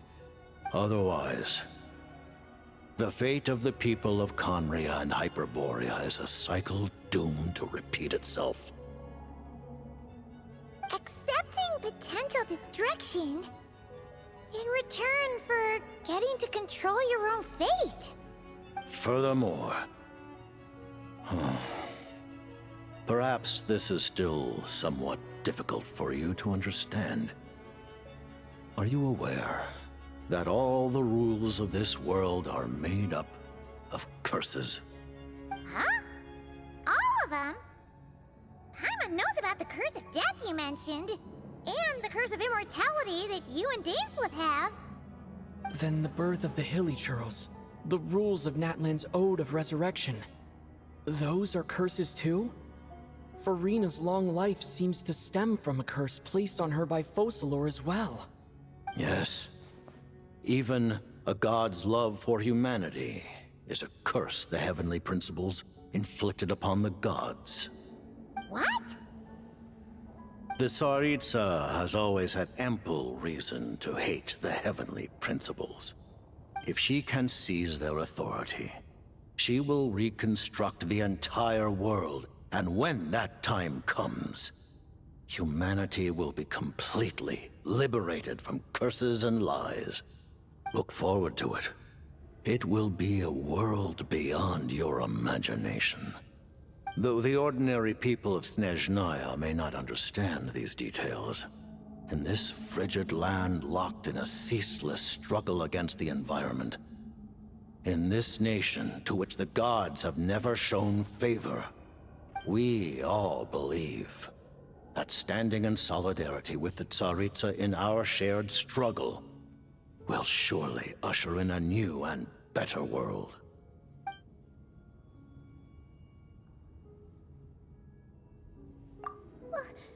Paimon really doesn't remember. He's basically a stranger. You've got to believe Paimon. Allow me to explain. The reason Paimon reacted to the anti-Celestia energy developed by the Armory Palace is because she comes from Celestia herself. More specifically, she is one of its creations. Paimon? A creation of Celestia? Oh, right. I was blinded by anger earlier, but thinking back on it, Renova also said that Paimon is a creation of Celestia. But she lacks Celestia's power or authority. As you know, the lunar fragments in Nodcry were pulled down from the sky using Fatui technology. But the first application of this technology was in Khaenri'ah over 500 years ago. I used this technology upon the heavens, and the response I received was none other than Paimon descending from Celestia. I presented her to the Vinster King, but he took no interest in this gift, nor did it satisfy him. Paimon then took up temporary residence in my palace until, of course, the arrival of the Cataclysm. Wait, Paimon's a little confused. You're talking about things that happened in Khaenri'ah 500 500 years ago! You're saying, but... Paimon doesn't remember any of that! Falling from the sky? Being given away as a gift? None of it!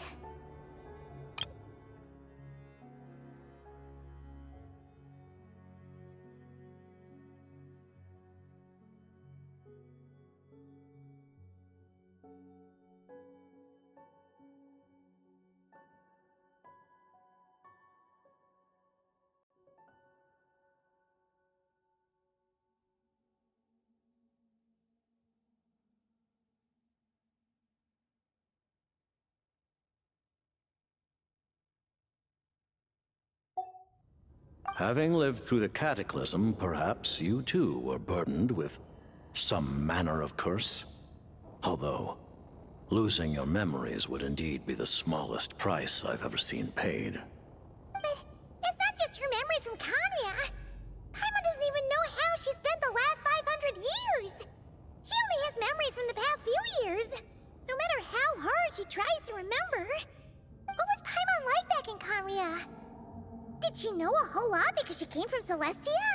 Was she super smart? Unfortunately, when you arrived in Khaenri'ah, your consciousness was like that of a newborn infant. None could say what kind of being you once were in Celestia. During the time you lived in Khaenri'ah, your personality was no different from how it is now. Aw, man! Paimon's plan to get her memories back and become super smart is ruined before it could even start. You know, even though Paimon lost her memories, she still feels weirdly close to you for some reason. That must mean you took pretty good care of Paimon back then, huh? On the contrary, I completely ignored your existence. I was entirely focused on my struggle against Throptatyr the Wise. But now, as I see it, it is as if you are the only sane thing that survived that era of insanity. And thus, are worthy of protection. Noted. Man, Paimon's gotta stop projecting friendship on everyone she meets. But, Traveler?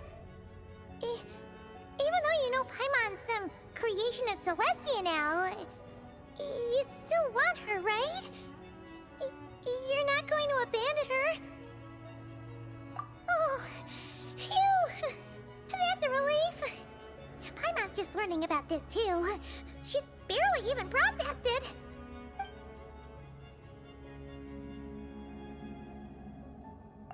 Thank you for telling me so much. I'm a bit surprised, honestly. I didn't expect you to be quite so transparent with me. Given the circumstances, the Fatui need not hide anything from our allies. Allies? To advance Project Mistleton, we must first resolve our issue with the Ruler of Death.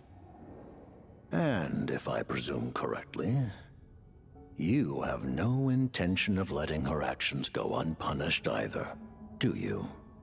That's right. Ever since she said she intends to reclaim Paimon when we next meet, I figured reconciliation was out of the question. Against an opponent of this caliber, deliberating over our allegiances would waste time we do not have. We must join forces unreservedly with whomever we can, if we are to stand anything like a fighting chance. You're going to challenge the Ruler of Death? Just for Paimon?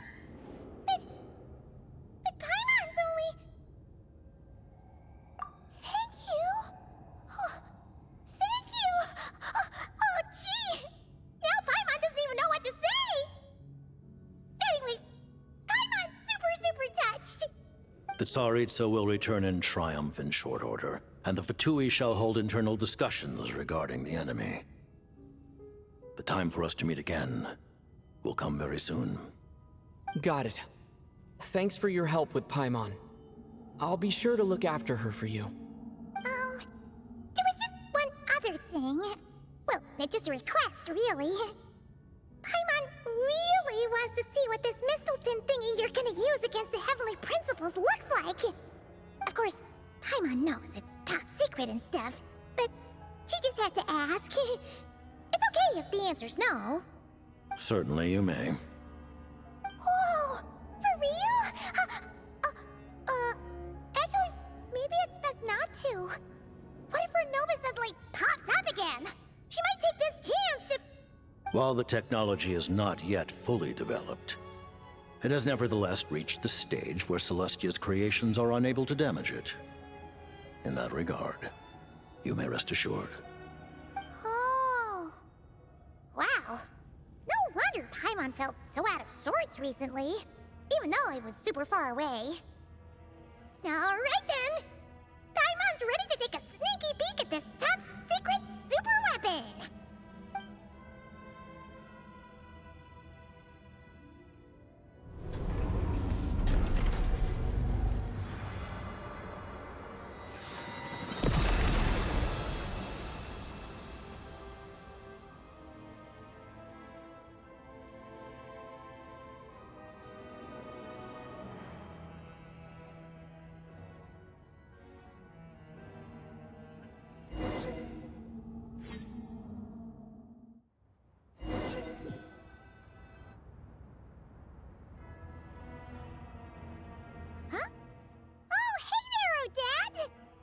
Paimon? You're okay. Thank goodness. You look well. Have you recovered? Long story short, yep, Paimon's all better. What are you doing here? Were you waiting for us? That's right. When I woke up, I wanted to go in after you, but the guards had woken up as well. It would have been tough to take them on alone, and there was no easy way to sneak past them. So I returned the way I came and waited for you here. It was thanks to you that my soul found its way back to my body so quickly. Thank you. Huh. That actually worked? Nice. I just figured I'd try my luck when that ominous feeling struck me. Really, you should be thanking this thing instead. Anyway, now that things here are all taken care of, I have other things I should get back to.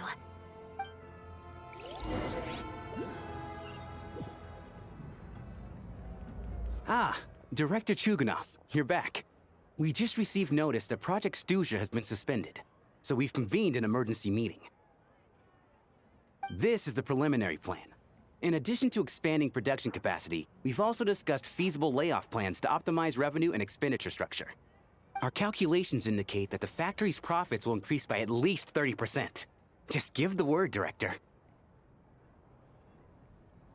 That won't be necessary.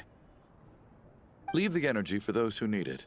Whether they use it just to get by or to run a business, that's up to them. Start preparing to halt production and lay off the staff. Make sure the workers are able to land on their feet and that they are duly compensated.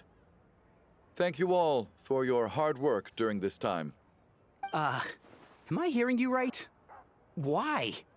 After all the tough times we made it through, now is exactly when we should start to turn a profit. I just suddenly don't want to do this anymore. Huh.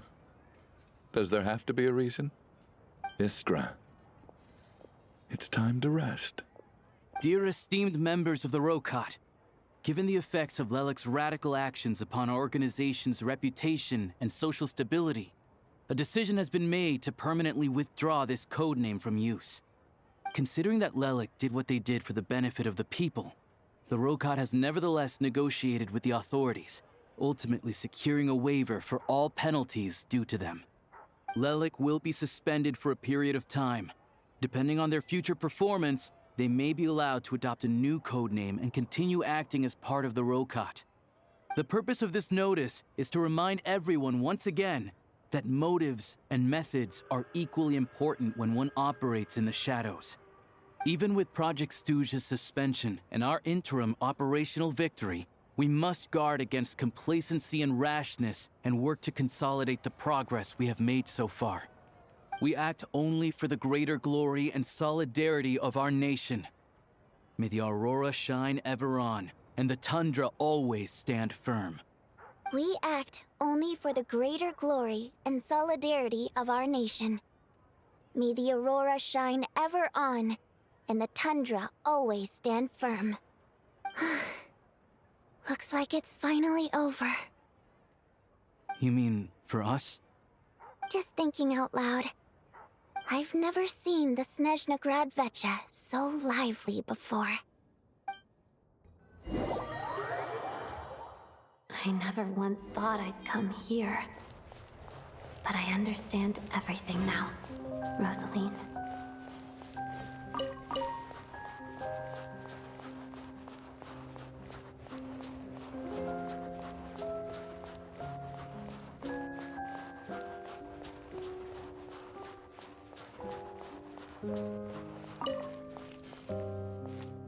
I've seen Spirit Seeker performed many times, including by your mother.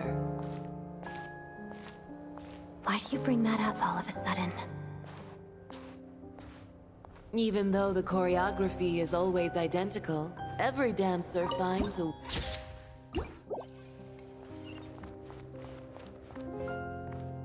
So you actually want to talk to me about ballet? I just think it would be a pity if the dance was lost to history. She didn't teach it to you, did she? That was an unusually subtle taunt for you.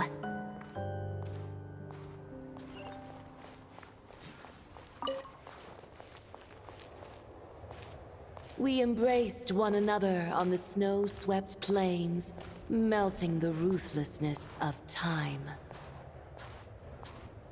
But when our bodies, in pieces, are cast to the winds, what of our love will remain behind?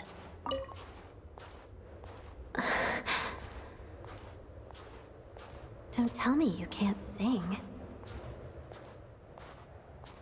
Shush.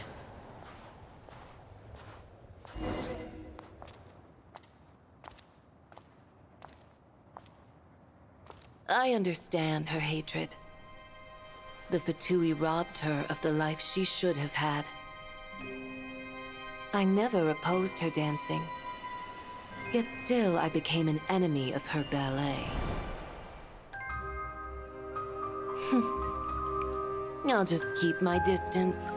Many despise me. I'm used to it. You're certainly not one to shy away from confrontation. But children, they need a different approach. I'm hardly the most maternal figure. Yet, she is a child. In my experience, while a father commands authority, he must still yield to love. You should tell her what you think about her dancing.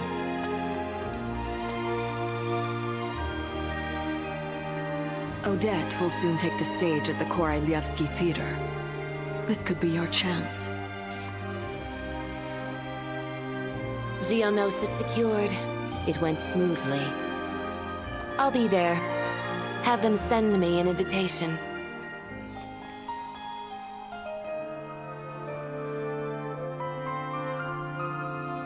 Sadly, things didn't work out. Her final words are inside that block of ice. This? Aren't these for monitoring her subordinates? Not yours. This one isn't her witch's flame, but my two worlds' flames. The two worlds' flames can burn away memories. It was my parting gift to Rosaline.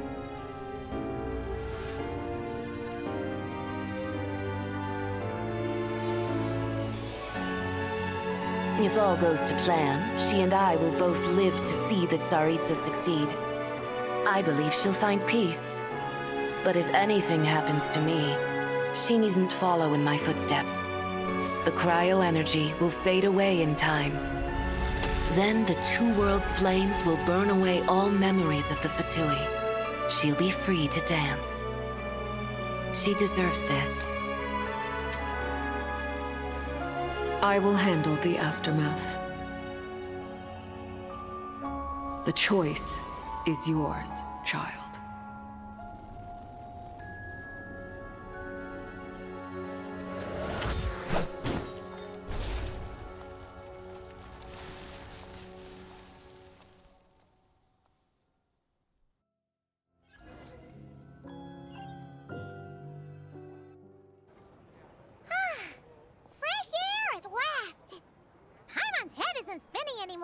and the fever's all gone. Paimon's finally free to fly again. Oh, it's nice to finally know where Paimon came from, too. It did make Paimon a little nervous at first, but it's such a relief now. Like, who cares if Paimon's a creation of Celestia? She's probably not anyone that important. Probably just the fairy of food and fun or something. And like you said, this doesn't have to change anything between us. You're not gonna just... Hey! Hurry up! Why are you walking so slowly? You've spent the last few days lying in bed and stuffing your face. I didn't think you'd be able to fly this fast. Says who? Paimon's as agile as ever. They don't call her White Floaty for nothing. Paimon originally wanted to check out the bookstores in Snezhnograd, but she's more in the mood for flying around right now, so let's save that for later. Wait, they've got light novels from Yai Publishing House here too. Huh? And this is Paimon's favorite mystery story from Fontaine! Wow! It got a sequel! The local Snezhnayan books look pretty interesting too, but also kinda heavy. Not the easiest things to look around. I thought you were in the mood for flying around. Paimon can read while she flies. Hey! Look at these two dolls! Which do you like better?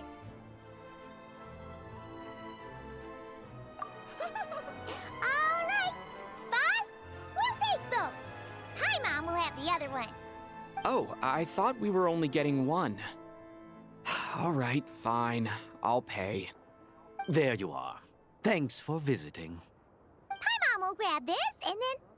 Huh? Huh? Huh? How many layers does this thing have? And what are you laughing at? Huh. You knew all along, didn't you? A whole bunch of people are gathered over by the plaza. Hey, look! That looks like Tartaglia! Hey, Tartaglia! I know that voice. Of course. If it isn't Paimon and my old comrade. You're looking well, Paimon. All better? Yeah! The Jester knew I was wrong and fixed Paimon right up! Thanks for sending someone to keep Paimon safe, too. Oh, yeah. About that. That was kind of embarrassing. Who could have known that our director would go looking for you in person? So sorry for the misunderstanding. Oh, right. Let me introduce you. This is my little sister, Tonya. Hello, Tonya. Hello. Firstly, I'm really sorry about my brother. Sounds like he's caused you no end of trouble. Hey now, why'd you have to start with that? Not that it isn't true, of course. So she's the real Tonya. She said you two didn't manage to meet up at the theater. She waited ages for me, and when I didn't show, she got a little worried and went outside. I know, right? He didn't bother to say a word to me. I searched up and down the city for him, and he only told me about it when I finally caught him at the gates of Glupov. I've been rushed off my feet lately, so I didn't get the chance to go home. I just figured the Traveler would fill you in when he got there. Well, the snow was bad, and you're never late. So I was really worried about you. How was I supposed to know that you'd stood me up? I'm sorry, Tonya. I really am. I'll make it up to you somehow. Just... please don't tell Mom and Dad. Although the mix-up led to a series of misunderstandings, it's probably for the best that the real Tonya didn't get caught up in that mess. Besides, it's obvious that Tartaglia isn't usually one to break a promise. He only gave his ticket to me because he had to look into Lelik. No, it's fine. It just meant I didn't get to see the show in the end. By the way, what did you think? You were one of the first people to see it, you know? I would say... the best is yet to come.